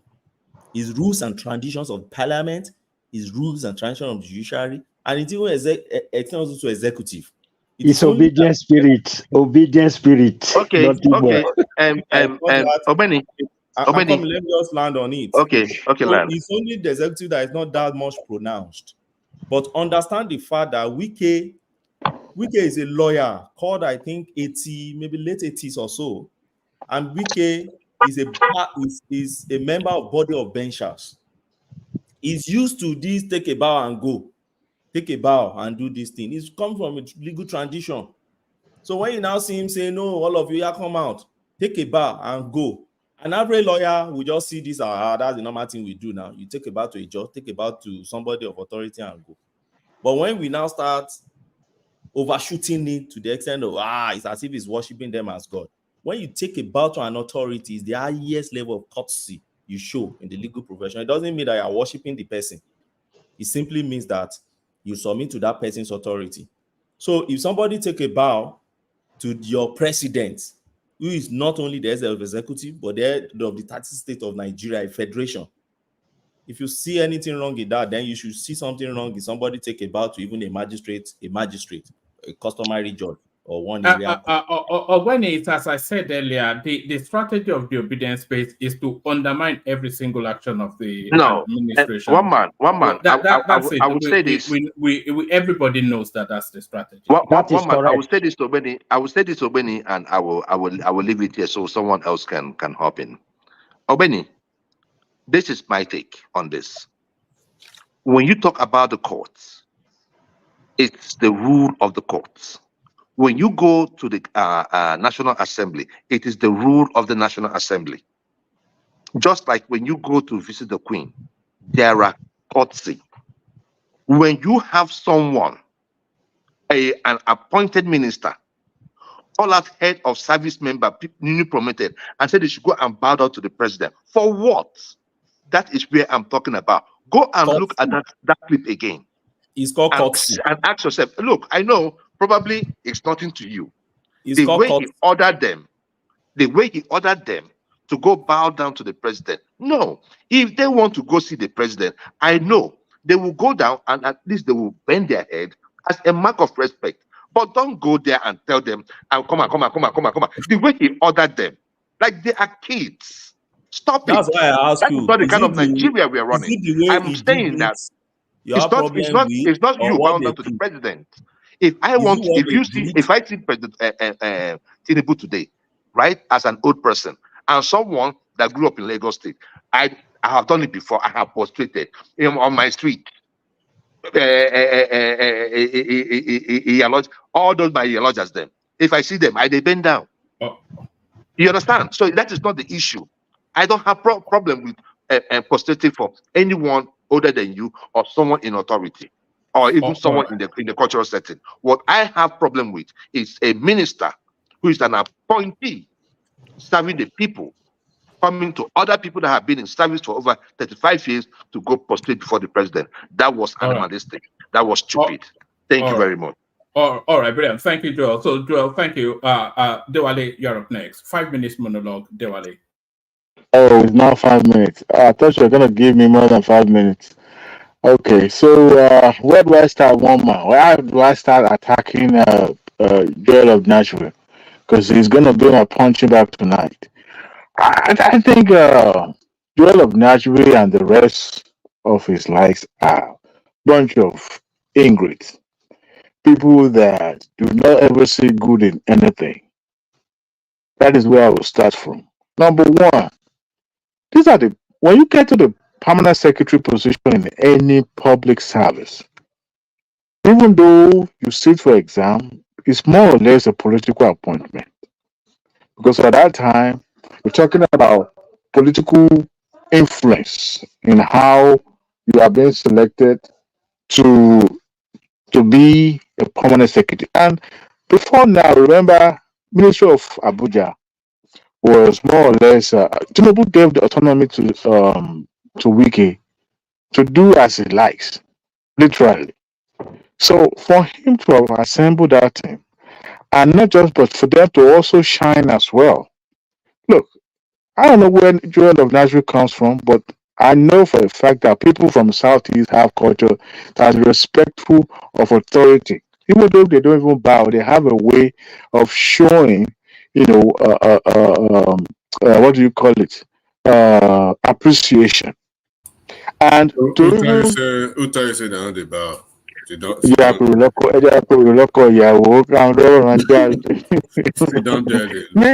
Meanwhile, I think he also did it, you know, for a purpose. The fact that the Asleep TV decided to focus on that as a trending subject in their daily propaganda, he decided to do that.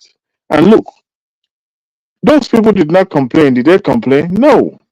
Talking about authority, look, I mean, as a person, whenever an opportunity comes and somebody remember me for good, I will appreciate those people.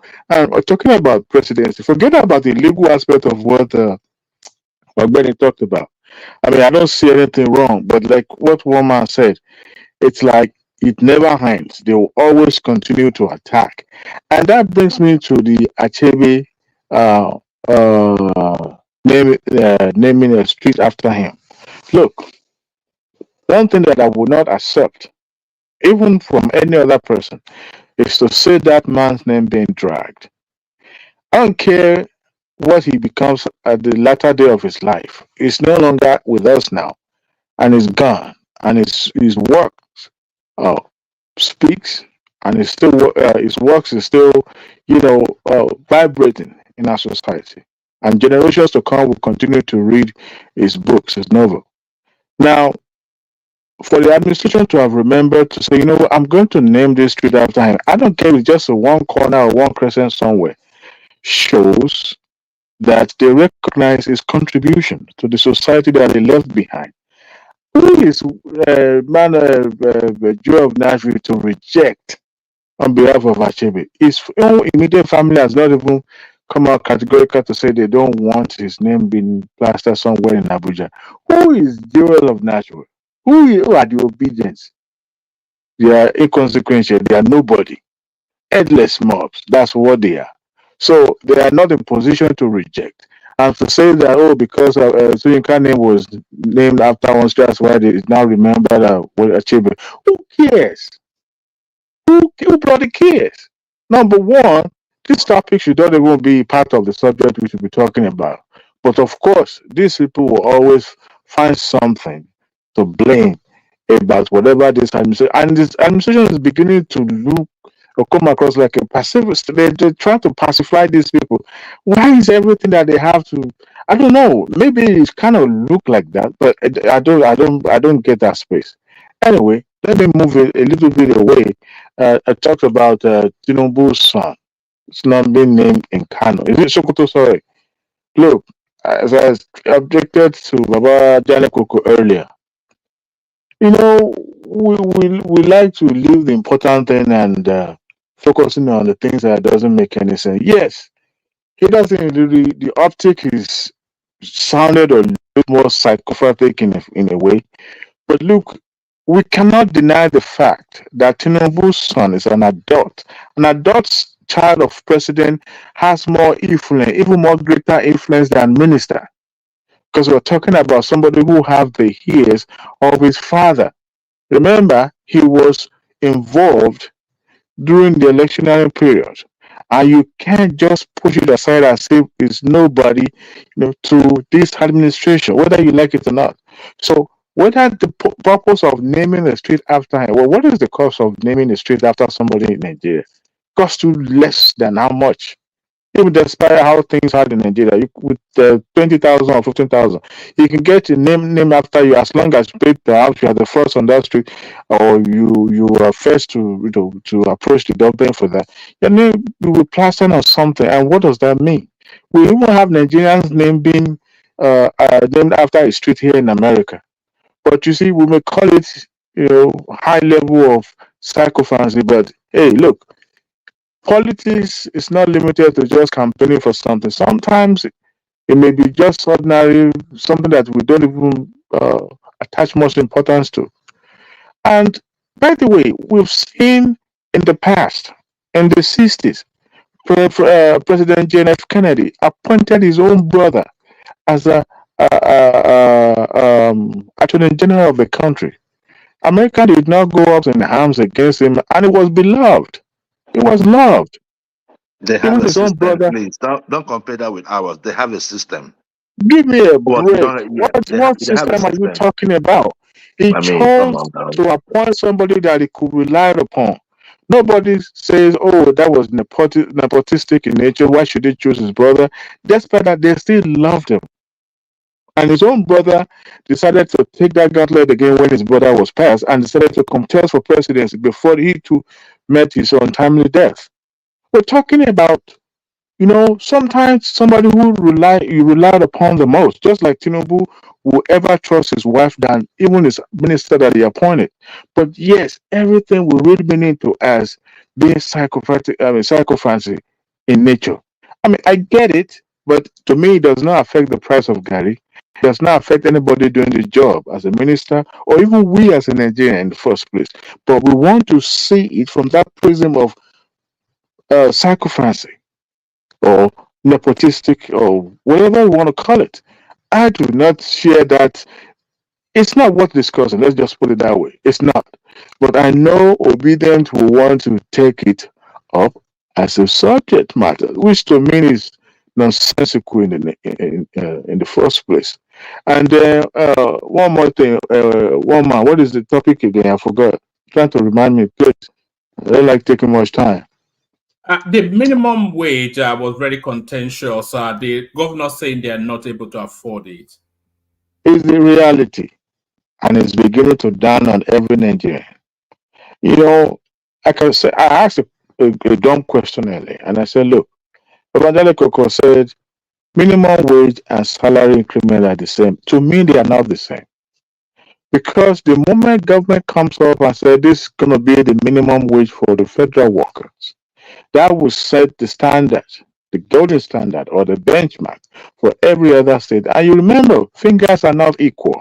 Not all the states. Talking about other states like Oshun, they can barely pay their workers because most of the majority of the staffs are all with a political appointee in the first place. So, for a state that is known for a civil service, right? How would they be able to afford? They could barely pay the minimum wage. I think I don't know. It might sound a little bit, out of economic theory, whatever. But instead of focusing on the national minimum wage, why not conversing for salary increment? Because if government increase salary, there's a possibility that it may not actually affect the inflation rate more, but barely making a pronouncement of withdrawal of subsidy from fuel subsidy. Every petroleum seller in Nigeria increases their price, the pump price. Despite that, they have enough, in the reserve, but they increased it, right? So such pronouncement makes such impact. You can imagine when federal government decided to adopt the one that they're proposing. You know what the Fed is going to every year tomato seller, everybody will now want to jack up the price because now every workers will now be paying more. But I'm suggesting maybe salary increment. Here in Texas, the minimum wage is still $7.25. I believe in other liberal states like California's and the New York, I think it's either around 17 or $11, depend. But federal government minimum wage is somewhere around that area as well, so that other states too they would determine how much they're going to pay their workers. But each state now make that decision so that people will be paid.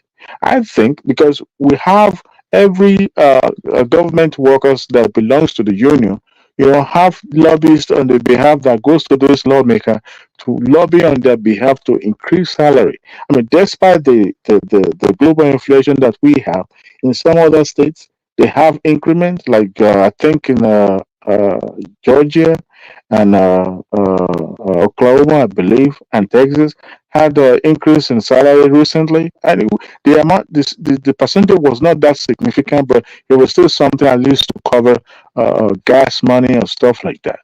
So that is my take. But the fact that federal government is going to adopt it, I would not become 2 more minutes, Dewale, 2 more minutes. yeah, I'm trying to because I don't like to take time like some people.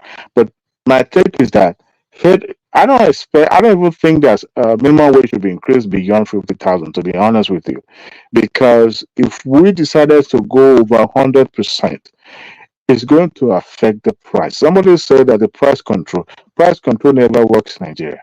Because you don't tell me how you will enforce the price of commodity in a local settings in the state like Ekiti. Sometimes ago, I think I sent you a video, one man, about the yellow jazz of each town in the Yoruba land being sent to the market to talk to the sellers, to be considerate in how much they fix for the prices of their goods and wares. Right? Those are indirect way of changing things. But if the government we are not in a ministry administration where you can shove things down the throat of people.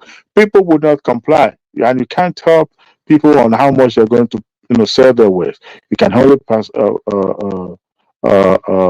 talk to them indirectly like they are doing now. But like I said, I think salary increment will be better than just minimum wage. And when we come back, I will deal with the Joel of Nashville more, so that we won't be able to say much. And on that base issue, we will talk more on that. Thank you, Woma. All right, brilliant, Dewale. So Dewale, once I've gone round then I'll just hand over to Mike, and then you guys can, you can do that thing that you do I don't know whatever it is that you do. But thank you, Dewale. That's the mighty man himself, Prince, of course. Patoski, you're up next. 5 minutes monologue from you, Patoski.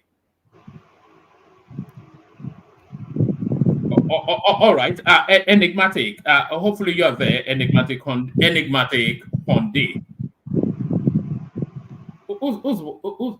Oh, that's Isaac. Yeah, yes. So enigmatic, are you there? All right, let's go to Richard then. We can see Richard, so hopefully you can hear us. A 5-minute monologue from you, Richard. Thank you once again, my brother and everybody. For me, I might make some deviations. Sorry, Richard. Yes, sir. You get to be on the full screen because you have your camera on. So people with their camera on get to be on the full screen. Yeah. Thank you for the honor. All right, thank you so much. Now, let me start with the minimum wage and try to answer. I think Babajale Kuku is on. He was talking about how much it will cost a family or one person to cook a pot of stew or soup. Now, this is the deal. I live in New York City for many years. New York City is the richest city in the world and is the most expensive city in the world. Ask me, how much does New York City government or New York State government pay to workers that lives in New York City? If you are a teacher, you are a public worker. If you got to come out of school and join the New York City teaching profession, you don't make up to $50,000. All right? That is before per year, and that's before tax. And in New York City, the tax is so high. You pay the federal tax, the New York state tax, and the New York City tax. So at the end of the day, your take home is less than $30,000 in a year. You are a graduate. You are not just high school diploma holder. So government doesn't really care much about that. But what people do is this. They take up a second job. If you are a police officer, NYPD, all those NYPD you see, if you come out of New York City Police Academy today, you make like $47,000 as a NYPD officer in New York City. So most of them cannot even afford to rent a studio. You have to live in someone's basement. Maybe you go back and live in your parents' basement. So what you have to do is to look for a second job. Government, especially what Tinubu is doing today, it's not only the federal. The federal can afford to pay 100,000 minimum wage. But what about the state? What about more importantly, the public sector? The federal government or the state government should not be the highest employer of labor. It should be people like Dangote. It should be people like ShopRite. It should be people like MTN, like Globacom. They can't pay this money. That's the truth. That's it. I'm not saying they can't pay to their executive officers, but they can't pay to the least earners in their establishments. And we don't want them to shut down and move to Ghana or to Benin Republic. They have options. If we put too much on them, they will close down their facilities and move to another country. That's the truth. So that is why it's not because it's not that federal government cannot pay 100,000 for the least worker, but it is dangerous to the economy. It is dangerous. Number one, if you increase it, what do you think people, the teachers in the private nursery and primary school, private high school will do? They will ask for more pay. And the owners of those schools will increase the tuition. Now, let's go back to the regional government. People like Awolowo, what they did is this. They pay workers, they pay more than other region. Awolowo pay more than other region. But at the same time, the more important thing is this. You look at a worker, when you get your salary per month, what do you do with the money? You pay your rent, you transport yourself back and forth, you feed yourself, you pay your tuition, you pay your children's school fees. What workers should bargain with the government is this: improve our public school so that we don't go pay high tuition to nursery and primary school or to secondary school or to private university. Improve our public school so that we don't waste money on tuition. Number one, make sure food is cheap. Make sure energy costs. We don't pay high energy costs. Make sure we don't pay high transportation costs. Those are the things labor should bargain with the government, and then do everything possible to strengthen the value of the naira. If you ask for 250,000 minimum wage, you are also a destroyer or contributor in destroying the value of naira, because the more the minimum wages or your salaries are, the less the value of your naira will be. In London City, I have friends that live in London. If you have television in London, you pay for generally, you pay tax on your every electronics you have. It does not mean that the city of London will keep increasing your minimum wage. No, go and look for a second job. If your one income is not enough for you, go and do another thing. And Baba Adeleko, I understand you live in Georgia. You know what public workers do in Georgia. You know what police officers do in Atlanta or any other city. Most of the police officers have to go and look for a security job. When they are off duty, they don't go do security jobs somewhere to increase their income. Government is not the responsibility of government to say, I will keep increasing salary in as much as there is inflation. It's more important to reduce or check the inflation than to keep increasing salary, because private sector will be destroyed by increasing salaries. That is number one. That is that. And then let me talk about our late leader, Chinua Achebe. I honor his talent. He was to study medicine in UI, but he saw the value of his writing. And he saw that if we don't write our own history by ourselves, the Westerner will be writing it, and they will write wrong things about us. So he changed to studying something different. And he came out to be a successful writer. But he allowed some sentiment to affect his judgment in some instances. And I'll give one. In 1986, Wole Soyinka was announced as the winner. The first, not only the first African, but the first Black person, including America and Caribbean, the first Black person to win Nobel laureate in English literature, not in Chinese literature, not in Yoruba literature or Igbo literature, in English literature. That time, it was Wole Soyinka and Achebe that were here in Nigeria. So people expected Chino Achebe to at least pick up a phone and congratulate Wole Soyinka. He did not. To the extent that the journalist asked him, "You have not congratulated your brother." He said he believes it's better than Wole Soyinka. That is absolute nonsense from an elder statesman. Wole Soyinka did not evaluate himself. He was not evaluated by Yorubas. He was evaluated by the body, those who own the English language. So for Achebe to now say, "I'm better than him," but he won. And everybody on this panel, mostly people who are in the academics or academia, we know that nobody ever won Nobel laureate, either in physics, in medicine, or in anything except peace, if you are not affiliated to a university. In 1986, Achebe was not affiliated to any university. Wole Soyinka was a university professor. Go and check it. The only Nobel laureate they give to people who are not affiliated to universities are in peace, like they give to Pope, they give to Nelson Mandela, they give to Martin Luther King. But when it comes to Nobel laureate in literature, in physics, in science, in all those things, you got to be affiliated to a university. You are doing research. You are imparting knowledge. So that's the only area I have problem with him. That he refused to congratulate another Nigerian who won a big prize, being the first Black person to win it. He did not congratulate him. Well, that is that. Then another thing I would like to say is this. Please, please. Sorry, just that Achebe, when Achebe won the Nobel Prize. No, when Soyinka? So when Wole Soyinka won the Nobel Prize and they were inviting Achebe, Achebe made a comment that Wole Soyinka is acting as though he was the Bashorun of African literature. And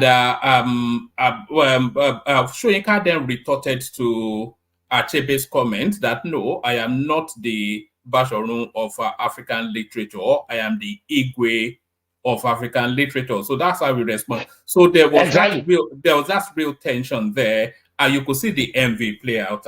When exactly. Yeah. That is why, personally to me, I celebrate his talent as a writer, but I don't see him as a national man. He's a tribal man, and he should be treated as a tribal man. That is it. But for people to now be condemning Bola Tinubu has done more than naming a road in Abuja to the southeast. Recently, 5 soldiers were killed in Aba. And the army said they were on a mission to revenge. But I believe they did not go because the commander-in-chief said, "No, I have problem with the southeast. They think I don't like them. If you go, they will think I wanted to bring economic sabotage to them." Imagine because Aba is very important. Yes. Imagine if that happened on the Babangida. They will say, we said it before. Tinubu they never liked us. Because if Abi comes to Aba, that will affect the income, personal income, and even the government of Abia. Because Abi will come there and spend like 2 weeks or more. And that will bring the economy of Abia down. And the economy of Abia too, when the current governor is running on the 70% borrowed money, his state Abia, go and write it down, will soon become another Kaduna, where the governor is struggling to pay only salary.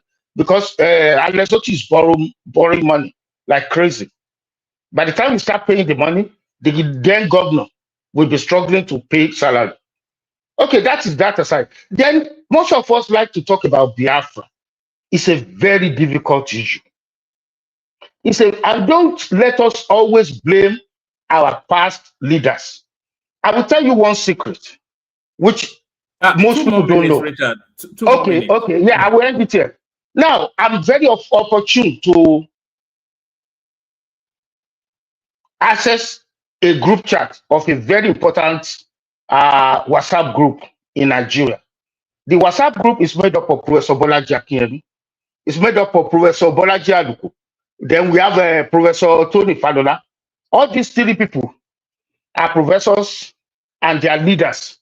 So what they were discussing is that they were talking, and there are some other professors from the Southeast. So they were talking about Nigerian government did not do anything to immortalize Biafra. And Professor Bolaji Akinyemi had to come up. I think you all know Professor Bolaji Akinyemi, former External Affairs Minister under Babangida. He said Babangida put in millions of naira on the table.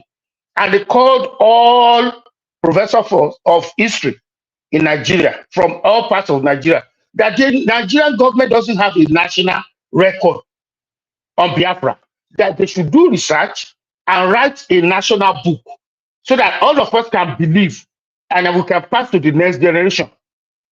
So Professor Bolaji Akinyemi said he was made the chair of the body of that research group. But he said when the Southeastern professor comes in, their writings about the event is totally different from what people from North, people from West wrote. And it became a disaster that Babangida had to cancel it and say, hey, it means we are not going to have a national record on this if we cannot agree. And it became a violent thing. So if we don't know what is going on in the inner circle, please don't let us cast judgment. Don't let us blame all these people. It's tough. Nigeria is a very difficult place. Everybody wants to control. I mean, everybody wants to say, this is what happened to my tribe. I was cheated. I was treated badly. And you as a leader, you want to show that you are neutral. I'm listening to you, and I'm in the middle. So it's difficult for all these leaders. So I will end it there for now. Thank you very much for the opportunity. All right, brilliant, excellent. So that's the mic. Yeah, carry on. Okay, no, I just need a little more enlightenment in that area of the book. So what happened to the research eventually? Well, did they stop it along the way? And that is one. Secondly, this is just a comment to say that when Buhari got there in 2015, Buhari paid off. He paid off all the Biafran soldiers. He cleared all their monuments. But today, when I've been to some spaces where people keep still saying that the veteran of Biafra, I said, but Buhari paid them off. He did that, though years after, but he came back and did that. So, but I would like you to answer that my question. What happened to that research outcome? Is it that they abandoned it along the way? Okay, thank you very much for the question and for the other information. Now, according to Professor Bolaji Akinyemi, he's still alive. If you have any contact with him, please do. I ask you to go ahead and he's still alive, and we will love to answer you. Now, what happened? Okay, what happened is this. He said at the meeting they could not agree, and it became verbal. They were exchanging words to the extent that in the presence of General Babangida, he had to stand up and say, hey, everybody, if this is the way we want to do it, then please let's let it be the way it is. So he canceled the research, he canceled the national publication, so there's nothing. But please, if you have access to Prof, and one man, try if you can get Prof. He comes to arise near TV, so he's still making, he's old, but he's still making public appearances. And then the second one, thank you for the information. It is true, General President Baba Buhari is not only paid off all their arrears, he restored their ranks. So some of them are getting pension today. He restored their ranks in the military. So apart from paying all those gratuities, some of them are getting pension, monthly pension. So thank you very much. All right, brilliant. But one man, please try if you can contact Professor Bolaji Akinyemi. He lives in try. I'll try and see if I And can Baba reach him. Falola too. Toyin Falola, very, very resourceful. All right. I'll watch this back to note down those. Bolaji at KMN, no, that Falola. I'll see what I can do. Thank you, Richard. Stay with us. I think Enigmatic might be ready for us now. Enigmatic on D. All right, thank you so much. So 5 minutes, 5-6 minutes monologue, Enigmatic on D. Why are you restricting the time to? We've been seeing a lot of people speak more than that, but let me try my best anyways. No, go for it. It's only to get to other people. But go carry on. Yeah. It is 5 minutes. It can be more than 5 minutes. By the way, you notice that I'm not rigid to the 5 minutes. I just use it as a guideline so that people don't get carried away. But carry on. Yeah, sorry. So, my regards to everyone in the house. The patriotic Nigerians and the fake Nigerians who are pretending to be Nigerians who are basically hearing us on the platform, and then those on the comment section.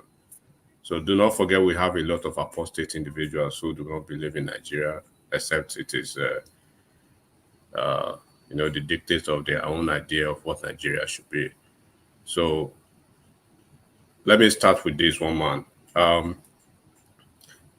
I think I'll have like maybe 5 topics I'll stick to. I'll find a way to be quick about those topics. I'll start with what is happening in Labour Party that all of us have seen before now, and we've called attention of almost everybody to it. And then we've seen the shifting of grounds by by a lot of individuals that even we have a lot of them. Sorry, Enigmatic. Adale Koko, click on mute and unmute. Your device is not connecting. Click on mute and then unmute. Carry on, Enigmatic. Yeah, so we've seen how people are shifting ground here and there. So what is happening now is that when Arabambi you had Arabambi on this platform, that moment, Abure was still the proverbial, sweet girl, that beautiful bride in the eyes of the prevaricators, the headless mobs of the, these phony con artist individuals. When I think it was a week before then that he appeared on Dr. Damages, and you could see all the encomium on the embellishment and everything that, speaks to the positivity and the positive idea of what he looks like the second Jesus Christ coming. So all of a sudden, including Peter Obi supporting him, right? Everything he did is action. But now, because the table is shifting, or probably has shifted against them, now is the worst thing that has ever happened. You can't continue to deal with people like that in the political, landscape when they're actually pretending to say they want a better Nigeria. What type of better Nigeria do you want? Is it the version of the better Nigeria that speaks to the volume of your hypocrisy when it goes in a way that you believe it is? So you can't pick and choose what Nigeria you want. Now, what Labour Party is doing now is that, they've seen themselves as Labour Party versus Peter Obi versus Obedience now. And they are trying to choose which one is better for them. Aburi, at a point when a faction of the Labour Party was hell-bent to get him out through the legal means and everything, it was the Peter Obi's faction that were actually scuttling their effort. They went all blazing on media spaces and everything, including a couple of their, people on the platform that are supporting him. Now, what Labour Party, what they've done now, politically, very savvy move. They've now coalesced around, what's his name? Abure, right? They've now coalesced around Abure to shut out Peter Obi. So technically speaking and officially speaking now, Peter Obi is a political destitute. He's homeless politically. He has no political home. He has no political base. And then the unexpected alliance between the Papa faction and the Abure faction within the Labour Party now has significantly altered Peter Obi's, Peter Obi's dynamics of his own politics now in Labour Party. Do not forget this, the coalition is now actively protecting and supporting Abure that they actually were going against before. So which has effectively diminished completely the control of Labour Party now that used to be in the hands of Obi. So, but consequently upon Obi finds himself in this situation now without having a reliable political platform now as it is. And Labour Party, they are deeply, they used to be deeply divided and compromised, but going forward now, this has more or less compromised the prospect of his own ambition of going to 2027 because he has a strained relationship with PDP due to the lingering effects of a 2023 betrayal, which actually further complicates his situation.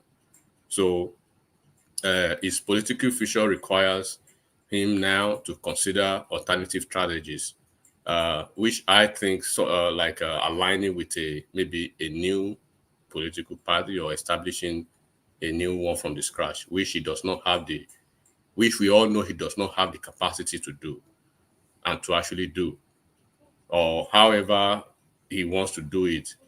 The other alternative action he has is moving back to APGA. And then if he moves to APGA, Soludo is there, and a lot of people, the hyenas that he had actually crossed in the past. So, and then I see him facing a critical dilemma now, because either he likes it or not, he must secure a stable and supportive platform to even continue to pursue his 2027 ambition, amidst this politically fragmented, landscape that he has found himself because of his political chicanery. Do not forget that this bunch of dogmatic picayunes that we speak to almost every time that don't want to listen and understand how politics works, they've created themselves, and probably they've resorted to this clannish cacophony of a cloth pole of buffoons that they believe politics is just what you stay on social media or probably in the social arena most of the time, doing the 2+2 and you get 4, or probably throwing mods at almost every dissenting opinions. But I appreciate now that Obi himself, he has played himself deeply into a corner now that he has to find a way to either hold on. That's why you see he's holding on tenaciously now to those obedience, to the headless mob, because that's the only thing he has. He can't move to PDP. PDP is not okay for him. Neither can he move to APGA and Labour Party that he was using to leverage, or probably trying to use to leverage above, beyond 2027 or for his 2027 ambition. They've actually recalibrated, coalesced, and more or less throw him under the bus, and he's obedient. And they've played a fast move on him, but because he was not politically strategic, right? They threw a bait, and he got into the trap. They tried to create a new directorate to integrate the obedience. They wanted to feel his pulse, how he will react, and he reacted the exact way they actually expected. And that's why you see their Papa faction, their Abure faction, all of them saying, okay, look, this is our political party. We've actually now narrowed down our enemy who do not have an interest in this political party. Because, for instance, how would you say a certain Tinubu is an APC person, but you are claiming, quote unquote, the Baptists are bigger than APC? Or a certain Atiku is a PDP man, we ran under the PDP, but you are claiming articulates are bigger than PDP, as touted by these folks that obedience are bigger than Labour Party. What type of nonsense is that? So when you think about the ideas of these dog-head scaramuches and scaramutans most of the time, you want to see that, are you actually having this conversation with them in 2024, moving to 2027? So now if you ask them, where do they belong? We've asked them several times on this platform, do you guys believe in Labour Party? They will dance around it. Are you guys registered members of Labour Party? They will dance around it. And Labour parties, they've done the job easily for us now to ask them, you either be a part of Labour Party or you choose where you belong. You cannot pick and choose. And Obi has actually come out. He had, I believe you saw it, one man. He had a lengthy stuff writing about Peter obedience and not a member of any political party, blah blah blah, that nonsense. And then Waraba all of that, they came together to let him know, Ogbeni, sorry, not your own Ogbeni, you know. So you are a nervous, beguiling, hypocritical politician that nobody can trust. Even Labour Party that was an SPV, they had to drop a candidate that they had behind the scene. They know how much you paid, and just all these things will come out in matter of days, in matter of time. Post 2023, you see people shifting their ground now. Doyin Okupe is out. The one that replaced Doyin Okupe, that Ekiti man, what's his name? Akin Oshutokun. They are all taking the middle position. Even Baba, this man in Lagos State, Bode George, right? So they already when you look at the message that actually got passed today, I think some hours ago. I don't know if you have it. I'll share with you later, one man. The Middle Belt, this I think Middle Belt Elders or Consultative Forum from one Middle Belt wherever. Middle Belt that actually had this guy actually had significant numbers, because you know the Middle Belters, there are a lot of Christians among them. That's where you have the Benue State, Plateau State, and all those, you know, central northern states that are majorly Christians. Now they are telling him to move on. You cannot continue to demarket Nigeria. That's the summary of what they said. You cannot continue to demarket Nigeria.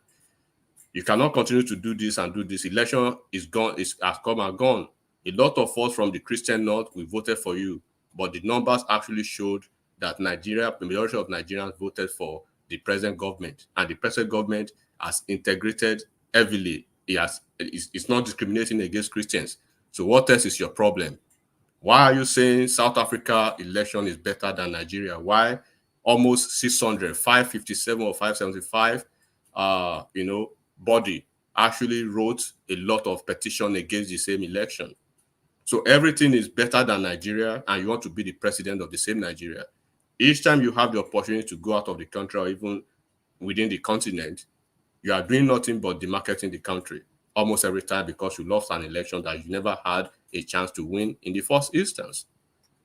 So everybody, they are all coming out now because they've seen that this guy is not trying to, it's not stopping anytime soon, and is bringing that his Ipobian agenda to national politics. They are trying to cut him back, cut him slack, and cut him loose now. That's why you see Labour Party himself, they are trying to strip him completely so that he can go with his bunch of headless sharamutans to anywhere he wants, which I know Labour Party will not, APC, PDP will not receive him. He can't go to Abga. He has burned the bridge almost everywhere he has been because of his lack of political leadership. So then, and this is a man that suffers, you know, an unprecedented dose of, you know, a disease that I would personally call, you know, mythomania and the pseudo Fagia fantastica. He suffers a dose of that, right? He's a pathological liar. He's a compulsive betrayer.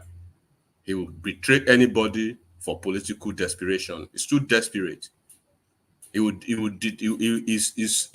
He's already betrayed Nigeria, and he's setting all these, you know, babies, these Lilliputians, into the path of perdition. 3 more minutes, enigmatic. 3 more minutes. What is his agenda for them? Lying to them that he won an election he never won, and making them a mockery of the entire, you know, youthful populace of people who believe in the paradigm shift of governance in Nigeria. So I really appreciate what Labour Party is doing to him, because a lot of, we've said it over on this platform. He has no room. He has no way now. He's a destitute politically. Maybe Omo Ilesowore will find a home for him in AAC and Ababaja. Probably you guys will give Obi your platform as an SPV next time, because SDP will not receive him. A lot of people thinking Obi will go to SPV. Adewale is there, and the SPV and the SDP chairman, he's been on this platform before. If you know that man, you know those people are ideological politicians. They will not have anything to do with this. We've had quite some big names here, haven't we? Yeah, of course, absolutely. So I will touch base quickly on the minimum wage. We've had a lot of people they've spoken about the semantics, the economic semantics, and the other factors and elements of what could be or not about the minimum wage. But let me just say it in a simple way that people are not understanding. Nigerians, I always say it, they are the people who want to go to heaven, but they don't want to die, right? They want good governance, but they are not ready to speak the truth. It is only good governance when whoever they believe in, is in power. Look at the governors now. We all have state governors. We all have state governors on this platform. I will use Osun State, for instance. There is a governor in Osun State who is dancing all over the world. He has not erected. You can't count a single project, a legacy, anything. Even legacy is too big. It's too audacious. Any project, you can't actually pin any project to that guy, that Ade dancer in Osun State. As we speak, there was a governor in Ondo State that died almost 8 years into his administration before he died. May his soul continue to rest in peace. For those almost 8 years, you can't count a significant achievement to Akeredolu's government, except for the fact that the one I'm always giving credits to, which is the Amotekun. Only that one. The one that actually is in power now, Ayedatiwa, he's been in government he's been there for 7 or 8 months. And go and look at the FAC allocation of Ondo State as we speak, one man. Ondo State FAC allocation is a little above 10 billion monthly. So, in other words, this guy has received almost 70 billion or over 70 billion in the course of 6 or 7 months that he's been in the office. I want anybody to fact check me. This guy has not erected, he has not put anything on ground in 6 months or 7 months. So when you ask me, what is he doing with the 70 billion? What has he done with the 70 billion so far? That is just the FAC allocation. I'm not talking about the IGR. I'm not talking about, do not forget, it's part of the oil derivative states. It's part of a lot of other funds that comes from because of the position of that state. So when you look at all these state governors, and they have to come out 2 days ago or thereabout to say 60,000 naira is not sustainable. So you ask yourself the questions. Before this minimum wage, national minimum wage discussion, how many of those state governors are actually paying 30,000 minimum wage? From my last count, I think over 20 of them, over 20 state governors are not paying the 30K or thereabout. You have a state like Bayelsa State with just 8 local governments, one of the richest FAC allocation collector in Nigeria. IGR is not there. The return of fund is not there. IOCs, international oil companies, are in the Bayelsa State. They receive royalties. They receive a lot of stuff. What are they doing with the funds? So, and then do not forget, when we are discussing national minimum wage, national, it's not, this is not, it is a tripartite, involvement of the federal government, the state government, and the local government administration, and of course the private sector. So the private sector, from what I know, they've been discussing behind the scene with the labor union and the governors and the federal for almost 4 months thereabouts, since February, I think. But those ones, they've given a threshold that we cannot cross 60K maximum. That if we have to go 100K, then it means we have to fire a lot of bankers, we have to fire a lot of our people, of our workers, throw them into the labor market. So they say, okay, let's keep on discussing. But Ajero, in the course of the discussion, dropped the gun and then did this Ajero stuff, right? So now, let's assume that hypothetically the federal government will say, okay, we will agree to pay 100K, and the private sector will agree to pay 100K. Then we have a lacuna in the middle, the loophole, the state governors. Are the state governors ready to pay 100K? So this is what Nigerians should be speaking about. Because when they are talking national minimum wage, we are not just talking about federal government, because federal government will pay their workers regardless. They've been paying the minimum wage. But is your state governor paying the minimum wage? Where is your state? Where is your state of origin if you're on this platform? Is your state governor paying the minimum wage? What is your state governor doing with the increased FAC allocation? So far, there is no state in Nigeria now that is not receiving triple of what they used to receive under Buhari. What are they doing with the excess? Look at what the guy in Rivers State, Wike's successor, is doing with the funds. He went to burn down the House of Assembly complex. Now he has earmarked almost 20 billion to rebuild what he burned. And then they are saying it is not sustainable. Governors Forum, it is not sustainable for 60K. So you cannot pay 60K, but you guys can gallivant around and waste money. Has anybody checked the FAC allocation of their state, each of their states? Anybody on this platform? And then when the governor tells you, I cannot pay minimum wage, and then the same governor, right? The same governor is still sitting on the funds that is allocated to local government chairmen. Do you know these governors? When you say governors, right? Unanimously, they rejected the 60,000 minimum wage. Unanimously, they rejected the local government administration autonomy. They rejected that. Even the National Employers Consultative Association, they are even opposing the 60,000 minimum wage, which is supposed to be a national body that will protect workers. They are rejecting it.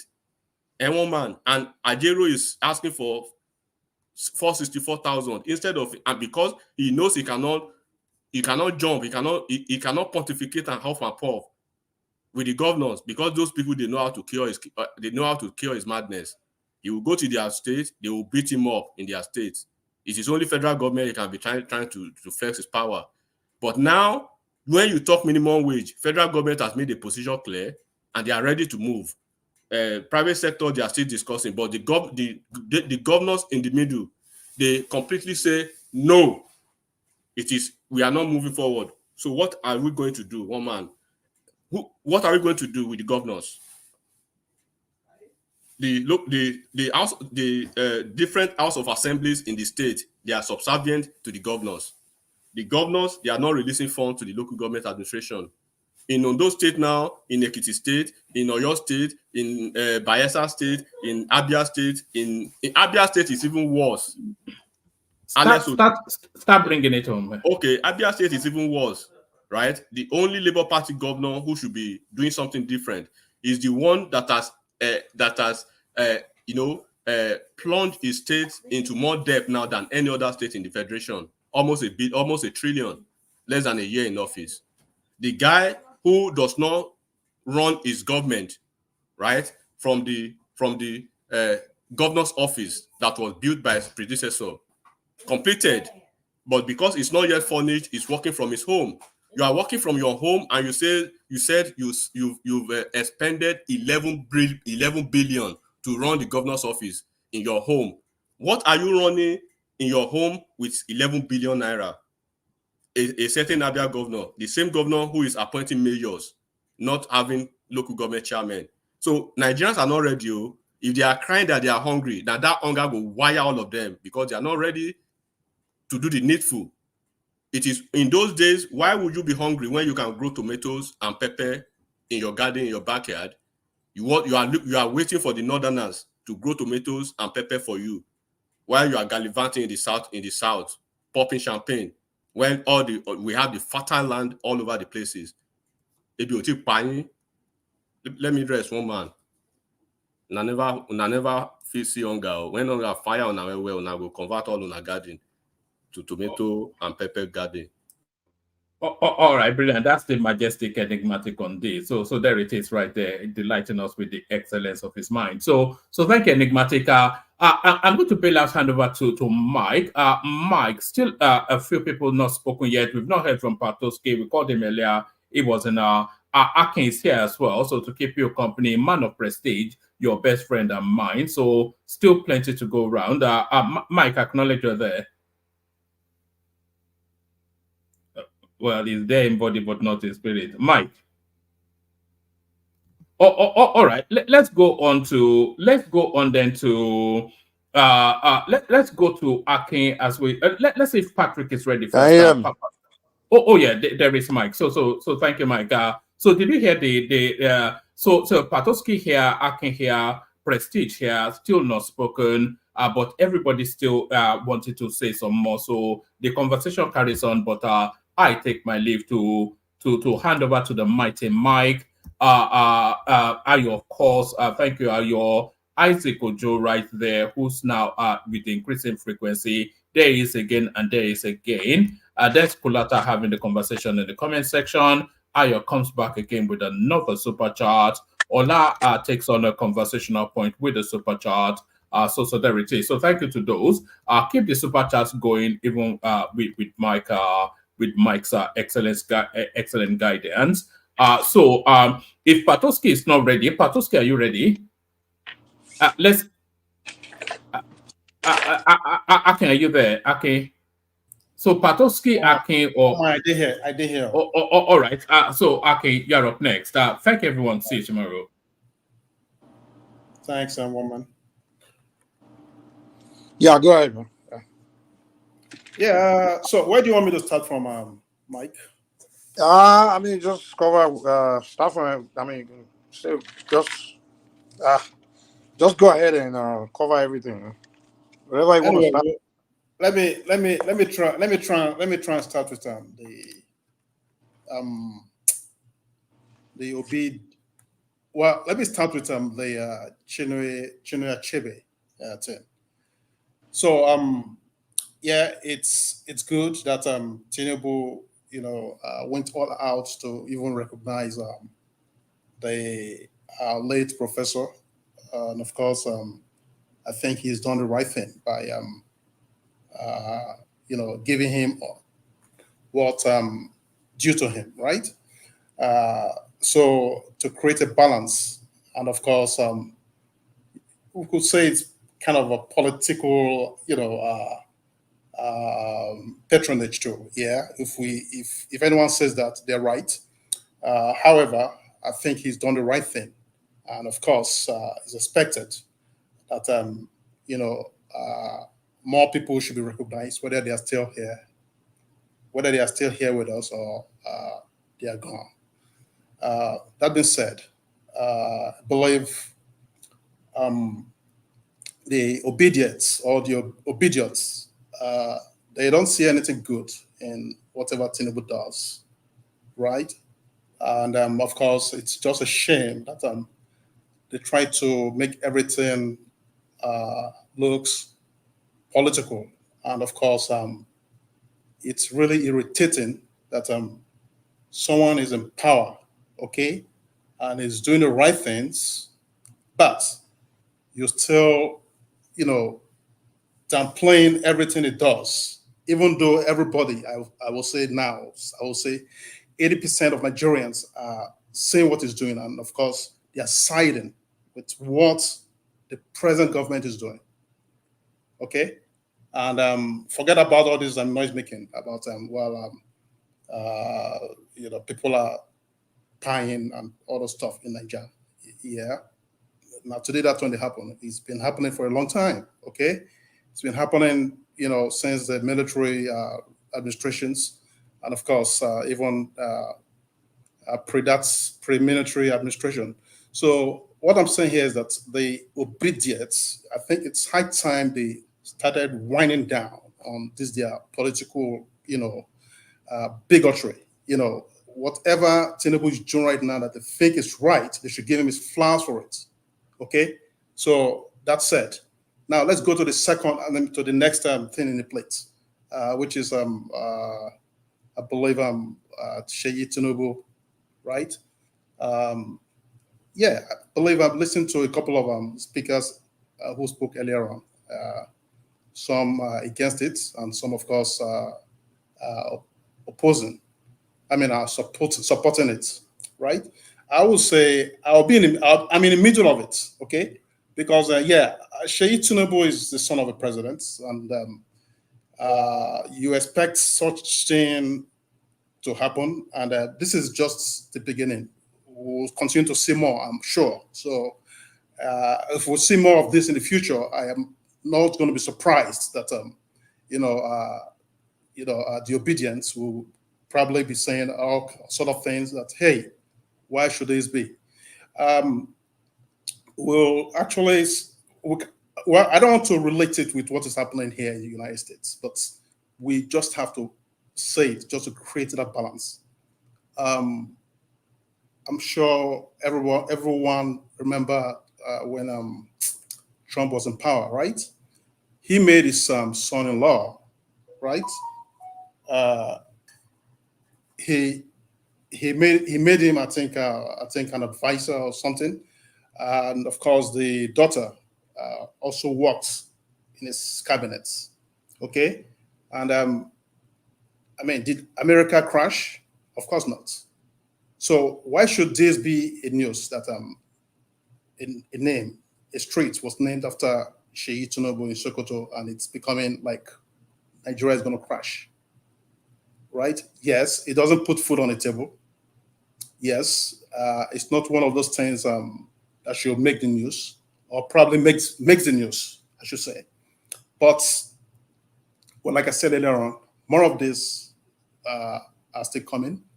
This is just part 1. We should look out for part 2, and of course, even part 20 of this. So if the obedience want to go and jump in the what is the highest River Niger, they could start doing that right now, not to wait for tomorrow, right? So I believe that's all I can say about that. And the other thing on the plates, I believe, remind me, please, Mike.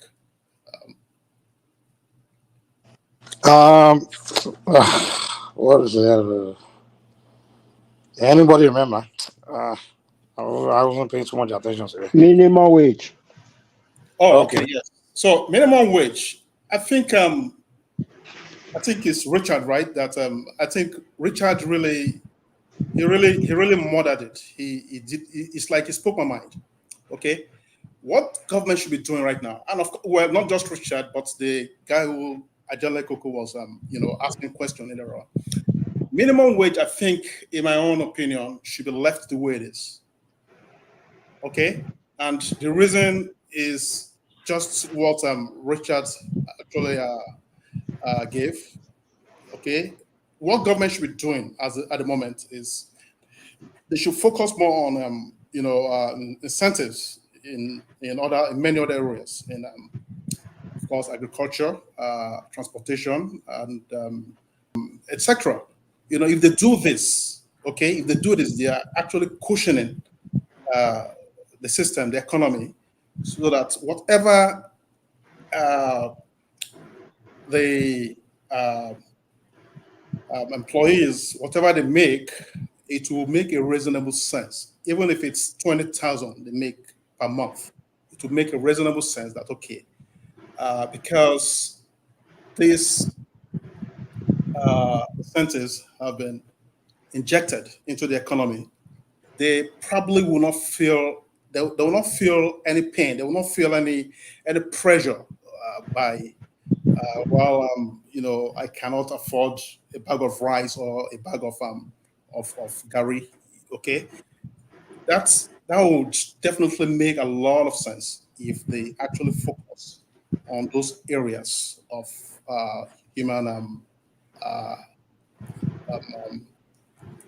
advancements instead of trying to pay 100,000 as suggested by Labour. I mean, Labour, I think they are just not thinking, or maybe they just want to gain political, grounds with people just to make it look like, well, we are with you. Of course, I never liked Labour. I never liked the so-called president of Labour, because from where he's coming from, every time he speaks, every time he tries to make it look like he's running the cause of Labour for Nigerians, I definitely know he's not sincere. He's not being sincere. There's no transparency to what he's doing. He's just for himself. He's just for his own political progress, right? So if they're coming up with all this 100,000, 400 and something thousand, I think that is so ridiculous in the Nigerian space. Okay, who does that? I mean, the economy is going to crash. Okay, it's crashed right now, let alone making it even it's like putting a rocket, and it will crash it even furthermore. So that's what it is. I think government should focus more on ensuring that they support small businesses, and of course agriculture, education, transportation, and the likes.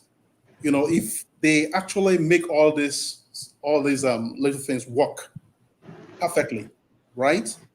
They will feel less impact, will feel less pressured about what everybody makes in Nigeria. And is the government thinking about private sector?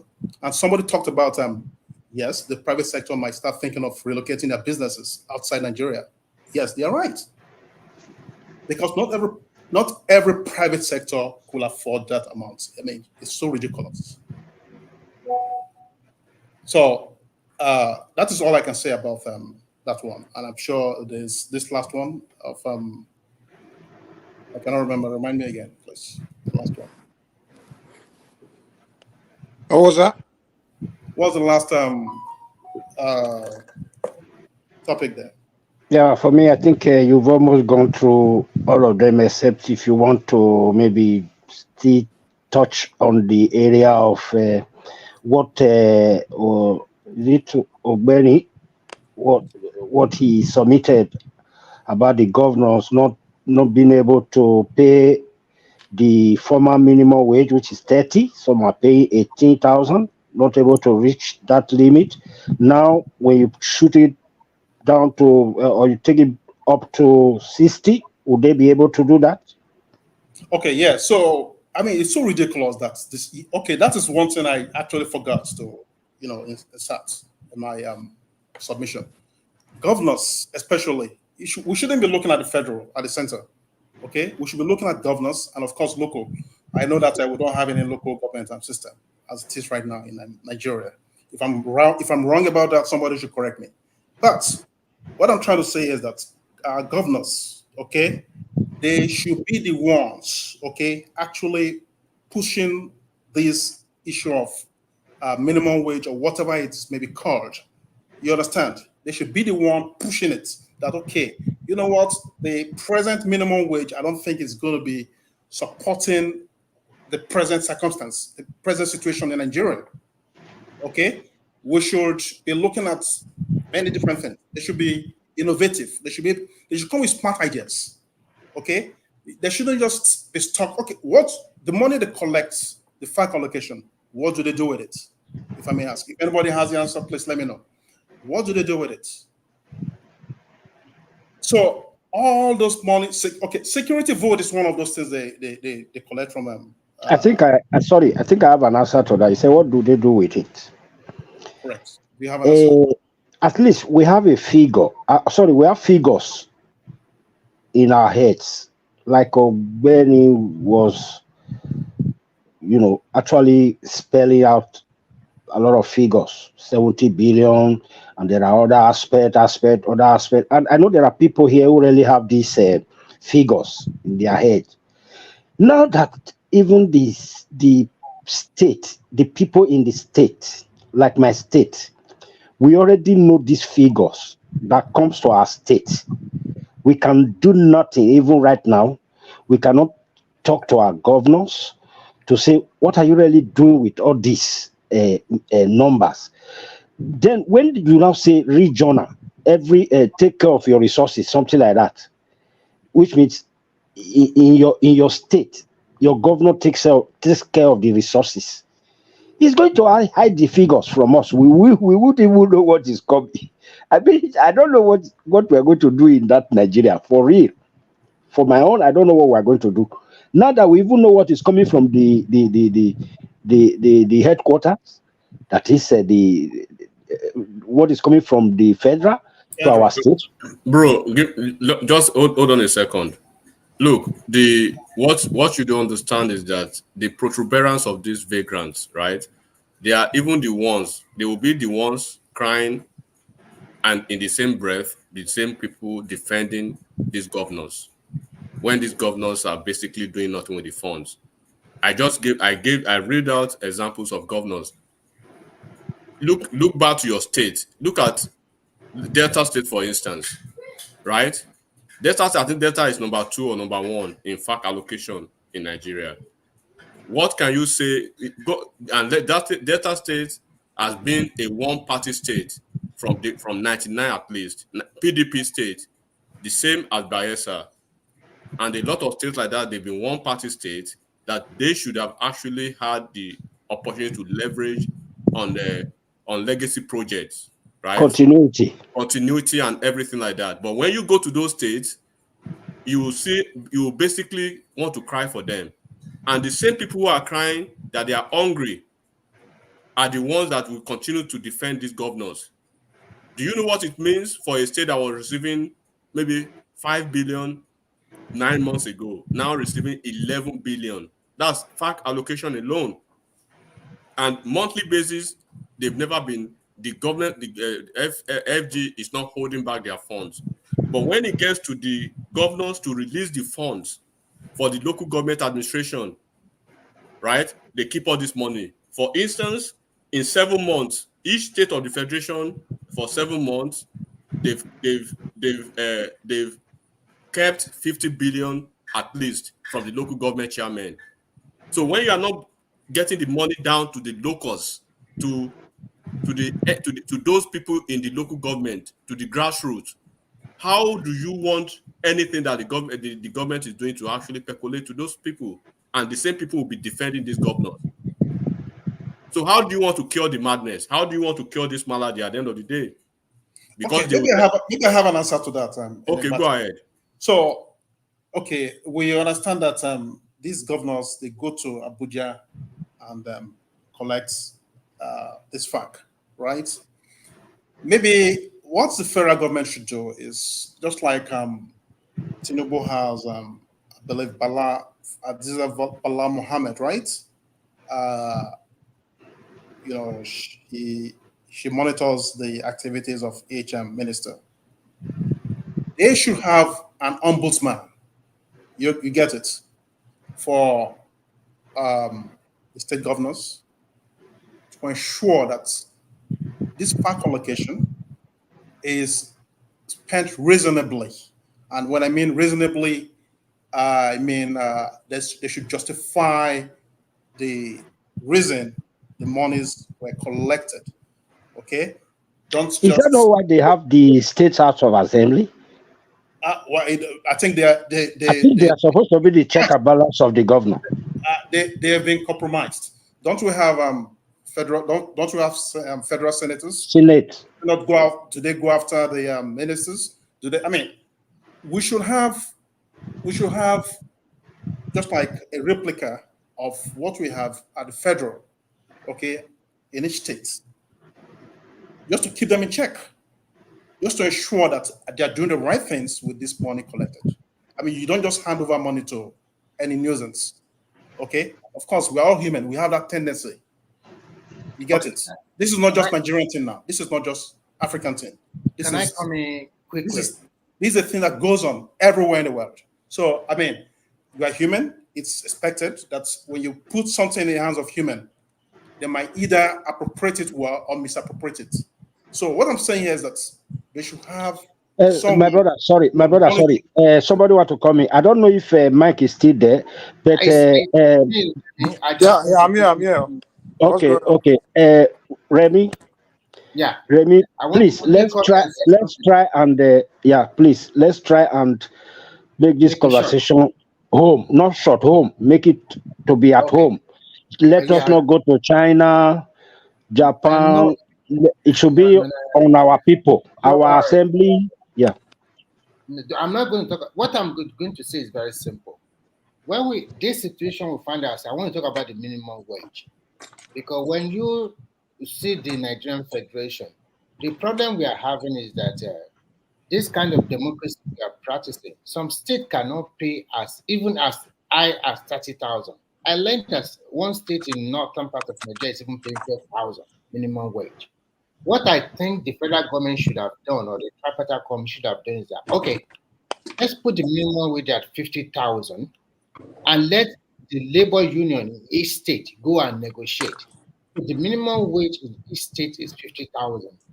So every labor organization in the state will go and negotiate with their state. If the federal government can pay 55,000, or let's say federal government pay 60,000, then state 50,000. Minimum any state can pay is 50,000. So that means we are talking about a band between you I'm can not pay above hearing you. 60,000. We can hear you. So we can pay above 60,000, or you can pay, because I learned that Lagos State and maybe Edo State, they say Obaseki is paying them 70,000. That's the way to go. Fine. State like in the north, if they can pay 50,000, at least minimum 50,000, because we have to look at the cost implication. There's no way you double the salary, you double the minimum wage where there's no production. What are they producing? And what is the percentage of the civil servant in all of Nigeria in totality? What the concern of all these state governors and presidents should be the generality of Nigerians. I'm not saying they should not increase the minimum wage, but whatever you increase, be rest assured in Nigeria without no price control, without the government dictating the price of product or agricultural farm. The market women or any Nigeria that deals on the cash and buying, selling and buying stuff, they will increase their price even more than what you expect. So when in the long run, it's going to be the same thing. So what the government should Yeah, Mike, we can hear you, but like your network is not that it's wavery. You mean mine? No, Mike. Okay. I think Mike is trying to talk. He's trying to talk, but his voice is Don't coming worry. like. Okay, Mike, try to adjust your mic, and probably you'll come back in again. Maybe you should log out and log in. Yeah. Yes. I think what they should do, that I really want them to do, is that look at other benefit as being a worker. Like some people have already said, make it a good public school, free education up to secondary school, anywhere in Nigeria, free education with good schools. We don't need to have multiplicity of schools. If in a state capital you have 15 schools, but they are solid with a lot of classes and teachers and whatever and instructional materials, then you know that you have 20 solid schools and everybody can go there. Then we look at transportation. The transportation system we are still doing in Nigeria is still shambolic. It's all those small downfall. You should have at least called these people together.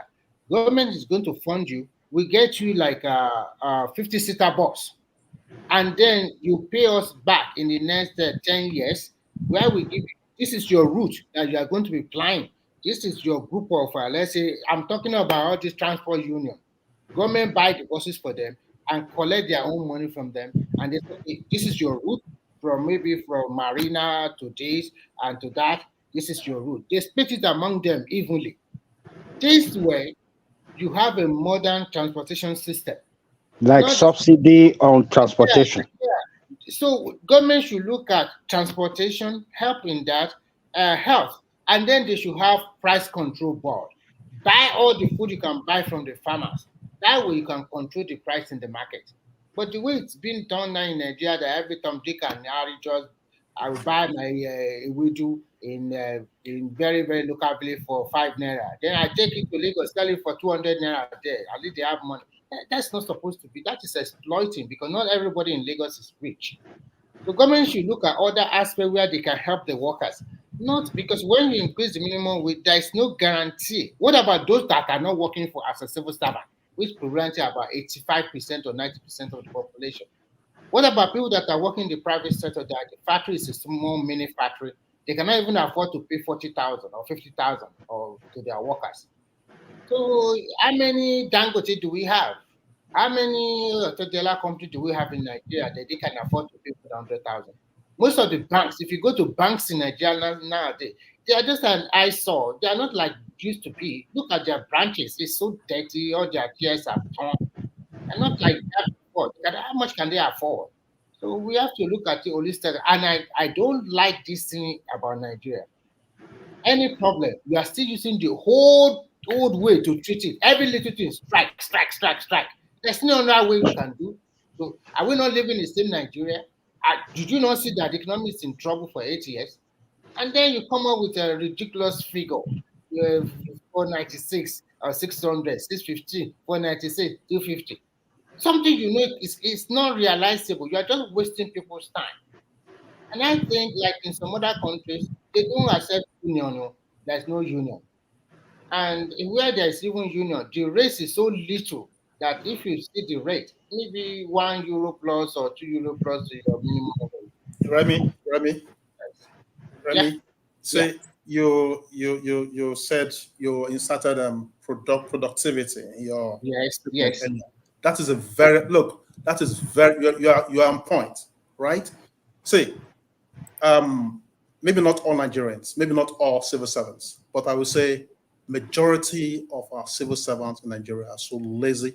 Okay, so there should be justification for this money, even if it's the 30,000 currently that they are paying, that government is paying. There should be justification for it. Actually, my friend, it's not even the minimum wage. It is the differential because no civil servant will collect that 30,000 because there is levels. So the differential, when we look at the differential, what about how many people are in level 1 to level 6? When you look at the differential of how much they are going to hand to add what they used to hand, and then those one in the middle and those one that are high income earner like level 10 and above. So the differential is also very important. So people don't think that it's just the minimum wage alone. Sometimes for me, because when you look at all the states, they have downsized a lot. They continue to downsize their civil service. So like why do you think they are downsizing? Because they are downsized because they are not productive. And apart from not being productive, it does not make any sense to pay money just a wolf money. People don't go to work. They don't do. That is the productivity. That is exactly. So yeah. Remy, I completely disagree with you on that. That's a very false equivalence and false narrative for you to make. The civil service in the state are extremely efficient and very, very productive. Kidding me? Yeah, let me just hold on a second. Why you see that they're downsizing is because, look, go to each of the states, because especially the most predominantly civil service states, right? You will understand that as against what used to be the norm in the past, in those days, right? You understand that any Tom, Dick, and Harry political appointee or any commissioner, for instance, will come into the office and basically sit on the budget of each ministry, and they won't be able to do much. So at a point, and it speaks to the volume of the level of the mismanagement of this governor that we're actually speaking to. I gave an example of state governors and how much they are making, and what you cannot see the equivalence of what the equivalence of that money on ground, of that funds on ground. Go to the states now. What are you? Okay, you know that for a fact, every 30 days you are clocking 10, 11 billion monthly. That is just fact allocation alone. Imagine even if you are not spending anything for the people of your state, for their welfare or nothing, but the one that is accrued to the local government administration, let it go to them. At least those people can do something. We are not discussing that one now. We are just talking about minimum wage. But if you are talking about, but if you are talking about the minimum wage too, I'm not saying the state cannot pay. What is the population of civil servants in each of the states that the governors cannot pay 60K? Okay. What are you talking about? Okay, you are generalizing it. Do you think a state like what do you call this kind of state? Maybe all those KB and the rest. Do you think what is the productive venture of those states? What are they producing? What is the average IGR in those states? Okay, that will make this is if Nigerians are ready to challenge this government. We should not generalize it. I'm not generalizing anything. I'm giving context to your conversation. No, like in Yobe State now, let me give you, like in Yobe State, for instance, Yobe State governors in the past and present, and most of their politicians, they don't stay in Yobe State, and that applies to most of the northern states. They live in Abuja there. For instance, let me give you a typical example. The ex-Senate president, Ahmed Lawan, right? Yeah, he completely stays in ABJ. Even during election, he runs his primary, and even the real election from ABJ, he stays in ABJ. They don't do anything back there. Why? Because people allow them to do that. There are people allow them to do that. If they put their feet onto the fire, when they see that your 10 billion, they want to know what you are doing with 10 billion that you cannot pay, maybe 350, maybe what is the number of the civil servants for crying out loud, out of a population of 4 million? So we are nearly saying the same thing. The IGR of those states is nothing to write home about. The allocation from the federal governments have been double or triple to them, but the way they play politics all over there, it cannot be compared with a vibrant southern state. For example, I don't know why states like Bayelsa, Delta, Akwa Ibom, or Rivers cannot even pay 80,000. Because they get a lot of money. Remy, please. There are some questions I want to put on ground. But first of all, I want to really know who is with us. I mean, the voice that is here. There are two voices in this platform that always, like, when they speak, I can't differentiate. Is it Ogbeni with us or Enigmatic? It is Enigmatic that has been talking now. The lawyer. Yes, not the lawyer. Enigmatic is the one that just... Who is the lawyer? The lawyer is Ogbeni. Ogbeni, yeah. Enigmatic is here with us now. Yes. When two of them talk, actually, I can't differentiate. Because you are new, but everybody can understand. Ogbeni, if you are looking for encyclopedia, big grammar, that is Enigmatic for you now. Sometimes we also lost. But Enigmatic first constituent, professional constituent too, is a lawyer. The only difference now is that is that Ogbeni is a practicing lawyer. Okay, thank you very much. Let me just quickly land it. You see, Remy, you see this thing you are trying to explain to us about KB not able to pay, Bayelsa not able to pay. Those ones are lie. We wait. We all know that all those states, the allocation they send to them, and if they are able to be productive in their states, to pay their civil servants or whosoever is working with them, their minimum wage is nothing to them. What is this man's name? Erufai. The person that took over from Erufai, even the least person with no understanding in Nigeria know what is happening in that space. Let me tell you what is happening. Not that man can. I heard that he's complaining that he cannot even pay salaries. Not that he cannot pay. See what is happening. You see, he already saw what Erufai took as a governor. So anytime they are coming into that office, whether it's 4 years, 8 years they want to spend, they look at the person that left, how rich he was able to get from that state. First of all, any money that comes to that state, they put that one aside first for themselves and their colleagues. Before the jara that is on top, that is what they are now deciding on. They don't take everything and decide on it. They first of all remove, I'm just defining it from a layman angle, and that is the truth. So if you want to polish it, fine. If you don't want to polish it, anyhow you want to put it, but everybody knows the truth. But what they do in my state, Edo State, the money that comes there will be able to take care of us. But the first thing they do, Obaseki saw what is his name? The one that is in the Senate now, Oshomole. He saw what he gained when he was in his 8 years. So he want to is it that he want to surpass him? He will make sure that when he lives in his eight years, Oshomole will be jealous. First of all, any money that comes, first of all, he will want to put that one aside, and then whatever remains. You know what you are saying now is a speculation or just No, it's not. No, it's speculation. They are facts. A factual speculation, whatever you want to call it. Yeah. Edo State, not all over Nigeria. I'm sorry, because I also have people that work in the state government, and I know what transpired there. Maybe no, I'm not talking about you having somebody. You have a governor. I don't have a governor, but I know people that are governors. So I'm not talking about people working in ministries. I'm talking about the governor himself and the vice. I'm trying to tell you, can only talk about the one you know, which is Edo State. You cannot generalize all the whole federation that's how they do. You can't say that.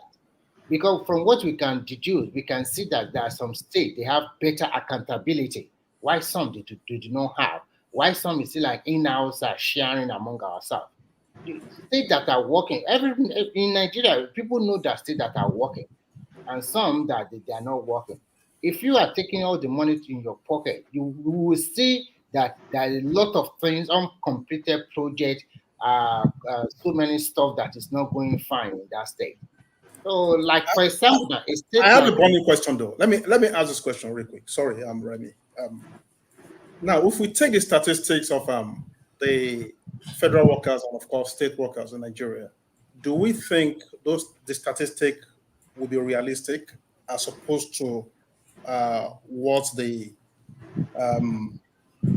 it won't be the only way you can get a realistic one is the federal civil servant, because they have this way of paying them. So let me land on this. Let me land on this, Remy. Yeah. So I believe even if government decides that okay, they want to, go ahead with the 60,000 or whatever it is, they should first do the first thing first, which is try to collate the actual number of people, the real people working. Okay, because we have a lot of ghost workers. Okay, as they call it, we have a lot of ghost workers, people who don't even live in Nigeria anymore, but they still claim to be civil servants, and they kind of double ditch. They make money in Nigeria and of course wherever they are at that moment. So and again that accounts to productivity. So the issue now is this, because the states are subnational. The federal government cannot impose or dictate to them how they are going to audit their. No, we are not talking of dictation. That's not where I'm going. I understand. So I mean, the federal government is not going to tell them, go and give me the number of the people that are working in your state. So they won't give them the right number. So that is why I always said in this platform that the problem of that country is the subnational, which are the state. The people in that state have responsibility to hold their governor accountable. And I also trying to say that we must start what we call gradual resource control. Because in as much as these people still continue to run to Abuja to collect money every month, only some states will see visible development. The others will not do nothing. But the moment they know that it is the resources they generate from their state that they are going to pay their worker, everybody will sit tight. And anybody will not go to be a governor anymore. You will think before you get there, because you are not collecting any money from federal anymore. You have to think, how are you going to get the money to pay the civil servants in your state, to make your state better? But for now, I just need to be rich enough to compete do the governorship primary, and I wait before the 25th of every month, money comes from the Abuja, and then we can slice it. It's a lazy work. It's a lazy governance. So that is why that is not moving. The moment we start doing gradual resource control, that every state are in charge of their resources, at least up to like 50%, and then you will see real government. For now, no, it won't work. Even they give them 200,000 per month, the associated food inflation will be there, and inflation will also increase. So many problems will come with that one. So I don't know how they are going to strike the balance with what they are doing. But at 62,000 or 70,000 on top, I think it's enough. We can't go more than 70,000. But I'm not sure most of the state will pay 70,000. So, but don't you think like I brought the issue of getting the actual people or actual employees that the only way you can do that is if the 36 state governor accepted that some people, like what you call, will help them do count the people that are working in their state. But if you give it to the state, you are not going to get the right figure, because the governor also have a lot of people they give employment to. There are so many people they give employment to that is not in the book. That is how they also cheat. And the people that work in the service, those permanent, directors, top directors, that is how we do cheat money. That's where the corruption lies. Exactly. So don't you think that is where the labor should start from first? Okay. But they won't start from that one because they already greased their palm also. Which labor are you talking about? Do you think these people are really fighting for the people? Come on. That's the point. That's the point. They are not fighting for the people. They are fighting for their political. Fight for the people. But I mean, is that how they do it in other places? That the government will have people they employ that is not in the book? Of course not. Of course not. That's what I'm trying to say. That the reason why they are doing that is because it's a laid back and a very lazy approach of governance. Why you sat down and you collect money every month from the federal government. The moment they change it to resource control, what you get from your state, that is what you are going to use. You will see that most of the people that want to be governor, they will not go there anymore because it's going to be a hell of a job. It's going to be a tough job for people to do. And then you now see the real people that really know about governor will be there. But the moment we are still practicing that everything comes from Abuja, don't expect a magical result. We might see a sprinkle of suffering here and there, but overall, no, you won't get it. You won't. And then the people themselves also worship people now. Nigerians is about worshiping money. Just giving. Okay, that means if they now change it to like you said, the regional control, whatever. I'm not talking about regional now. I'm not going to resource control. Something, then the people will now have the right to demand for responsibility, Abi? Yes, yeah. Before you become a governor, people will ask you question. Mr. Black, you are not going to Abuja to collect money. The state resource control, how are you going to get money to pay salary? How are you going to get money for health? That is what is happening in America. That's why they have all this debate. How are you going to get money for education? How are you going to do it? People will ask questions. If you don't give them a satisfying answer, they will not elect you. And anybody that can break it down for them, they will think this one have a right idea. And they will pick that person ahead of those ones that don't have nothing. But for now, you don't need to say nothing like that. You just rely on the federal government. Every month they will give me the money now. And they give me security vote. They give me all the money I want. So I don't need to trouble myself. Any money they give me, then we slash it. Then make people happy. Everybody go away. So that's the problem the country is having. But actually, the major problem of Nigeria is still the state governor. Once every state can handle their governor very well, you will see a big turnaround. Not you don't find a job in your state, then you say it's Abuja. You are having 3 children or 4 children. It's Abuja that's making you hungry. It's not done that way. Any person that live in diaspora, most time people do 2 or 3 jobs to make it. 2 or 3 jobs. But I don't know. So I think the minimum wage at 62 or on top 70,000 should be enough.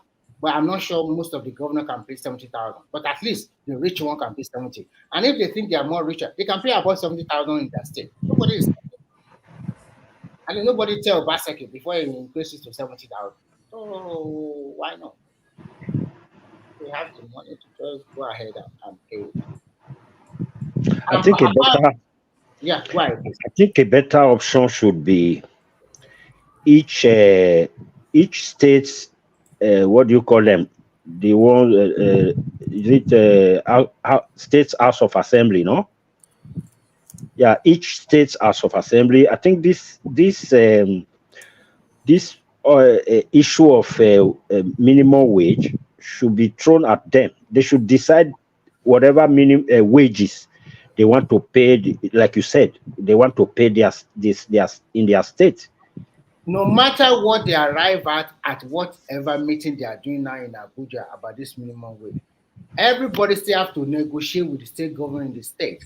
That is why you can see up to today, some states are still paying 18,000. Some states, out of the 36 states, only about 19 to 21 are really paying that 30,000 every month. I even learned that one state is paying 12,000, and the people in that state are not complaining. So you can say, so and some states, even the so-called Abia is paying 18,000 minimum wage, even with their new governor. They are still paying 18,000 naira minimum wage as of today. The so-called they say are doing that. It does not increase the salary. Why? Because it continue to give them, I want to do road, build hospital, build this, build that. So you can say, and people will understand with things that, okay, we need this more. It's not only about minimum wage. It's not only about I heard Soludo is not even paying. No, you're not paying it. I think it's paying 30,000. What do you mean? It's paying 30,000, but I don't know whether they can. What I'm trying to say, when you look at the American system, every state, the minimum wage are different. Even here, the minimum wage are also different. Some can pay 12 euro per hour. Some can pay 12.5 euro per hour. Some start with 10 euro per hour. And after about 1 or 2 months, 3 months, they can increase to 11 euro. Depends on the work. So it's not universal that everybody must collect the same minimum wage. No, it's not supposed to be like that. No matter what they arrive at Abuja, they are still going back to the state to negotiate with the state government. And if the state government say, okay, Abuja said we should pay 60,000, but unfortunately, this is on my paper. I can't pay that 60,000. They have to negotiate. So what is going to happen? If you say at the end of the day, I can only pay 45,000, they will accept. What can they do? So they're just wasting our time going on strike for nothing. That strike alone, Nigeria lost about 149 billion naira. Just one day strike. For what reason? Country that is in serious mess, you are going on strike. For what reason? No need. Because at the end of the day, you are still going to go back to that table to negotiate. Why not negotiate and be realistic?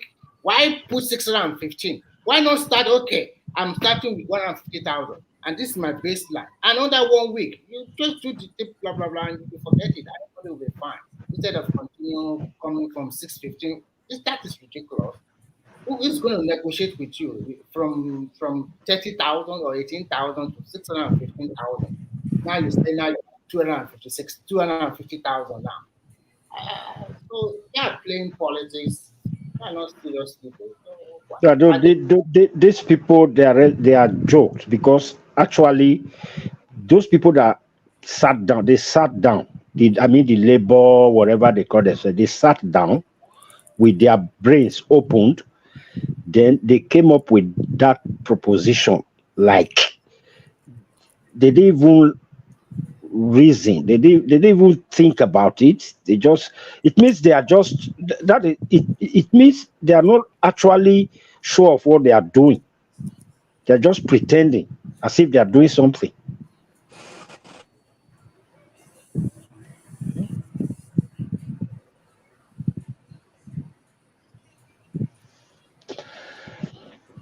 I don't know if we can talk about this. If we can still hear ourselves, if we can talk about this, because I wanted to bring it up because can you guys hear me? Yeah, we can hear you. Okay. Hey Remy, I have one question. I know England is no longer in the EU. Well, I know even when England was in the EU, they used to have their own. They had pounds sterling and stuff like that, right? Why they spend euro at the same time, right? No. They are still spending their pounds. But if you go to like England with your credit card, you can spend it with your euro. The credit card company will convert it to euro on your account.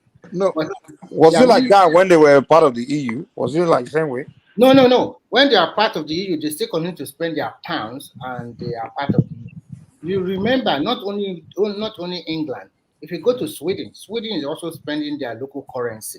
Oh, that's why I was going. I was trying to ask if all the European countries they all had their own local currency, or if it's just England. Only few of them still continue to use their local Just few currency. of them. Yeah, just few of them. The majority are still using the euro. So Oh, okay.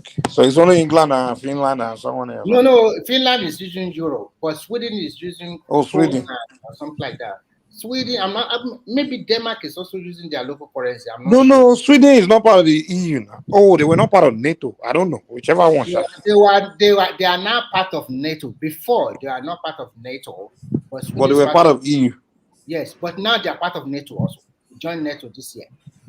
Okay. No, just few of them. Most of them embraced the euro, but England stick to their what do you call pounds.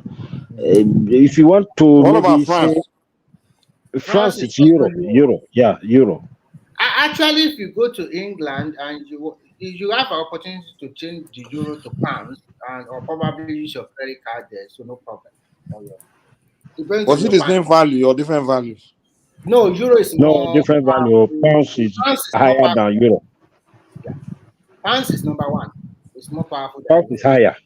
It's higher. And euro is more powerful than dollar. So that is just how it works. Wow, so pounds is even more powerful than dollar. Yes, of course. Yes, sir.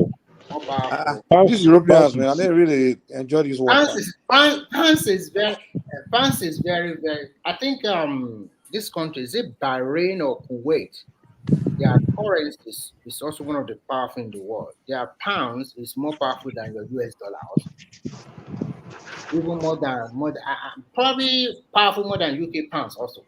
I think it's Kuwait or Bahrain dollar. Very powerful currency.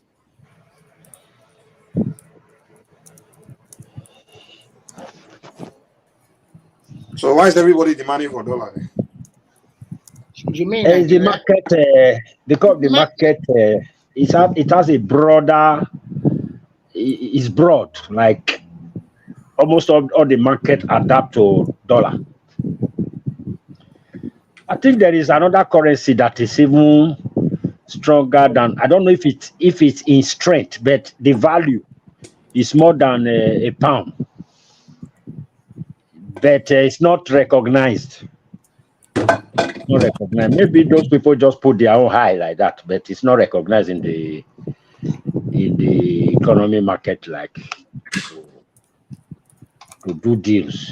Not that it's not recognized, because you cannot compare with America. America is a very powerful country, and they control most of the financial institutions. Yeah, they have the military, you know. Yeah, so and they if anybody are go against their currency, they will declare war against it. Medium of exchange of international currency, medium of they have adopted dollars, the international currency for business.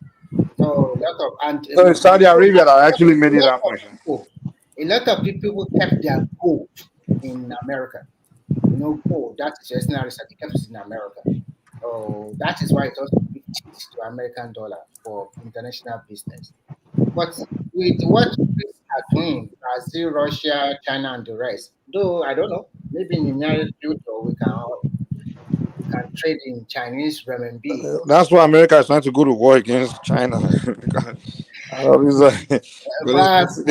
see the threats, you know. Mike, no matter what happened, China will not go to war with anybody. They are not stupid. They can be making mouth blah blah blah blah blah, but they will never go and write it down. What I'm saying, I'm not saying China. Of course, China is not interested in going to war anyway. It doesn't favor them. What I'm saying is, America is trying to stop China because China is looking like they're posing out threats. So that, you know. I think the problem has to do with that. America is losing, not only America, the West, they are losing the productive their production base to Asia, to China. And you know, most of the countries of the world, we are not interested in fighting anymore. Everybody. Yeah, I don't think you're missing my point. Just think I'm talking about war. I'm not talking about war. I'm talking about economic situation,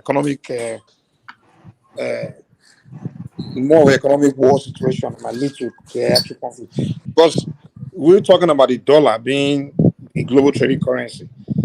Now that China is actually connecting with trading almost every country right now, becoming their number one trade partner of almost every country. It's a matter of time what China will start telling everybody, okay, I only want to trade with you my own currency. And just figure a way, because China becomes so powerful where they can easily just dump the dollars as a global trading currency. And that will affect America.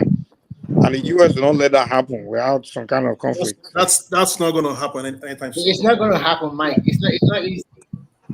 It's That's not a easy. joke. What's not going to happen? Dumping the dollar? Yeah, it's not going to happen. Or competing with the dollar, not necessarily dumping it at all. They may start saying either dumping the dollar or competing with the dollar. Okay, let's put it this way. Let's put it this way. Every country China trade with them in dollar, right? Okay.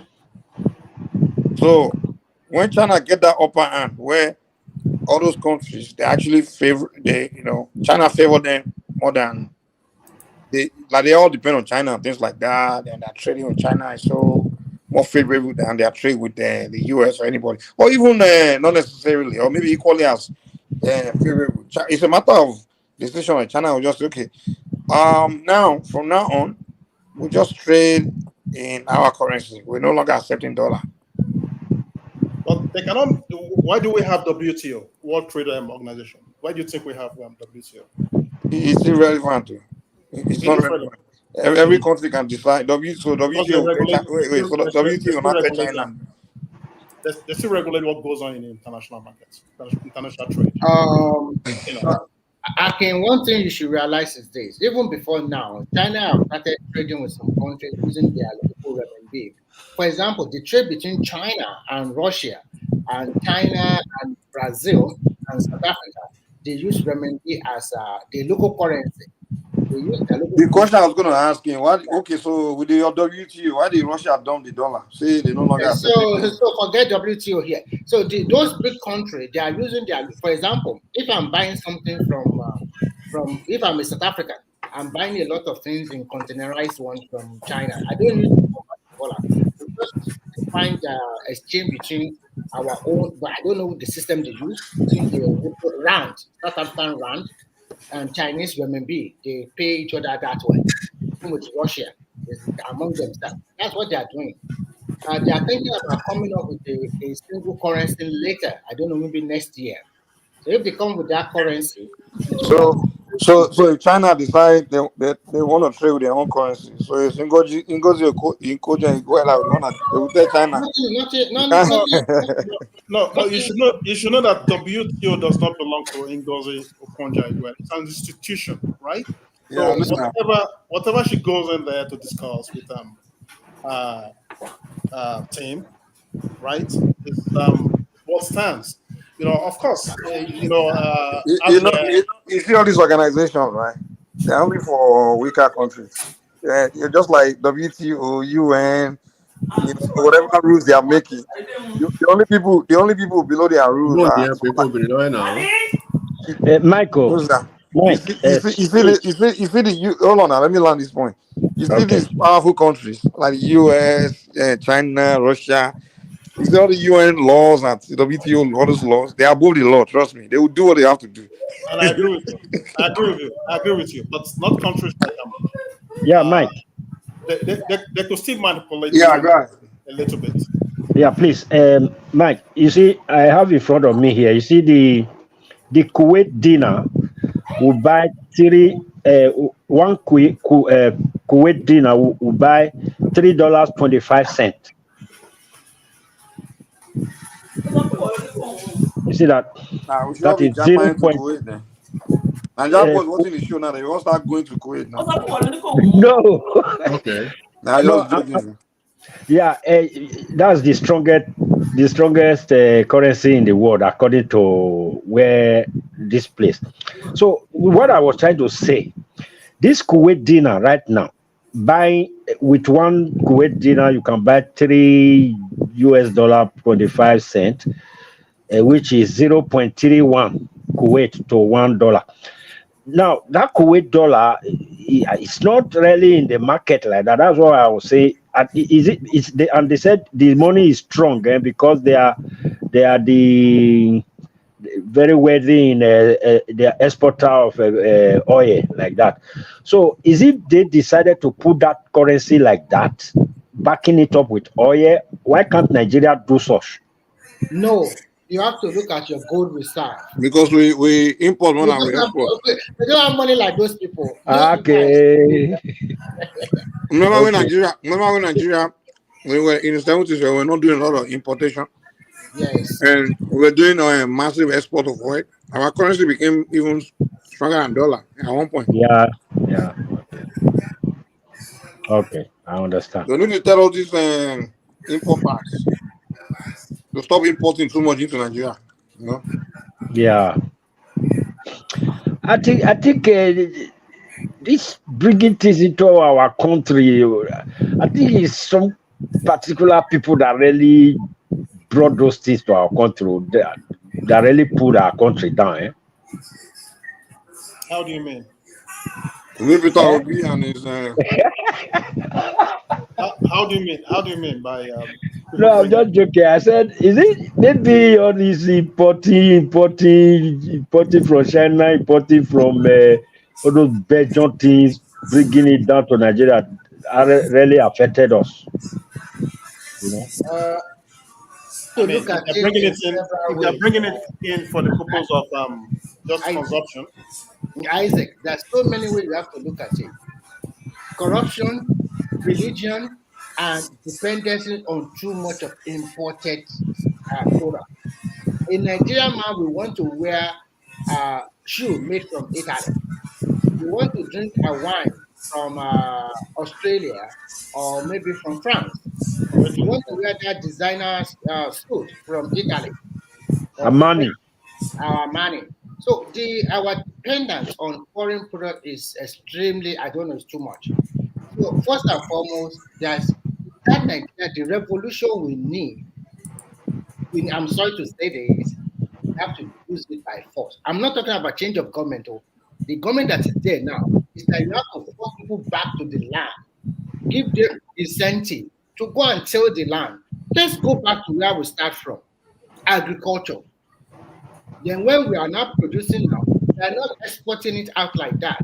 Let's see the value chain. Set up industry, what do you call it? Agro industry base.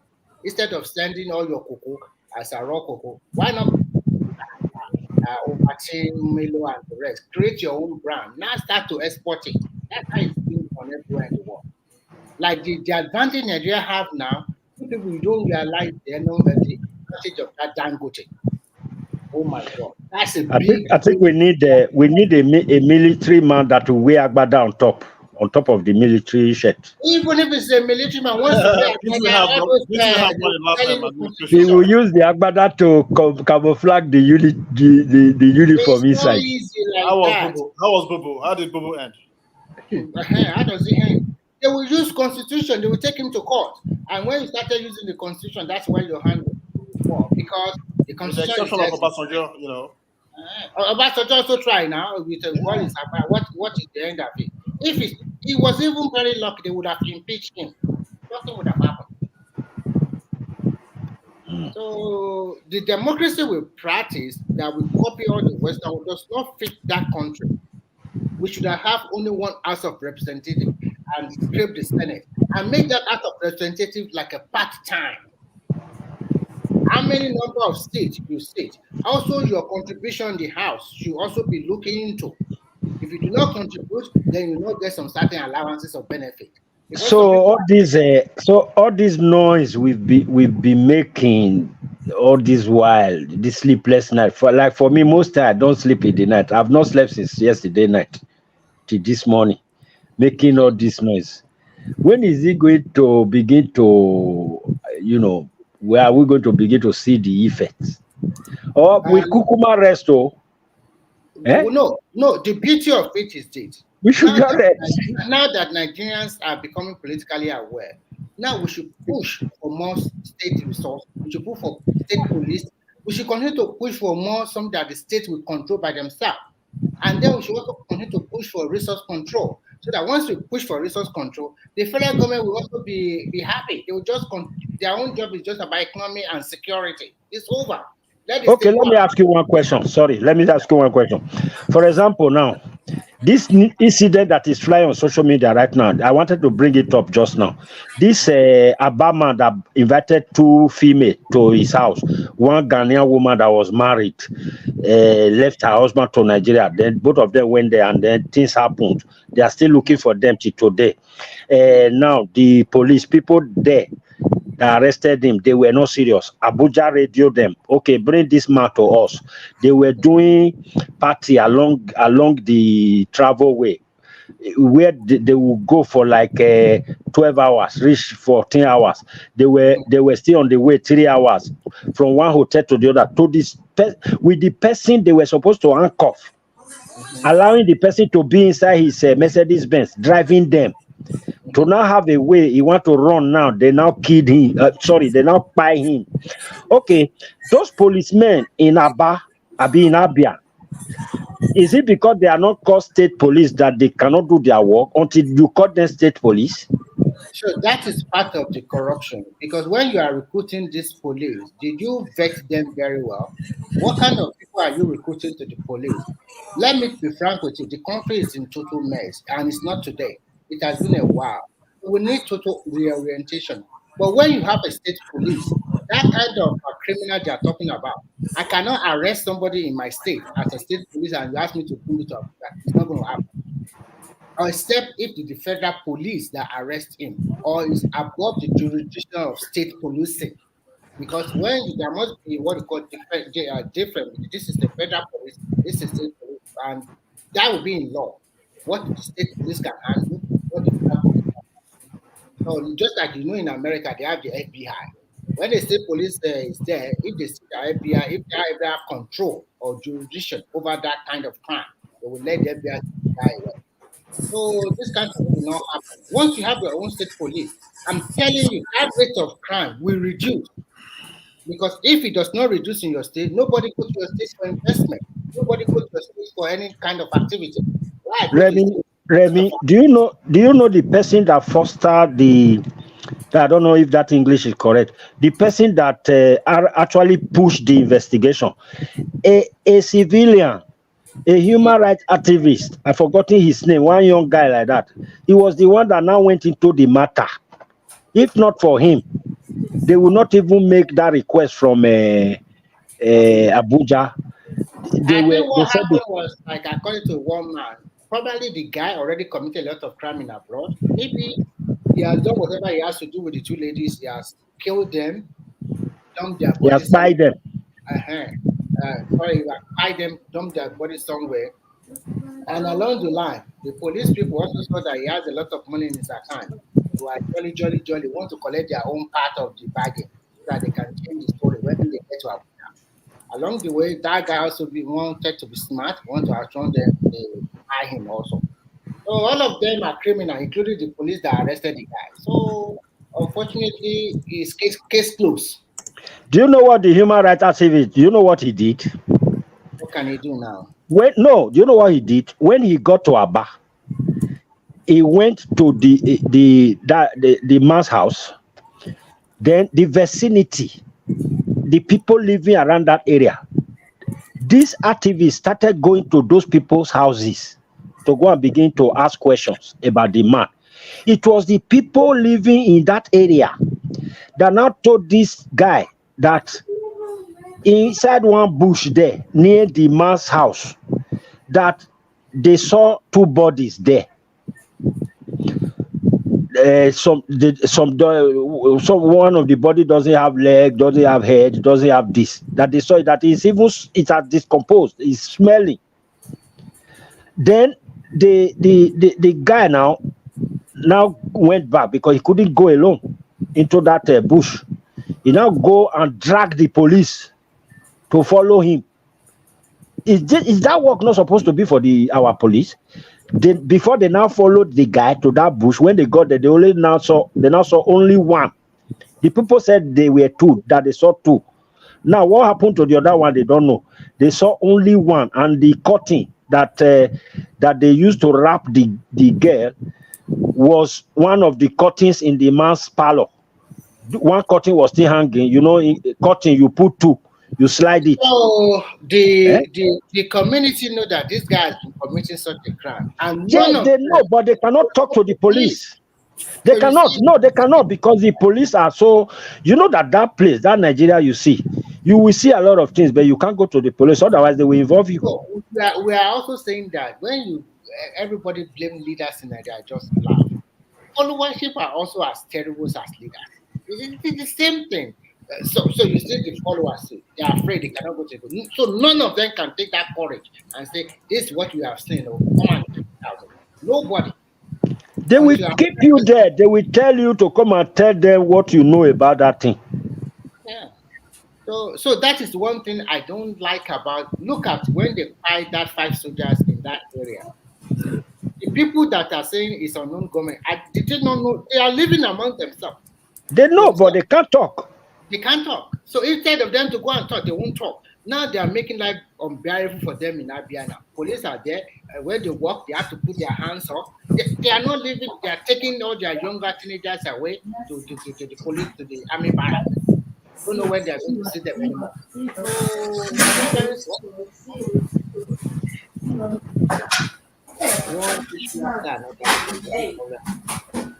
God help us. Enigmatic, mute your enigmatic, mute your mic. Okay, I'll mention. Yeah, okay, yeah. So there is so many stuff. Well, I just want to talk about our Super Eagles match against South Africa. Hey, Remy. Yeah. You called me. Because there's a lot of noise coming from your side, so I want you to mute your something. Maybe it wasn't from him, because I think he was muted. I don't know where it's. Was he not muted? I was muted the entire time now. Okay, maybe it's another person. I thought it was him. Yeah. You want me to speak to anything or what? Yeah, we want you to speak to something. Sorry, the area I want you to speak on. This is where I want you to speak, por favor. You see, this very incident that happened newly about this Obama that invited 2 ladies. I know you must have heard about on social media and all that. Invited 2 ladies to a bar. I think they left Port Harcourt for a bar, and then he sent them 100,000. Yeah, and then, it's like you really want to push my button to open some kind of worms, and some people will cry again when I start talking. No, por favor. This is the area I really want you to go. Why is it that our police, in such incidents, they are not always serious? They don't do their work. Something that concerns human life, please. Well, and the government is not doing anything about it. It's That's my concern. It's very easy. What you see from the police and then from the generality of people, they are just the projection of the leadership that we have, and like I said earlier, the leadership that we have and what they dish out to all of us, right? It's an aggregate of the acceptance of their silliness, because we want to tow a certain narrative or a certain idea of how things should be. Do not forget that this guy that I don't want to speak about what is happening in Nigeria now about women generally commercializing relationship, and then being almost every Tom, Dick, and Harry is a hookup girls now, stuff like that. But unfortunately, these girls, they lost their life to a man who is a serial buying person. Let me use that, right? Yeah. And then you will know that from what he's been doing is not new to that. And then this is why people should teach their kids in the best way possible, because when they're out there, they do some silly stuff. Why would people not say anything? Because people are aiding and abetting all these people, because it is let me give let me say it this way, right? And we saw what happened last week when they piled a lot of our soldiers. Even you saw the statement could hear the statement of the governor. And even 2 days ago, 3 days ago, the governor still came to say some things, basically in a tone that he was speaking to the fact that he was not speaking directly to the issue, scared to call these people terrorists and stuff like that, basically pampering them. So when you see that type of society at the upper echelon of governance, why wouldn't you see the replicate of that, right? Or the replica of that in the lower echelon of the society within the people? Because when you are talking government is not about the people that are leading, right? The leaders, they are as strong as the followers. So when the followers are giving you the go ahead to continue to do your silliness, when it comes to certain things they should speak to, when it comes to individuals, why do you think they won't cover it up? They are able to cover it up because people give them the opportunity to cover them up. Imagine if that thing has happened in a country like US or UK or Canada, where you live now.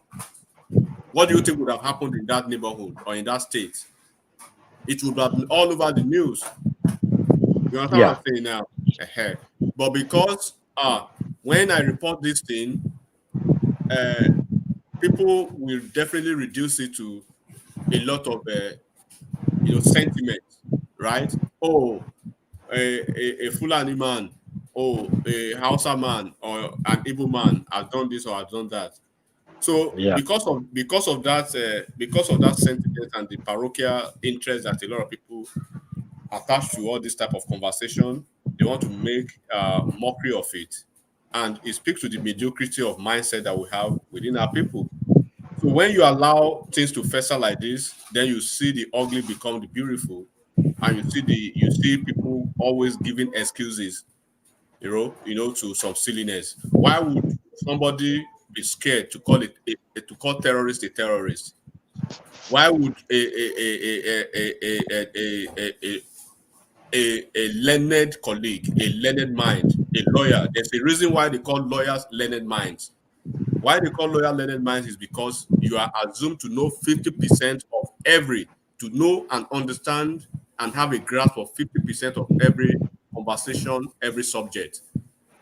That's why you will see a lot of lawyers, right? They will turn 360-degree from law to any other profession, then they will seamlessly transition to that profession like they were born with it. I have colleagues who turn from law to medicine, right? I have colleagues who turn from law to information technology, and they are big boys. They are at the top of it. I have some colleagues who turn from law to a lot of other professions, right? And I have a lot of friends who are still in the practicing landscape of the law. So why you see this type of conversation?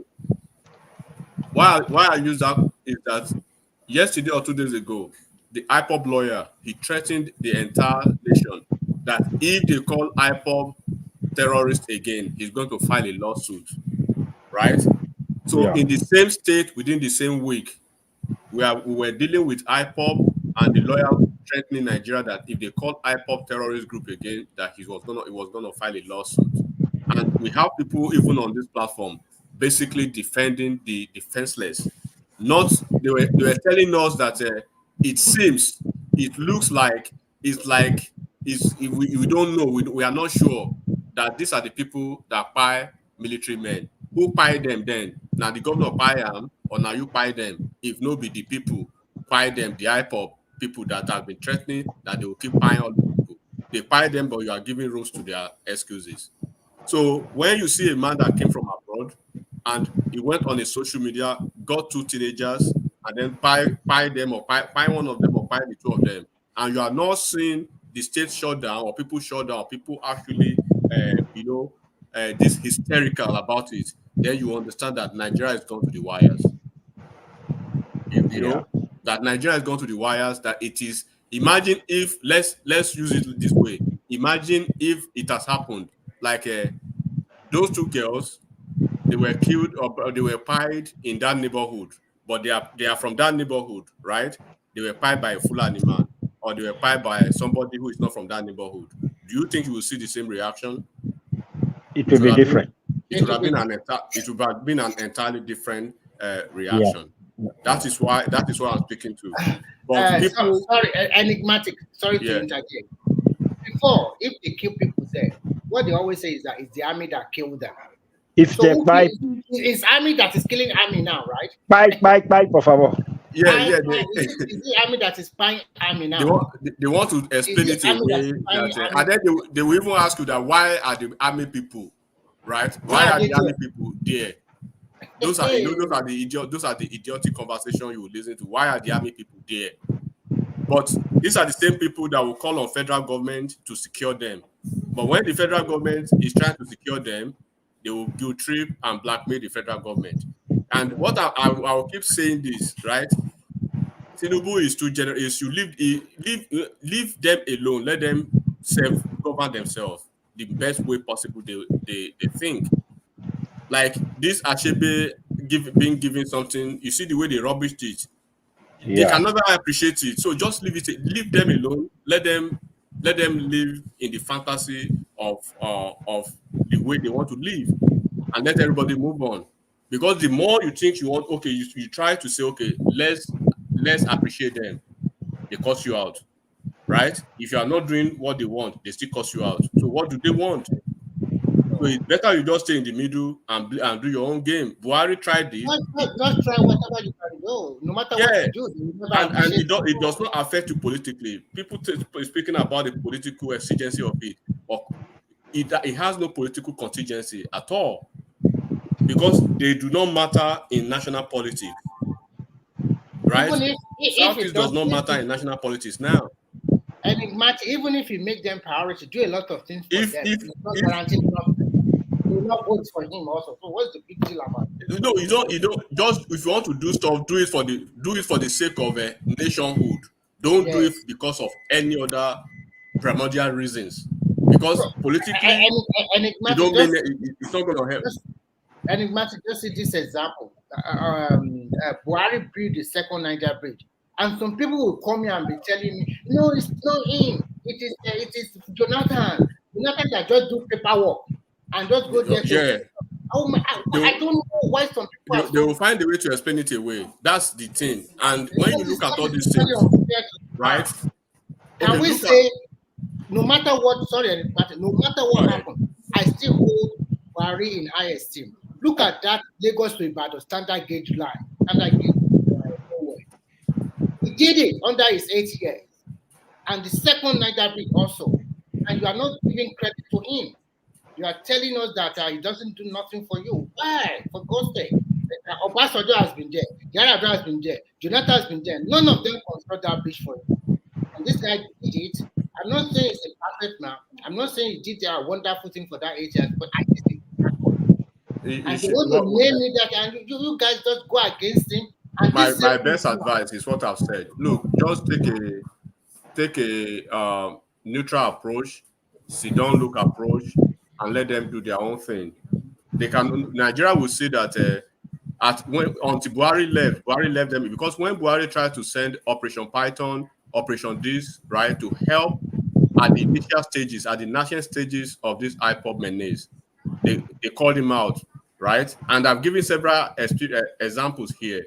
When the nuisance, the willful nuisances in the southwest were calling for Yoruba nation, that they had the audacity to go to Oyo State Governor's Lodge or whatever. Immediately we wipe them out. You could see within a week, you could see the action within a week. It was community effort that drafted these people out. They wipe them out immediately. Yeah, it means, it means if somebody like Anini and his gang spring up in that region today, that's how they will just protect him.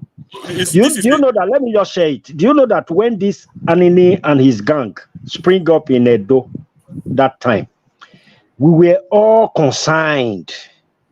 Even though we were not able to come out to look for him, but everybody the day they caught him, they caught him, all the street people were dancing, rejoicing. God bless you. Know. But look at, I just gave you a typical example now. Enigmatic. Oyo State versus Abia State within 2 months. Oyo State versus Abia State two different governors. At least we cannot say Abia State governor is not a member of APC. Yes. Likewise, Makinde, not a member of APC, is PDP governor. But he came to the TV that day. He said, "You will see from the tone of his voice, that guy was ready to run. He was ready to run down Oyo State to fish out those people from wherever they've been kept." And Oyo people saw the marching order. Do you know those people, like 27 or 24 of them, right? All their buildings, leveled to the ground. Leveled to the ground. That is probably one of the most the fastest adjudicated cases we did with immediate. So even from their street, they were pointing, "This is their house. This is where this man lives. We know him." They were pointing them out. So what is unknown gunmen? Unknown gunmen that are killing, that are finding prominent people from that place, and you are still calling them unknown gunmen. Then you send policemen, they fire them. You send soldiers, they fire them. But hold on. You send soldiers, you fire them. Send police, fire them. Send federal agents, fire them. And you are still blaming the federal not helping you out to secure your environment. Then what else do you want? Enigmatic, do you know Chief Priest Cubana? And I hear what he said. They are roasting him already. They are roasting him now. That guy should not go back to that place anymore. They'll be roasting him now. But that is the do you know that name today in Edo State, that name Anini, is like a taboo. I heard he had a son after that incident. He had a son. That boy couldn't stay in Benin. He had to follow route. I think they said he ran to Italy. He couldn't stay. Bro, I'm very glad that you are a Benin person, right? In those states, when they notice a bad person in a street or in a neighborhood, they can even say, "Okay, we have to go to the shrine to go and fish out who is doing this in the street, in the neighborhood," right? The community effort will see it there because they want to sanitize that environment. But in the course of saying you are because, and then this is very common now, and it is very okay now that the entire nation, they've seen the silliness and the supercilious of all this, cavalier attitude. Because now you cannot say, you can Google, go and listen to Alex Oti's statement 2 days ago.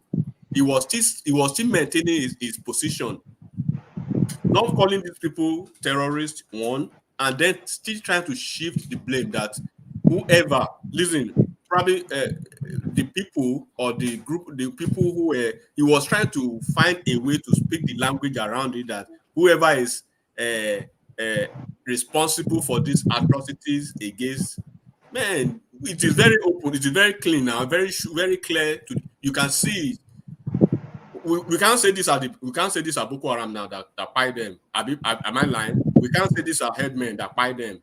You have an existential threat in that neighborhood, and they are IPOB, and they are always out there. The governors are scared of the IPOB.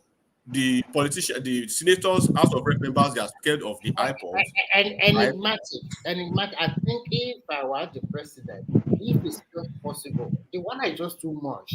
All over the internet, you already demarcated. Don't let them go away. Let them go to their region. It's easy. There's little the government, the president can do now, Remy. It is very easy to look. We know, and you know, and everybody knows that they are just pontificating and huffing and puffing. That they want to go give us this or give us that. You know, somebody was asking me a question, Enigmatic. Somebody was asking me a question one day that if they go to their region, if they give them what they are asking, do they take their resources? And I asked the person, if you build 10 houses in Lagos and you are going back to your southeast, are you going to uproot all the houses? It's possible now. And that means you are leaving that country to your own country. So they are not really. Look, they are not really ready. All they want is just to blackmail the nation. And I think they use emotion too much. And you will see during the Jonathan regime, did you see them cry throughout? No, not at all. They were whenever they are in the driving seat or whenever they are having it good politically, they will be keeping quiet. But when it turns around against them, especially this 2023, that they brought their IPOP candidate and Nigeria rejected the IPOP candidate, because you cannot be. Nigeria is a zoo. Nigeria is a zoo. Nigerians are animal. 9 months ago, for instance, And then shortly after, during the election, you brought an IPOB affiliated candidate to the same Nigeria. And the Nigeria that you call the zoo and Nigerians that you actually termed animals, then now all of a sudden you want to be the same president of the same Nigeria. Then you are flip-flopping. Where is your position? And now shortly after the election did not go your way. Nigeria is back to zoo. Nigerians are animal. The marketing Nigeria is the opportunity you have. Enigmatic, that's one thing that surprised me. After the Supreme Court judgment, and we is also going to go from one place to another. Aren't you tired? Aren't you tired? And that's why you see the Labour Party. And just 2 days ago, still continue to say the election was not fair and fair. Blah, blah, blah, blah. Aren't you tired? Let me go and read go and read the Midwest, the mid this North Central, middle belt. Go and read the middle belt. Yeah, I read it. Those people are telling him to just keep quiet. They are tired of him already too. They are already tired because they gave him he amassed a good number of votes from the Christian Northerner, but now they are tired of him. That Ogbeni, guy, do elections. We are done with elections. Governance is here. You can't be all over the place demarketing the same country that you say you want to govern. Everything you must demarket this country. So, my brother, this is why I told you I don't want to go to this conversation because they don't like the truth. They like to hide under this cloak of do not let us reveal our secrets. I was listening to a live. I did not join the platform. I was just listening to them, and they were just talking about the Saudis, how powerful they are, how entrepreneurial they are. If they go their own way, they even said that if they go their own way, there are some states, there are some people in the south that will join them or something like that. And then one guy just said, okay, let's say you go back to your region, and then now you want to go to other countries of Nigeria. Maybe they split Nigeria into states. Do you know that for you are going to need visa? They said, no, we are not going to need visa. The South people like us. People want to here you go. I think that's nonsensical talk. Look, let me just say this. Listen. They said before we divide Nigeria, we would have reached agreement with other Nigerians that we can go to their country easily or something like that. So you won't enter with your visa. You just jump. They will just go there and do business as usual. Why do you want to go away there? Do you think I think they don't really understand. You bring that idea that you want to go away, they'll flush you out to go back. And it seems that, and this is the problem, right? You will see that the leaders among them should know better, but the leaders are even worse. They are even worse than the young ones, right? So now, what I would advise this administration, particularly the Tinubu's Aso Rock, to do going forward, do not try to placate people who are not ready to come on board. Do not ready to placate your enemies. They've continued to demonstrate that they are your enemies. They want you, regardless of what you do, right? They will never be placated. They will never be happy until they have a Biafra IPOB person in Aso Rock, which is not going to be possible because even when you are trying to bring them on board politically, they rubbish you. They say, we don't want this, we don't want this, right? We are not begging for this, we are not begging for this, but you are crying to be president for crying out loud. Sorry, were you the one that told us that come 2027 presidential election that Obi will carry the obedient in his head in a train? He will be hawking them. Buy obedient, there will be nobody to buy. Is it not doing that now? Buy. They've chased him away from Labour Party. Labour will not buy. Afghan will not buy. It will be roaming around. Come and buy obedient. They played the good politics on him. They created the directorate. They wanted to know where he was standing, and what he needs to do. Because you cannot say you are a Labour Party person and you don't want to move. You don't want to have a transit that's your movement, that's your obedient movement. You don't want to integrate them into the Labour Party. So you have to choose where you belong now. You cannot continue to choose and pick why you want to use us as leverage to move to another party, because now this is Labour Party now, Abure faction and Araba what's his name? Apapa faction. they've now come together to realize, oh, this man has happened to. He's been the one behind these issues and everything. So we have to coalesce together now, come together, and then let us know if this man is with us or not. And he showed his hand.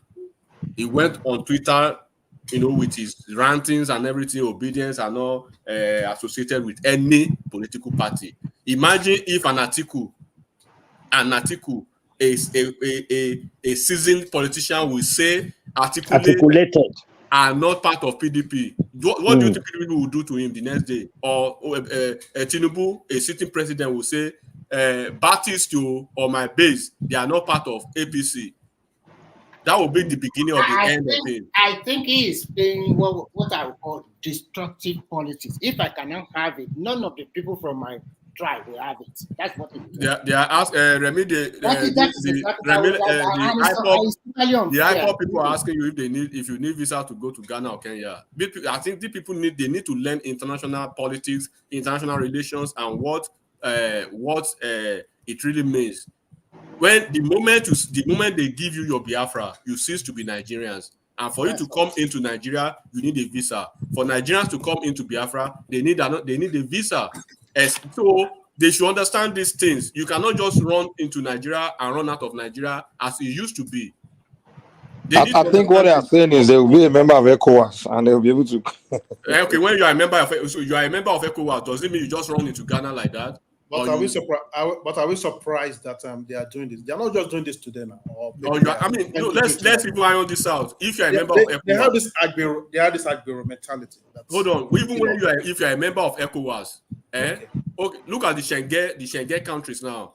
You have the Schengen privilege, but will you just run from Netherlands to Belgium without having some paperwork to enter?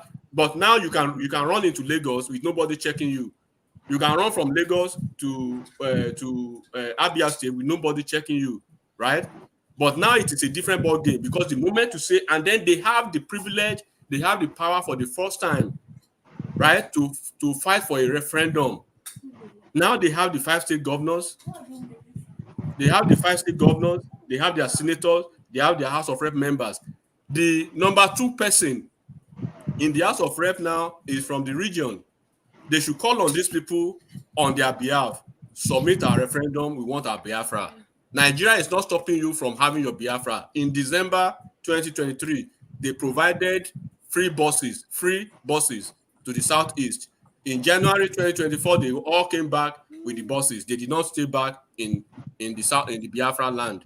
So you are either a Nigerian or a Biafra. You have to choose where you belong. You cannot choose and pick. So if you choose to be a Nigerian, you must be a Nigerian with a patriotic mind, not defending IPOB, or probably we knew that you were a member of IPOB, and then you basically subsumed into a movement that you say you want to take Nigeria, and you presented an IPOB candidate, and Nigeria saw between the lines that we cannot have an IPOB candidate. Hold on. The person that will not call out IPOB for one day, a single day, he will never call out these people, and you want to be a president of multi-ethnic group. Enigmatic, the funniest part of it, what they are doing now is that they are telling you that no. One of them say it's not in Nigerian. Say, why are you on the Nigerian platform? These people are stupid. You are not in Nigeria. You are listening to Nigerian. You are listening to a Nigerian platform. You are commenting on Nigerian platform. You are having headaches about Nigeria. Do you know what is going on online now? They are trying to say we are going, but we want Edo to follow us. Rivers is also Igbo land. Delta is Igbo land. They are afraid that they are landlocked and they want access to the ocean. That's not my problem. If Edo, they can as well take the entire South with them if those people will follow them. But if I know do we have any Edo people on here? If you want to yes. go with them, Isaac, they want you to go. They want you to go with them to their Biafra. And let me quickly say something about that. I was surprised. The Oiboma would say flabbergasted. I was surprised when they said that Edo belongs to. Apart from that, I don't think that's just nothing. What I wanted to say, I was surprised when somebody came here having issue with what do you call it, Wike, telling the minister to take their bow before the president. To the president, I was surprised. Somebody coming to come and make that an issue. It's not look, what you are not understanding, substitute that president, right, for Peter Obi, and you see them how they will explain it away, how they will be so defensive. It is not the president, it is not that action, it's not that action that actually gets them riled up. It's because of the hereditary hatred. They have this hereditary, deeply rooted, seated hatred, right? And you are not getting one thing. The fact that they did all the propaganda and they did everything under the sun, right, to get their graduate, their IPOB candidate elected, and Nigeria rejected that man. They've been thinking, how are we going to replicate this format again? Because it can never be replicated again. They know him. They know him now. They are chasing him from one party to the another now. He shopped before he landed in Labour Party, and the Labour Party now that is warehousing him is throwing him out of Labour Party with this headless mob of these charamutans now all over the internet. So now the game is over for him. Like I said, please bring up the grammar, beg. I general. It's a political destitute as much as I'm concerned. You can see it, right? It's a political destitute, and we all know it's a prevaricator, right? It's a dissimulator. He has nothing like leadership capacity. You were in ABGA, you caused problem. You went to Labour, you went to PDP. Nobody chased you away. You ran away. Now you're in Labour Party. You can't even lead. You basically had two factions. And when it came to TV that day, we said it on this platform. I don't know if you were listening then. I said, this man shot himself in the foot by taking a position. As a leader, you wouldn't take a position. Presidential leader or the political leader. Do not side Aburi against Apapa. Sit in the middle, be neutral, and try to find a way to mend those fences. No, Aburi is then, Apapa is this. They went to the court, they disgraced that man, they embarrassed that man. But now look at what is happening. Abure, now that is their enemy today. 3 months ago on this platform, you'll be so surprised, right? The most vociferous defenders of these people were supporting Abure. Abure, so these people they are a bunch of pantaloon, they are a bunch of gagman that doesn't want to see Nigeria progress except they install that they are IPOB candidate. And Nigeria taught them a very good lesson. Never in their life will they take Nigeria for granted. That's why they will never see anything good in that Nigeria. And how do you want them to even see anything good in Nigeria when they never even saw Nigeria as a country before the election? They saw Nigeria as a zoo, and they saw all of us, me and you, that are real Nigerians, as animals. But all of a sudden, you presented a man that will never call out the terrorist group, the IPOP terrorist group, who are burning down the entire region, and you want to make that the problem of Nigeria. And even when Nigeria is trying to step up to help you guys cure the problem, you guys are blackmailing the nation. Asiwaju should leave them alone. Take a sit-down look like Buhari did until he left. Buhari tried. He did Operation Python, Operation this, Operation Crocodile. They turned it against the man. Waiting Abokima won't do. He started looking at them. At the end of the day, they will be the one in an exiguous position that they will have to beg Nigeria to say, come to our aid. Let them be aiding and abetting the criminals within them. And I will leave it at that. Remy, are you still there? I'm here. I'm listening to Enigmatic. Yeah. The funniest part of it is that when they started killing one another, flogging their students and their teachers, I was on this platform one day and I was moved. And people just tell me that you just forget it. They never care. They never care. I don't understand why you tell some people not to go and sit for their WAEC. And then we said, I don't get it. Sit at home, your economic is crumbling, the environment is oh God, so many things. Oh, I just don't get it. To be frank, Nigeria is good as a country, no matter how because you are united as one country as big as like that. we might have our own problem. But there is a lot of development that have took place in Nigeria since independence. Just last week, there is a free subway train ride in Abuja, Abuja Metropolis. Look at the train. The people that are getting inside the train are Igbo, Hausa, Yoruba, and they are commending beautifully. They are happy. Look at Lagos train. Does it restrict anybody? If you are Hausa, Igbo, or Yoruba, you are free to ride the train. So that's what before I go, let me just make this final statement. I think I wanted to react to something real quick. These people should stop telling Nigerians to let them go. Nigeria is not holding you. It is you guys can start a very big protest movement. Everybody, if you start moving back to that southeast today, right? Nobody will hold you back. Wherever you are in the nation, you are in Kano, you are in Kogi, you are in Kaduna, you are in Asaba. Move to that southeast if Nigeria will hold you back. And you have representatives now. Tinubu is not stopping you. Asaredo Kubo came out the other time that you guys should go, nobody will hold you. They said they started insulting that one that why would you say we should leave? But you guys say when you want to leave, you say you want to leave. When they tell you to leave, you will say Nigerians are bigots. Now you have representatives again.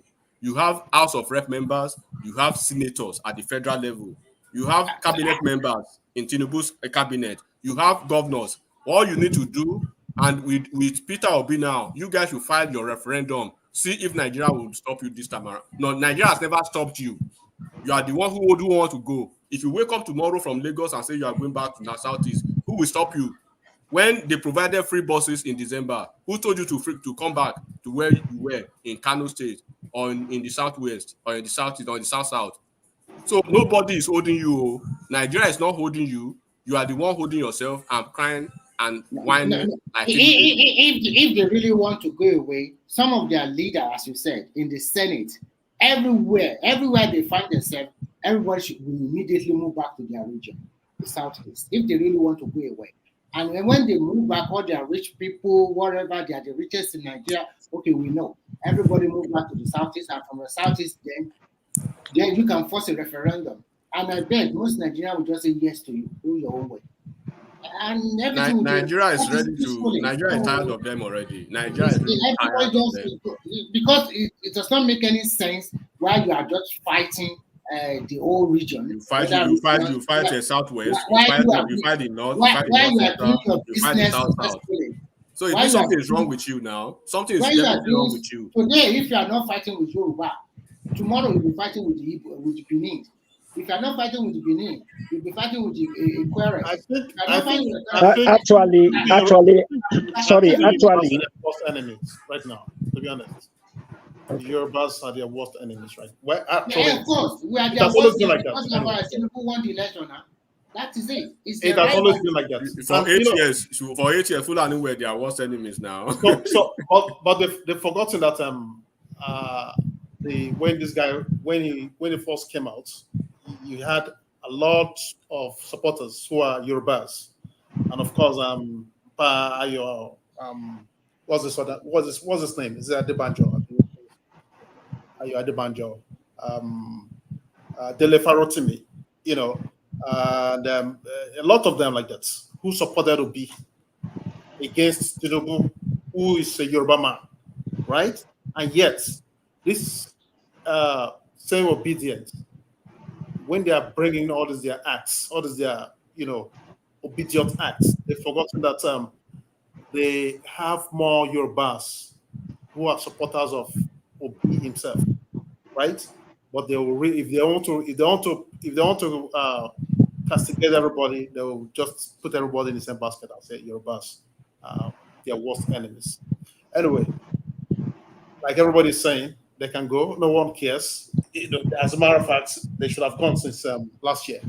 If they apply the right strategy as at now, right now, just the right strategy, Nigeria will let them go. You see that bridge, Niger bridge, whatever. Bro, they don't even need any.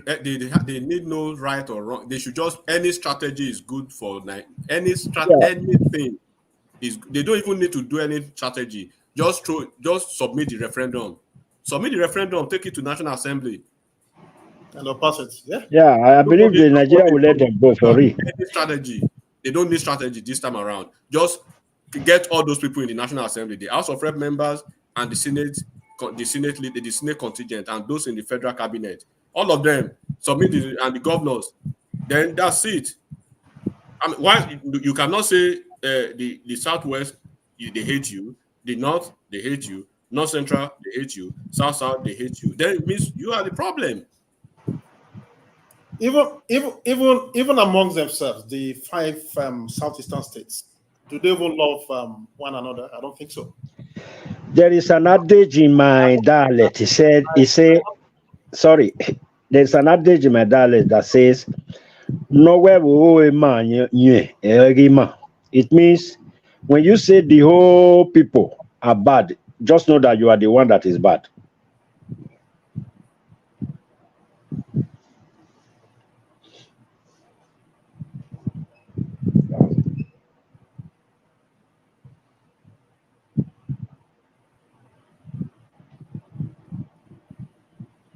Is Mike still on the show? Mike? Yeah. Yeah, I'm listening to you guys. I'm just on the phone. Okay, I'm going to switch account. I'm going to stop. Okay, I got you. Okay. Hold on. Are you already logging twice or what? Yes, I want to shut the one on my phone down and use the one on my computer.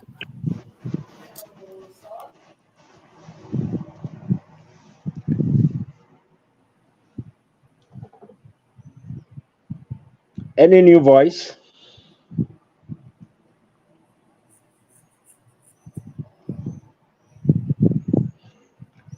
No new voice apart from Remy, my other brother there. Yeah, let's go ahead. Let's go ahead. Let's talk. Let's talk about the what do you? The professor that was honored, the late guy, Chinua Achebe. I think we have flogged this obedience and obedience. Can you guys hear me? Yes, we can hear. Oh, okay, great. Earlier, one man would not even let somebody finish the sentence within 1 minute. Time is up. So, anyway, Peter is messing up. Anyway, what is the other topic that I even brought up today? I forgot. Anybody? Mike was not even here then. Chinua Achebe was Yeah, that was named with a a street that was named after him. Yeah. Just was done for Wole Soyinka. And Seyi Tinubu, a street was named after him in Sokoto State. In Sokoto. And of course, I think I'm looking at the screen. It says Emir Sanusi. The video that was circulating in the internet. I think honestly, I don't know why people says that a king or chief must not be political. I don't see a reason why he cannot speak truth to the power. Everybody cannot be silent. Another thing is that if I'm closer to you, let's say I'm your friend, you are in public office, you don't expect me to join issue with you on the pages of newspaper. I would do you a disservice if I do not come to you in the closet and advise you, one-on-one. And, in a way, people value hypocrisy. In this part of the world, we so much cherish that. If I'm your person, if I'm close to you, our friendship, the relationship that we'll have will be jeopardized if I have to be joining issue with you on the camera.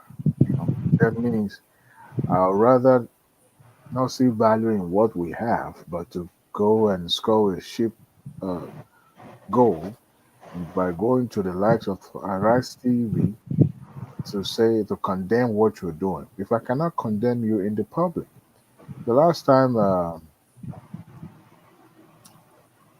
Police Yinka visited Tinubu in the Aso Rock, you guys remember what the obedience was saying then? Oh, and a Kahoot, they're one accord, this and that.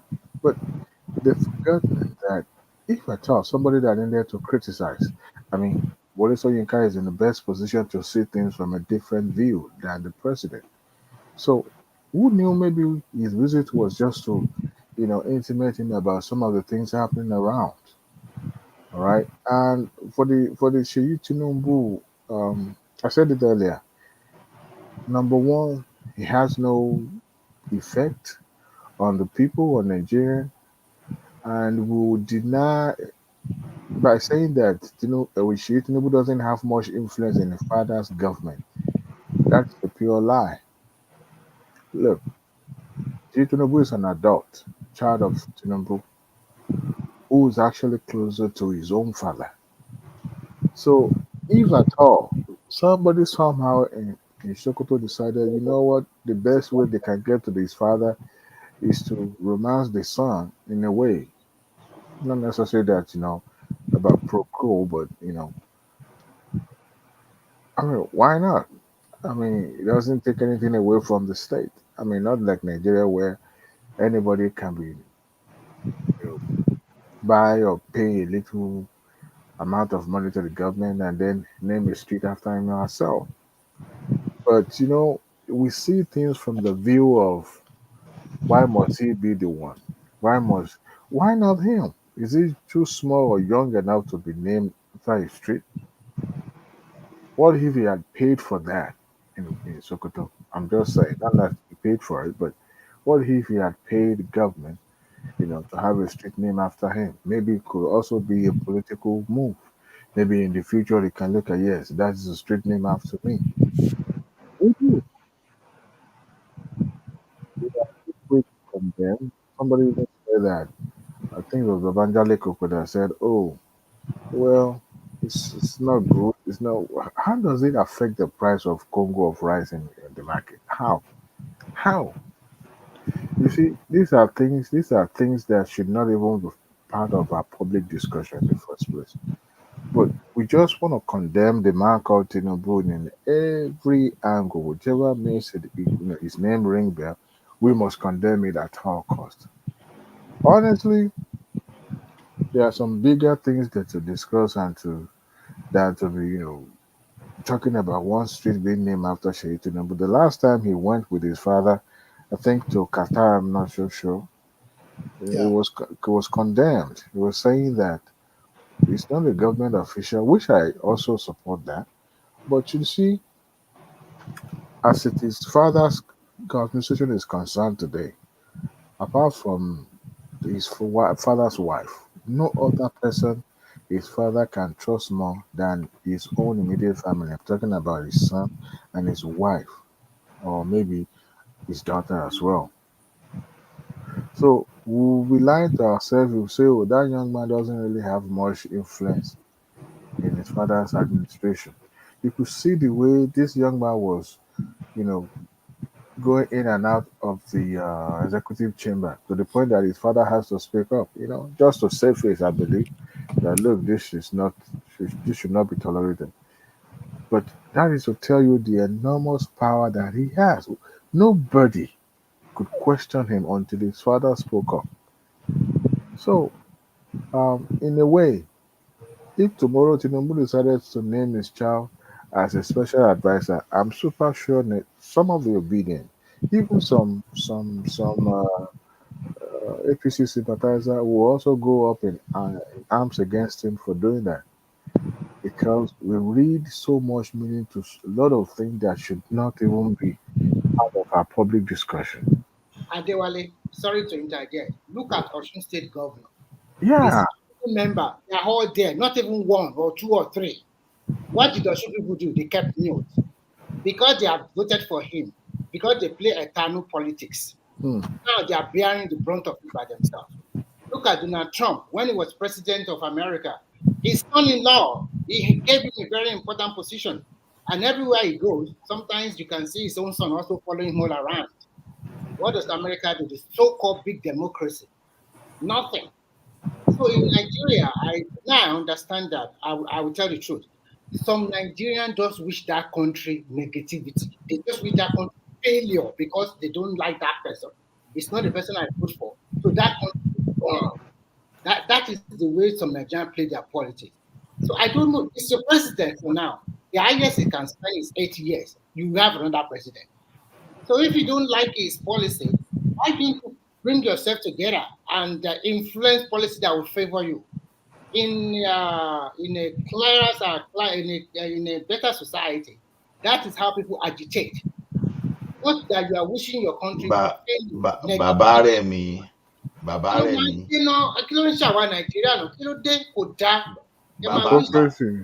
Bàbá rẹ̀ mi sing the national anthem for us and let us look at that. This is what should be our citation every day. Nigeria, we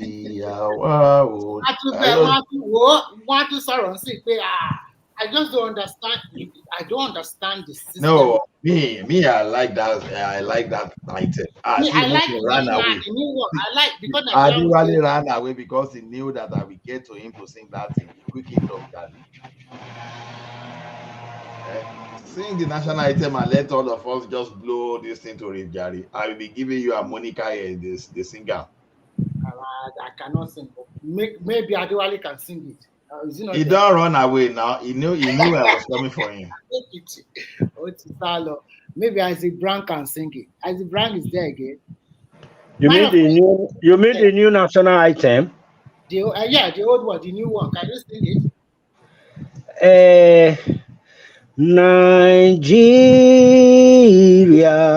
we hate thee. Our native land, though tribes may differ, in brotherhood we stand. Nigeria's all are proud to serve our sovereign motherland. O God of all creation, God is our request.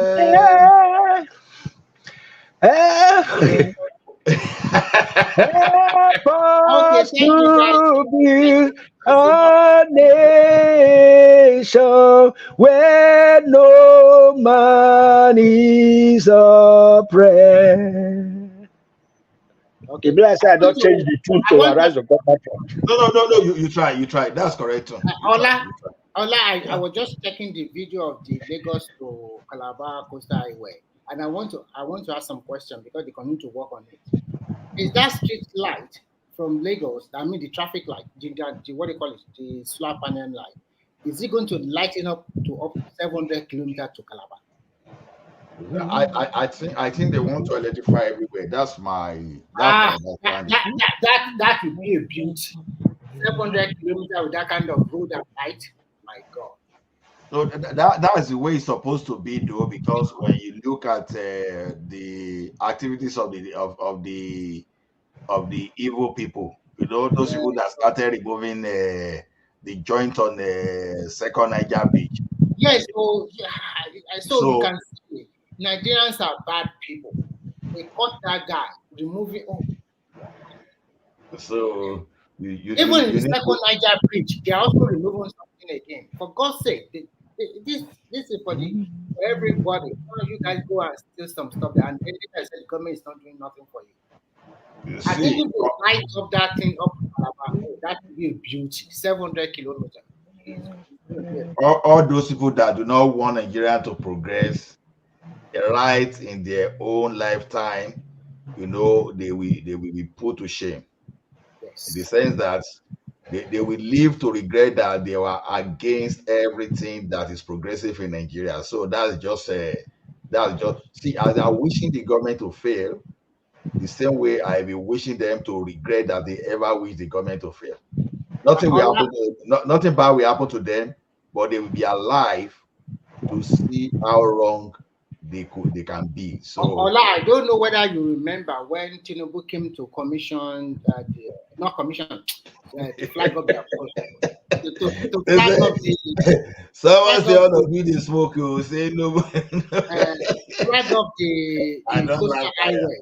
You know, before they said that the first 47 kilometers is going to take them 3 years. They have cut it to 2 years now. And then an appropriation bill is coming to the National Assembly soon. They are going to start the Calabar hand immediately by July or August. So that at the end of the day, they want to speed it up so that it's probably maybe within 6 years, everything is finished. Okay? you see, one thing is, I'm so happy for that coastal road. I'm happy because our people don't even know what they are fighting. Look, I keep telling people, instead of you going against AB, I'm not sleeping. Now, if you like, do your this thing. I have service by the next 2 hours. So if you like, things I have service. I know they sleep. So do your best. Do your best. So the thing is this: people don't really understand what it means that when you are opening up your infrastructure, the thing you want to do is start taking position. You start taking the economic position instead of, because one thing that affects your progress is how you wire your mind. If you wire your mind to the point that it is every time you are seeing negativity, you are not likely to see the opportunity in front of you. Yes. Look at us. Look at us. If you just put small stick down like this and just put a string and you tie us down to that rod, the horse will stay there and you will not even know that he has every power to just move. It's just a step. He will pull that rod and move away, but the horse will not know. So some people, you will see some kind of opening up that is creating development, but because they have preset mind that, oh, this is not a priority, they will not even know that they are supposed to take position and to benefit from that. It is only when some people has already saturated that opportunity that they start running. Why you are blaming the coastal road now? Look at what you can do around that coastal road. So in the next 10 years, you will look back and just shake your head, like that lizard that fell from the top of a Iroko tree says, if nobody is here to praise me, I praise myself. It's not everything that government does, that the people in the government do, that you be blaming them for. So they are not investing your fund in this, they are creating infrastructure, and that's the basic thing that government should do. That's that. So start looking for what you can do around those axes. You understand? And pray that they should finish the project. Just imagine the second Niger bridge. If the second Niger bridge had been completed like, let's say, 30 years ago, I'm very sure the Nigeria economic configuration might be different from what we have currently. Ola, I want to ask you a question.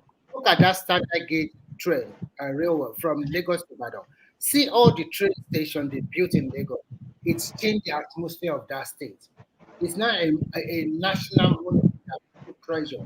You take photo. Once you see that, some people ask me, is this Europe? Because sometimes there are some part of Lagos is even more beautiful than some European. I'm not saying totally, I mean some parts. If you see the way the drone shot from abroad and so many things like that. So whatever you say against Buhari, at least that one successfully within his 8 years. Second Niger Bridge, he built within 8 years. If before him, those ones have also built something, at least everybody do their own part. The country will continue to improve, and everybody will have. For example, today now, a lot of people are working on the coastal road. Even in Lagos now, they say it's very, very difficult to get a truck to your own house to bring latrals to your home because everybody is going to the highway because they are taking money from there. and they know that it can sustain them for the next 4 or 5 years. So Exactly. You see, Alex, let me tell you something, Alex, to start with. Nobody wants to be a citizen with cows. It depends on what you mean. It is unfortunate what we witnessed in the last 8 years, but things yes, are not supposed to run that way.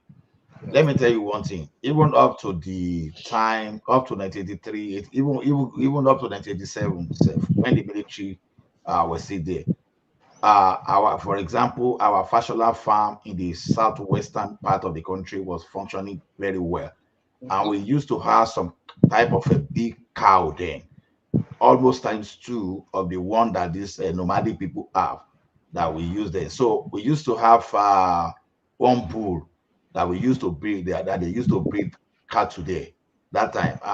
You know, proper ranching around that place, not the kind of the one that they release the cattle, people release cattle to people's farm to feed. Proper ranching, and the cattle were well fed. You understand? We can see have things like that. So the best way to stop all these things is for us in the south to do the right thing. How do I mean for us to do the right thing? Okay, why are the cows that we are talking now? Why are they creating problem for us? Because we are the one eating cow. We are the one that how many cows slaughter in Lagos every day.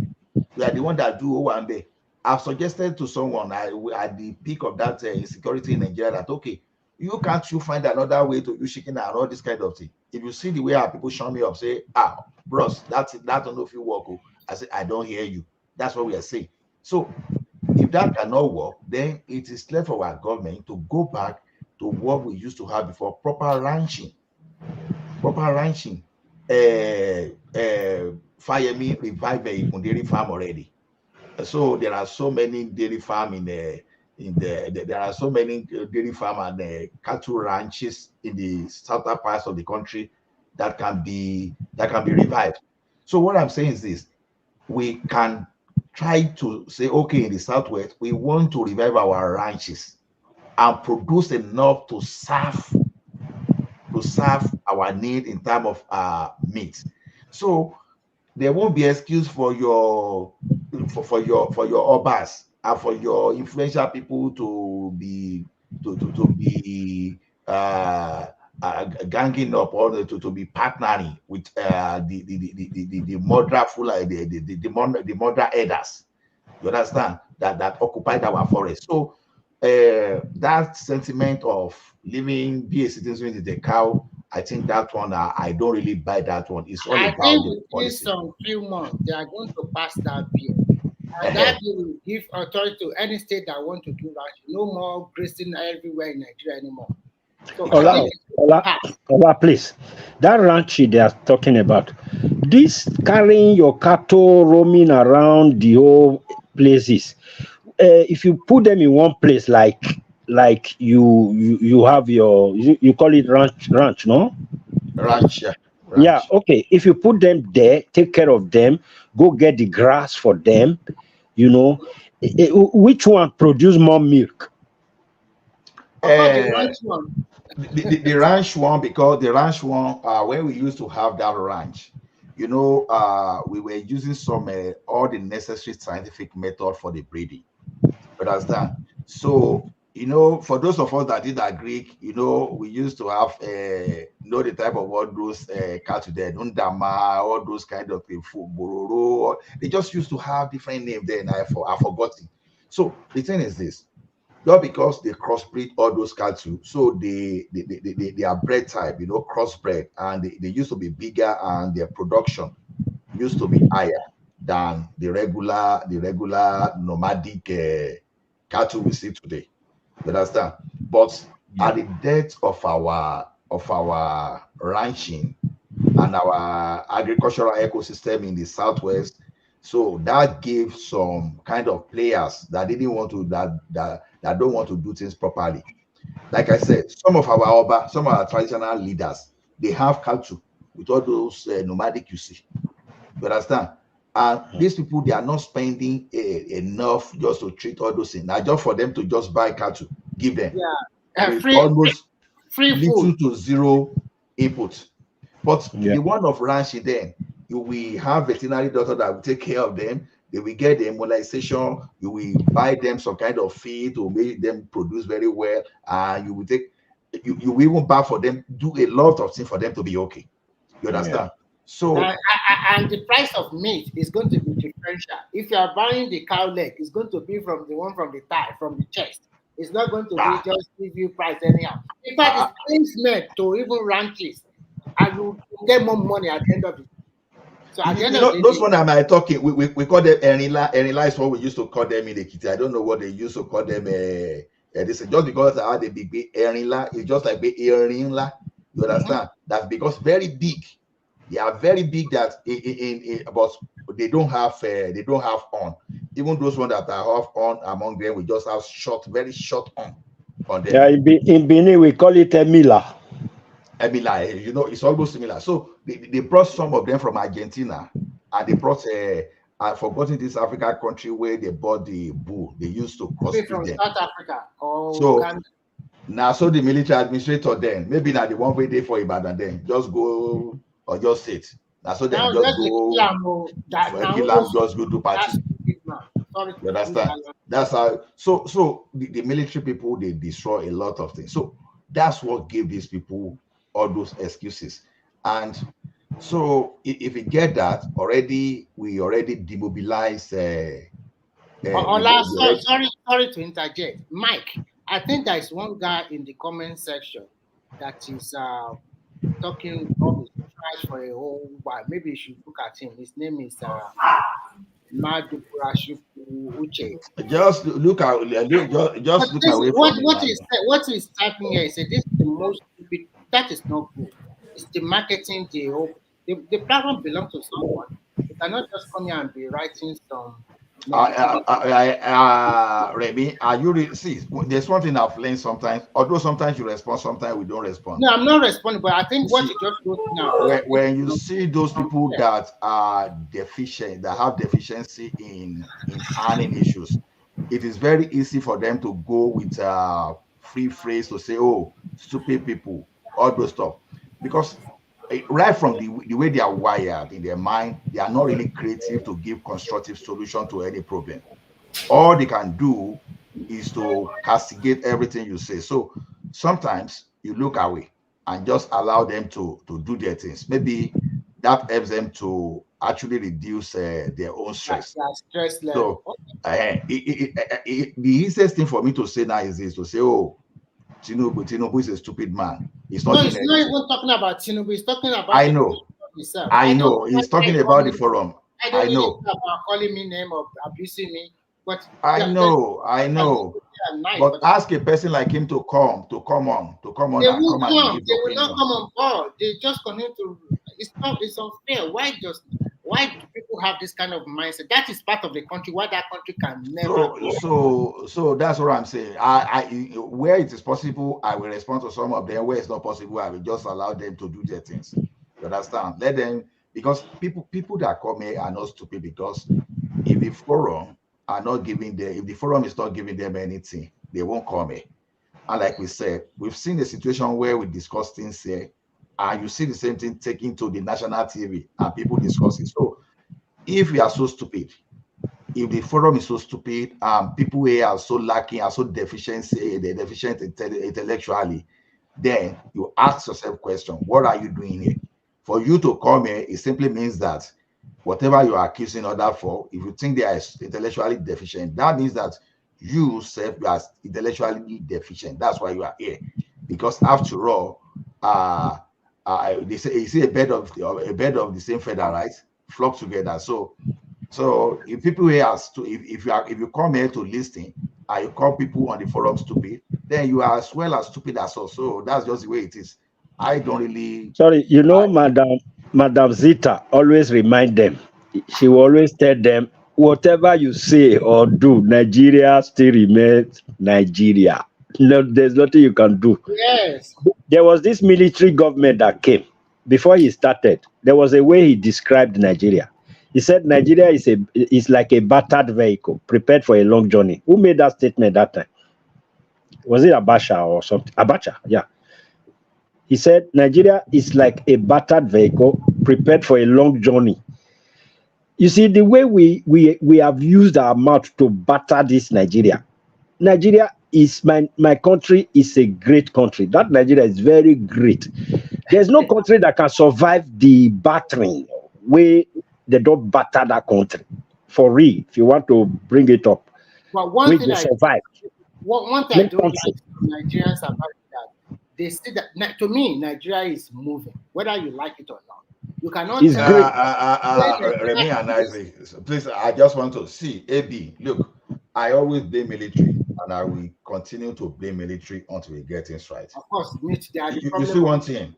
If you have, let's say, a 10-story building today, you can it's a 10-story building. You can demolish everything within a day, and within 3 days you clear everything. But when you want to rebuild, you can be on the same foundation for almost 8 months, because it's either you take the rod, iron rod you want to use to the lab. Maybe you put that one in the lab for like some days or some weeks to say, okay, will they be able to feed the level of the soil? You excavate, you do your concrete, maybe you do your piling, and you give some time for the line to compact. It might take you like another 4 years to finish the type of structure you want to build. What I mean is this: we had a very good structure that our founding father agreed upon. The military destroyed it. That military that destroyed it escalated to the point that we had civil war in Nigeria. And the consequence of that civil war, we are still bearing the consequences today as we speak. Now, along the line, the military that took over, they didn't want to drop that thing. They didn't want to drop power. Even the like of other military, they tried to equip the national asset. They equip the country with some national asset. They returned. One of them returned to the civilian rule in 1979. Another set again picked it in 1983. They went further to even destroy the country further. Now, this is where you will see the blame. Go and look at what we achieved just within 6 years in the 60s and compare to the rate we have today.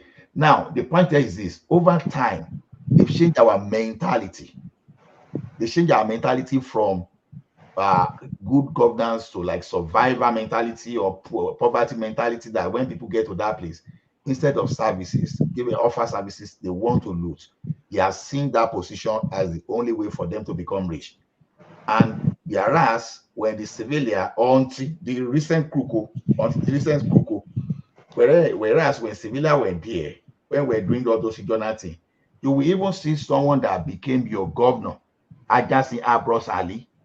You will probe them from now till eternity, and you will not see where this with the stores CC from the purse of the government. The car some of them brought to the office was the car they still left with. They were not going, and they didn't go outside out of the office with fleet of cars to them. They didn't give themselves abnormal pension or gratuity. You understand? So it took time for them to build our mentality the way we are exactly behaving now. And we need years of education reorientation for us to get back on track. Like I said, they finished our agricultural ecosystem. And we are unable to establish it as we speak today. So why would I blame the military? Why would I blame the military? So it's as simple as that. It's as simple as that. So now, if you don't want to blame the military, then we start doing the right thing until we forget. But as long as we are still in the problem they created for us, we still blame them anyhow. And as a matter of fact, since 1999, Tinubu appears to be the only person that is in power without the endorsement of the military. You understand? Maybe you want to talk of Obasanjo himself is a military man. You want to talk of Yar'Adua, a military man, which is Obasanjo, install him there. And his deputy at the end of the day that became the president, Jonathan. Yeah, that's another gentleman, but unfortunately, we Nigeria will use sentiment to gang up against him. Yes, he was corrupt, but his own corruption, I mean, not that it's not corrupt, his own corruption was exaggerated just to push him out. And you now build the father of the incorruptible, the most corrupt person. The incorruptible, the most corrupt person. You understand? Repackaged fraud. No, Ola, that 2015 Jonathan contested. He shouldn't have contested that election. Because if he Shouldn't have done what? he should have contested that election. Because if he Shouldn't had have contested it. I'm telling you why they voted against him. That is number one reason. Because he spent 2 years remaining of Yaradua. He spent another 4 years making it 6 years. And then he contested 2015. If he had won, that means we spent 10 years in totality. So that is we should have left that one to the judiciary to decide, to whether interpret. they can go up against him. That's also part of the reason why they also voted him.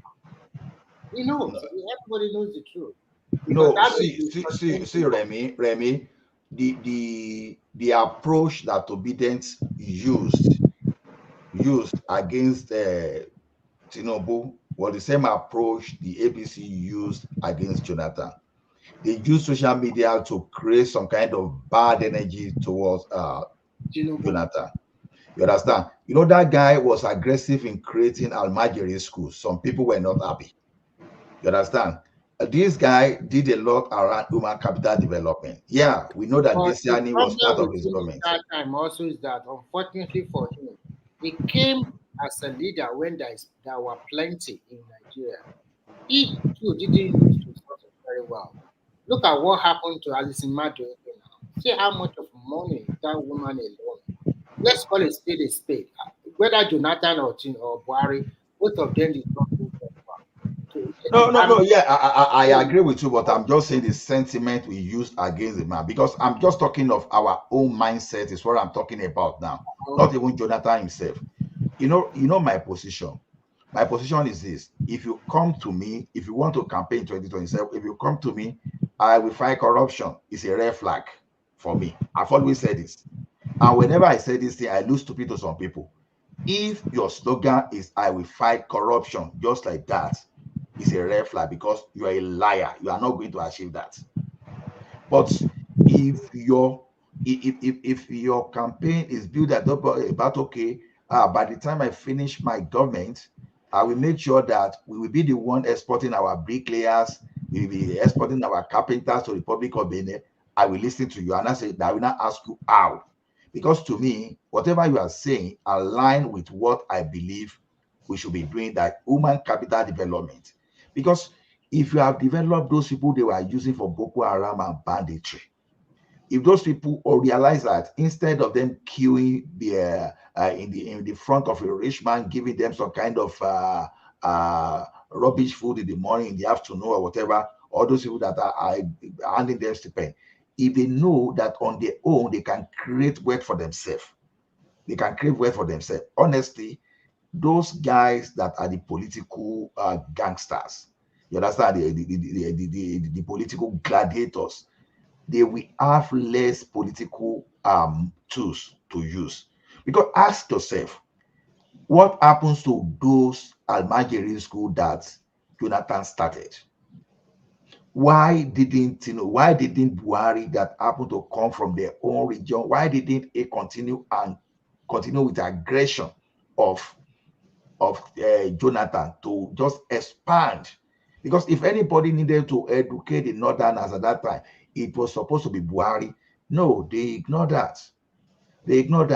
So that's it. So when you develop your human capital, you are likely going to have more security, and you are likely to be wealthier as a country than you are. So to me, yes, Jonathan was corrupt, but what I'm saying is this: when a fly just land on your scrotum, you won't just go and carry club to smash it.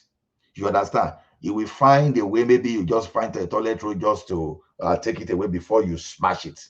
You are not going to do that. So yes, Jonathan's performance might not have been good for us, but we were not paying detailed attention to see that those people that wanted Jonathan out, that we kill behind, were they doing that just because they love Nigeria, or they just wanted to grab power? They wanted to hijack power. You understand? We've already seen what they wanted to do. When they got it, what did they do with it? They brought Nigeria backward 100 years. They brought Nigeria back 100 years backward.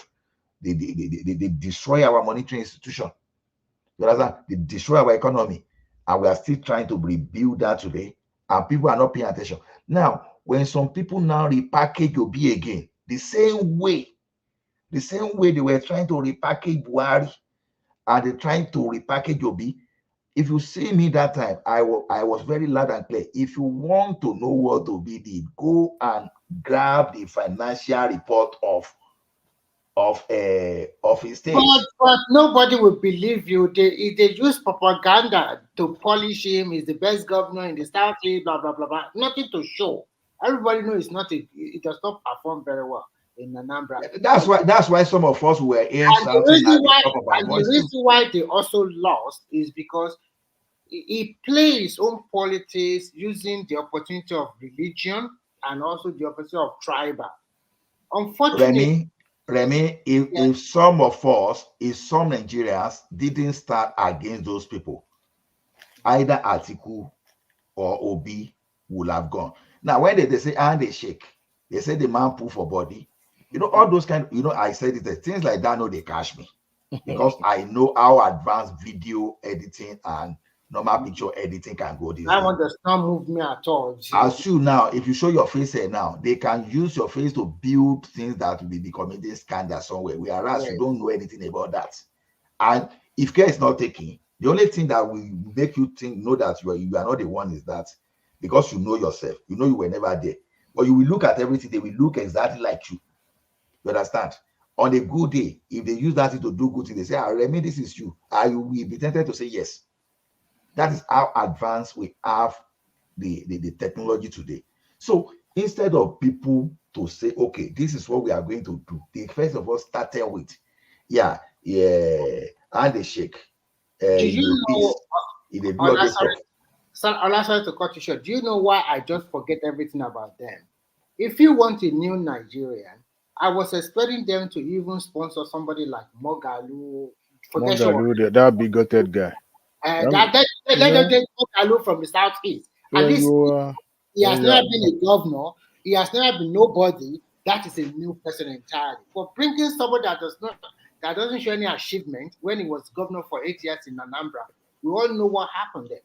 He owned doctor for like 9 months. No local government election. There's a lot of courts. There's a lot of killing. So many things that is upside down, and then you want to rebrand this kind of man, and then I'm not really interested in him from day one, and I pick my choice because I know this is the better candidate out of the three, and I'm right. And at the end of the day, he won. The reason me I would never believe anything the obedient say, because everything they said during the campaign. None of them, I can't see any of them now.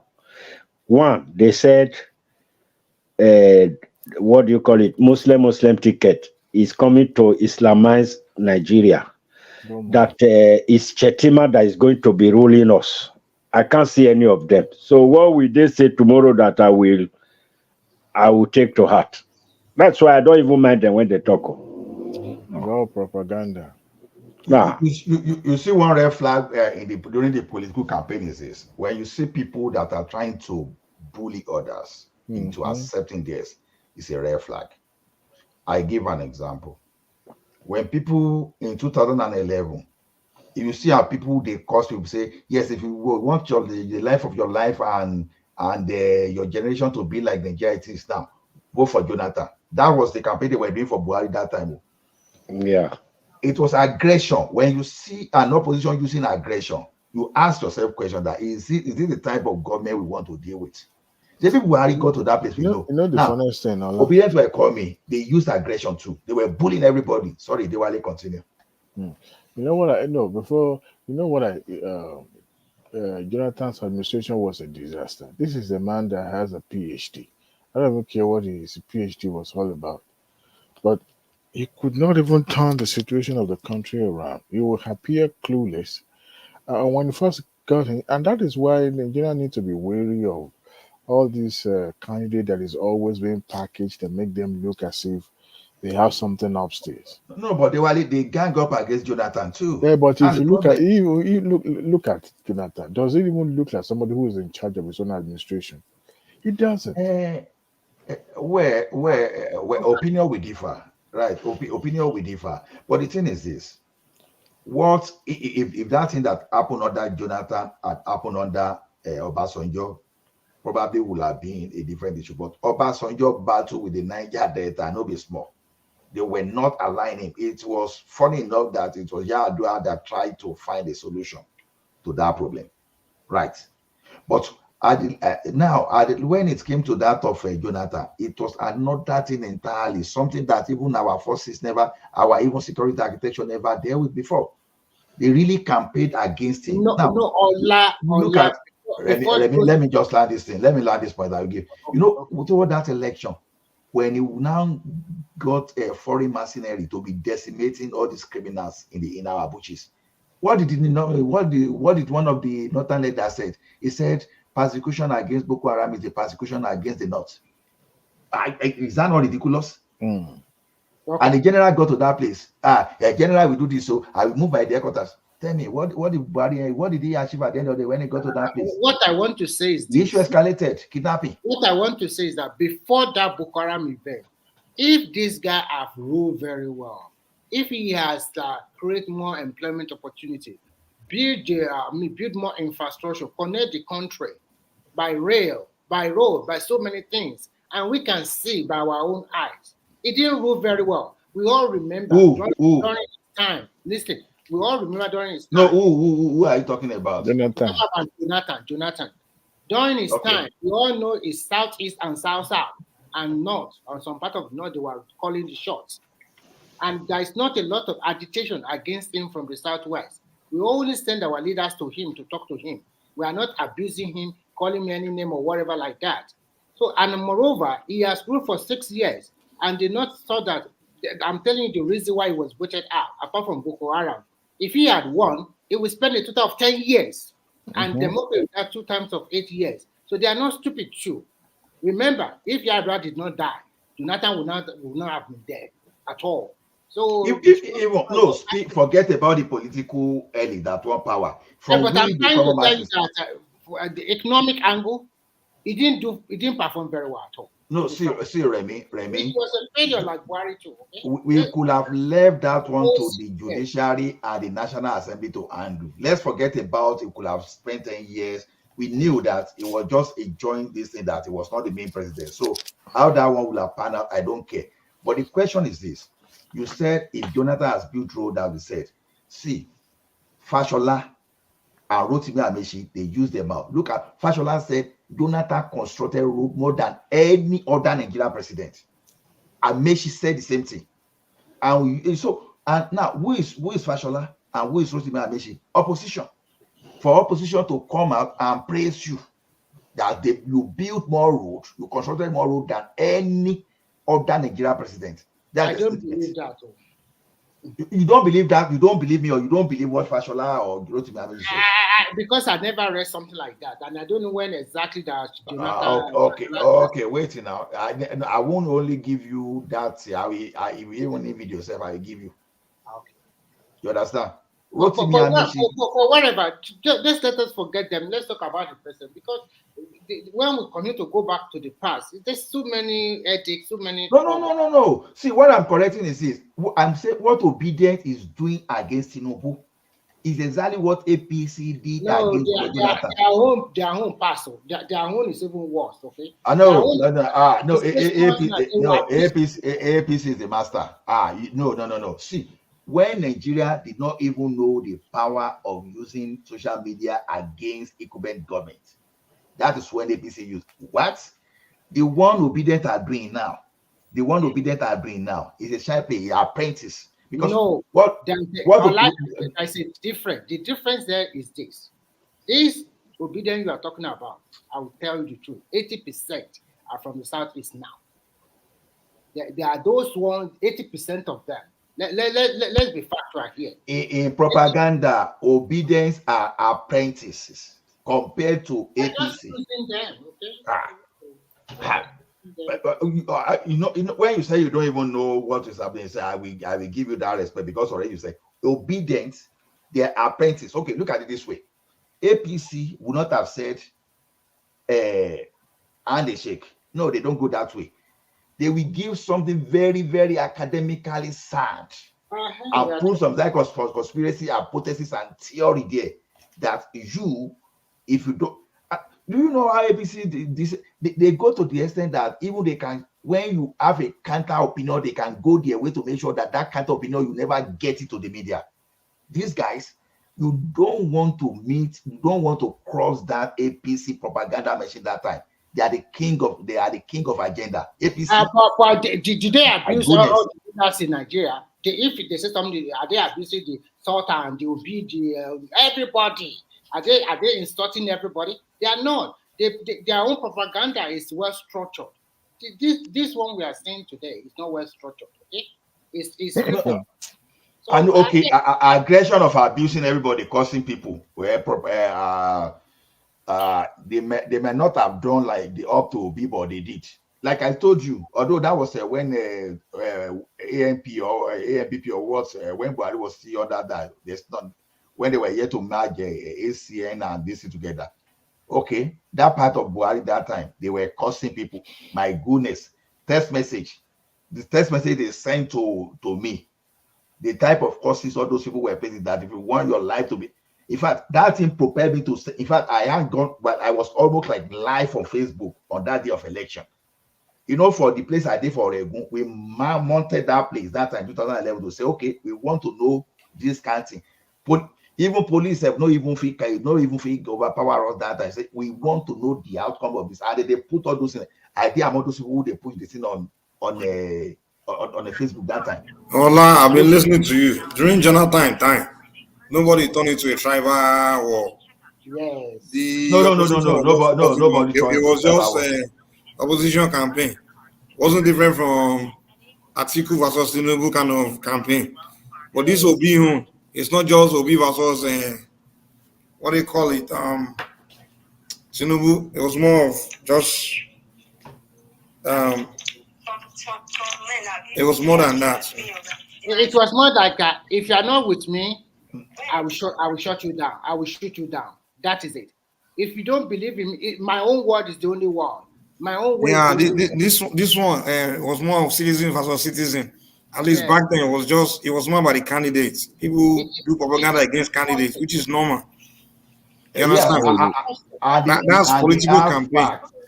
And they have fact to drive their agenda.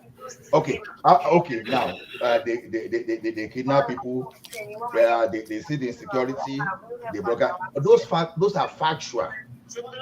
Those are factual. Just to do propaganda against this guy. But most of those obedient, they are more of lies. You know, you are using lies to drive your propaganda. The question is this.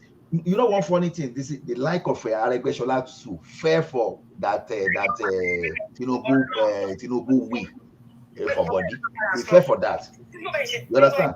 So the APC, when I call them master propaganda, Aregbesola have a vendetta against Tinubu because of Oyetola. It is a vendetta. You know, people, that is Yoruba for you. One man can hear Kanuni. It did it back to him. Look at the voting. But I may have vendetta against you, but I won't necessarily make myself look stupid just because I want vendetta and go and lie against you. Yeah, but what happened to me now?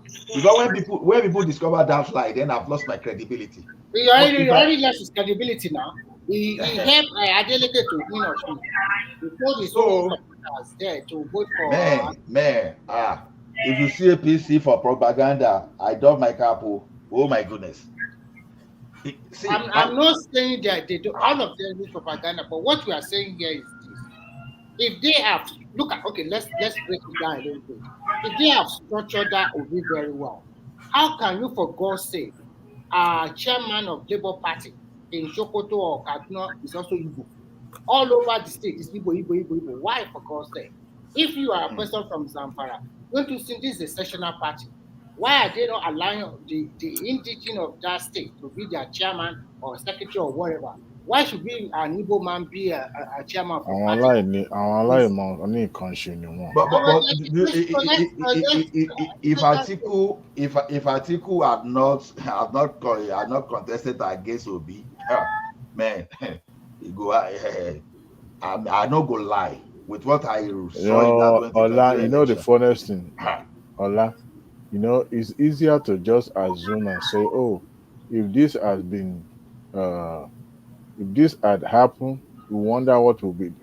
APC to have other, things to start from the arsenal. You think they will just be, working and It's just like No. What I'm saying, if like Atiku has supported Obi instead, if see, Atiku there has is a supported way. Obi instead, nothing will happen. The only way they can have in Ogo is that if Obi has been vice president to Atiku, then we might say they have a chance. But just leave Obi and Atiku supported him is zero. So it's not going to. You know, the funniest thing is that some PDP member would have worked for Tinubu. Exactly. It would have bought them more. You see, politics is about interest. Those people that are supporting each of these candidates, they must have targeted certain things that they wanted to benefit from those candidates. And it's all about negotiation. You give me this, I give you that. Some people are not really keen in becoming minister, but they just want to have their daily bread secured. And some of them also want to be relevant politically, just to be on the camera every day. So, in that way, they know that they don't have the credibility, they don't have the support when it comes to being nominated for ministerial position. So the likes of what is it called, FFK now, he knows he has mortgaged his own political uh, capital in a way. He's not even relevant in his own original state, his own state of origin. So it's people like that who want to pitch their tent where their daily bread will come from, you know. So in a way, the politician, there's a former Tinubu's campaign director general, what's his name? Jibrina, what is his name? Eventually went to PDP now. Mm-hmm. That second to the federal government under Buhari that they said is cutting of grass, is still money. Now he has lost his influence. The person who do He Buhari doesn't even have any influence in the first place. He so doesn't even have any influence. No more influence anymore now. It's zero. No matter what you say now, you lost out. Buhari is already back in APC. And I'm sure the other one, like that Dugara or whatever, maybe it's also working his way back in APC. We don't know. So the way they play politics, and if to say they are article have supported Obi, write it down. All those northern governments will support Tinubu because they know that in next 4 years the power is coming back to them. It's easy to calculate unless you are not thinking with your head. It's the easiest thing to do. And APC is very strong in the northwest, where most of the votes come from. They're also very strong in the northeast, and they're also very strong, at least 3 or 4 states in the north central, and guaranteed they can get 4 or 5 states in the southwest. What are you? And they are the ruling party. My brother, I just laugh. I see just laugh. That's just my own. Anyway, that's opinion. I see just laugh. Who won Osun State, for example? Who won Osun State? It is now. It is Atiku that won Osun State now. Okay. It's vendetta politics now. It's that our people. You know, I can guarantee you. I wait now, and Obi won Lagos State, right?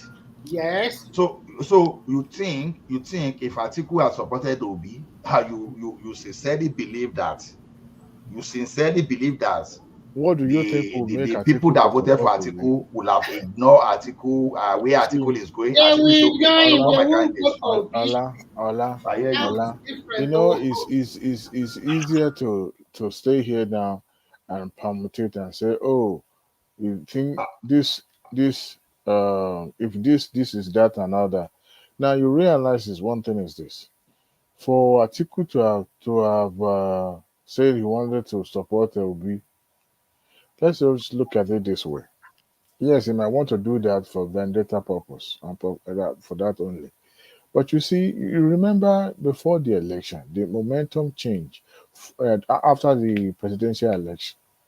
There was a narrative in the social media. You remember where in Lagos State alone, people actually stood up even those who actually voted for Obi during the election, turned their back against the candidates of their party and voted for what is it called, Sanwo-Olu. You remember the narrative about Shinedu, they want to take Lagos, all those things. You see, those are the things political parties uh, uses to change the momentum, to change. Look, there's a way.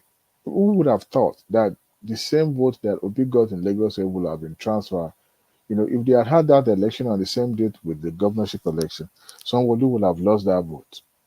But you Yes. see, Okay. that momentum shifted. Why is this so?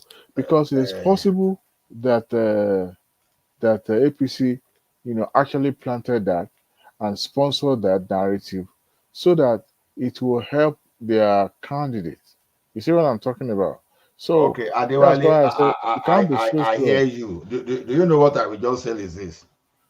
The way you are looking at it, if I were happen to be Tinubu advisors today, I would just tell Tinubu, don't listen to Remy and Adewale. No. Wait now. What you need to do now is this: go out there, convince Nigerians against No. 2027. He doesn't even need any So, conviction. because that's what I will say. Make sure that your Bado Cassava was your 2 million soldiers you want to recruit them and make noise about it. Your restructuring you want to Ola, do. you do not understand me. What I'm trying to No, no, say, no, if no. that, It's opinion. See, Remy, there's no wrong or right answer. Let me just be sure because we don't know. We We are don't in know what could have Nigeria, happened. Ola. so There's no need what to. So Adewale is trying to tell you is this: when it comes to 2027, and Atiku stepped down, it will now be for Yoruba people will now be telling us that you want to give power to Igbo. It will become tribal. That's I'm what I'm telling saying. you, they will That's change that.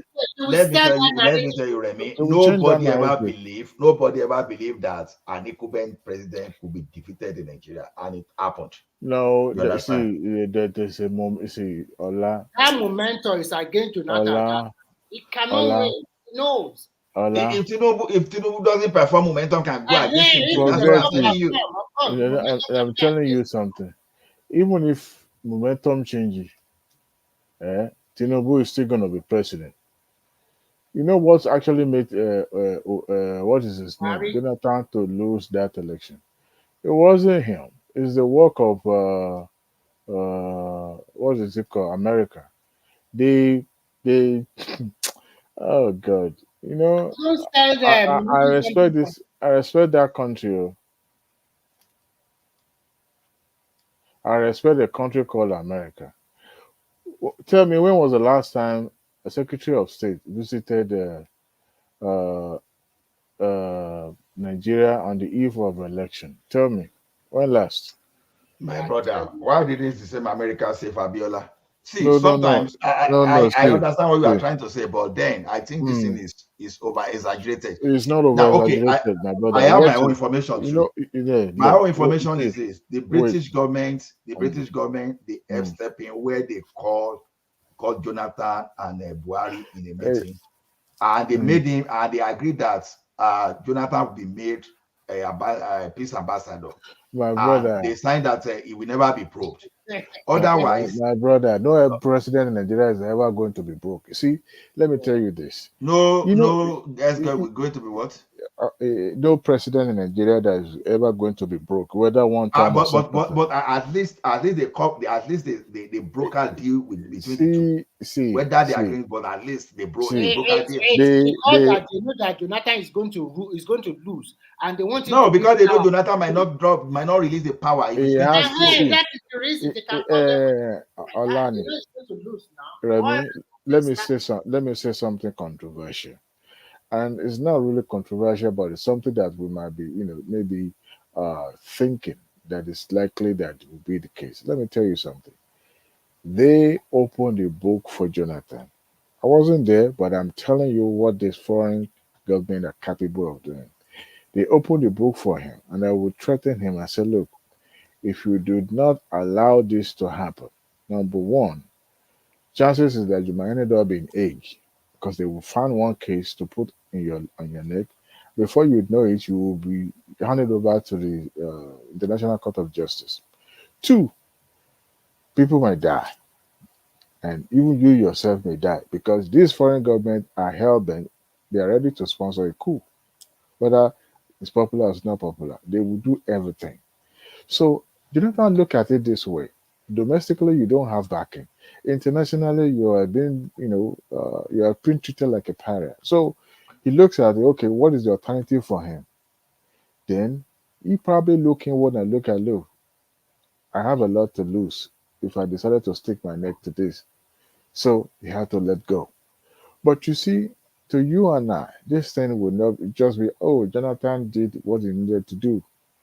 Let me tell you, whether Jonathan liked it or not at that time, he was bound to lose that election. Some of this propaganda that you see in the mail, you see, half of those people that work in Nigeria, American embassy in Nigeria in Abuja, majority of them are spies. Yes. Some of them are even sponsoring local contents to be put out there in the media. Remember, there was a gentleman that actually granted an interview. I don't know, these little things are there. The Nigerians need to be paying close attention to this. There was a time during the Abacha era. You remember bombs were going up left and right. Then you remember, Ola. Yeah, I know. So this gentleman who happens to, it was during the Boko Haram of the thing. He now said he was approached by one of American embassy staff that, attaches, so to say. They always coin one job position for them to cover up, but majority of them are CIA. And he said, look, we want you to deliver this parcel to this person. And he said, oh, it was during the issue within the DSS and EFCC, I believe, that each agency then under the military like to handle their own affair, within themselves. So there was nothing like sharing information or anything. So he got approached because of his closeness to the Aso Rock. He was able to go to he said he declined to provide that service. So he now went to the Aso Rock. Aso Rock. So the moment the American embassy got wind of that story, they decided to fly that particular individual out of the country that same day. That same day. So some of the things that we attribute to the government that, oh, this is what government is doing, this and that, some of them are sponsored. The uprising you saw during the what do you call it? Arab Spring. Arab Spring. Arab Spring was not organic. It was not grown organically. It was sponsored by foreign government, EIE, United States. It grown and it germinated to the point that they were able to, the media here in America were positioned to cover that, and they were there for days in the square, what do they call their square? The Tahaj Square or whatever. So what I'm trying to say in essence is that Jonathan was bound to lose that election, and he knew. You remember when he made a statement by saying, "Oh, there's nobody's blood worth of something in that effect. That his ambition is not worth blood of human being." So you understand?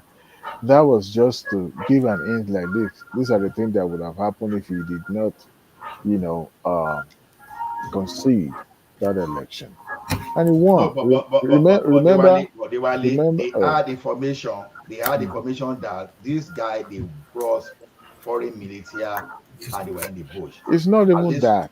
You see, at before least the then, APC it shifting, was it was being they treated like it. mentioned that themselves too. Ola, Because we were before hearing then, that before, but at least remember, Ola, remember that America was the one training. I even have friends in the Nigerian Navy that was here. I think it was in Wisconsin or something. He was in America for almost 6 months, going through training or something. It was during this Jonathan that they stopped their training. I don't know if you remember that. They stopped their training. They were not even. I mean, he was Buhari was welcome to White House. but I know, but that's when Nigeria switched back to Russia. Yeah, because he had no choice. Look, hey, some of I can't really say much, but some of the See, things that Diwali, I remember that time that even Gowon said when we wanted to buy weapon from America and America was blocking, and they tried to even buy from South Africa, they still went ahead to block. Those were the kind of thing that APC did. They were blocking Jonathan from everywhere. They went against the God. Now, they now went back to Russia, right? Russia immediately started giving Nigeria weapons to fight. Then I remember that Gowon came. He said, as a matter of fact, it was like after Gowon spoke, I think it was after that time that Nigeria even turned to Russia, because Gowon said the same thing happened during the Civil War, that America keep claiming this woman or human rights abuse that they didn't say to them that time. So it was just like, it was more like encouraging Jonathan to see, look, if you depend on America here, you are not going to get anything done. And that was how America and Nigeria turned to Russia. He was even So ridiculed on a CNN. See, just one thing I want to talk, this is my belief, I could be wrong, because it depends on the angle. I'm not a military person, so don't take this one as a gospel truth. The thing is this: before Buhari arrived, came back to power in 1983, or no, Babangida, before he, I think we used to deal with the Russian hardware than the American. I think it was Babangida that put us in the hand of Americans, because I'm trying to reconcile what Gowon said, that America was not supportive of the Nigerian army there. So I think that's how we moved to, because I think many of our armor tank were from Russia. So to me, I think it was a mistake then to put our egg in one basket. I think we depended too much. We depended too much on America instead of we spreading our risk. Because I'm telling you, had it been that we had support of America, or we quickly had the support of the Russia initially, I don't think Boko Haram will have got to the extent where they are. Even despite they have more within the military, they only, I believe it wouldn't have got to that level. To the extent of getting bold, they were even coming into your federal capital territory. Ola, They were even attacking the military formation. Ola, you might be 50% correct, but this Western power, you can never know their game plan. They are never here or there. At least we are their ally for so many years.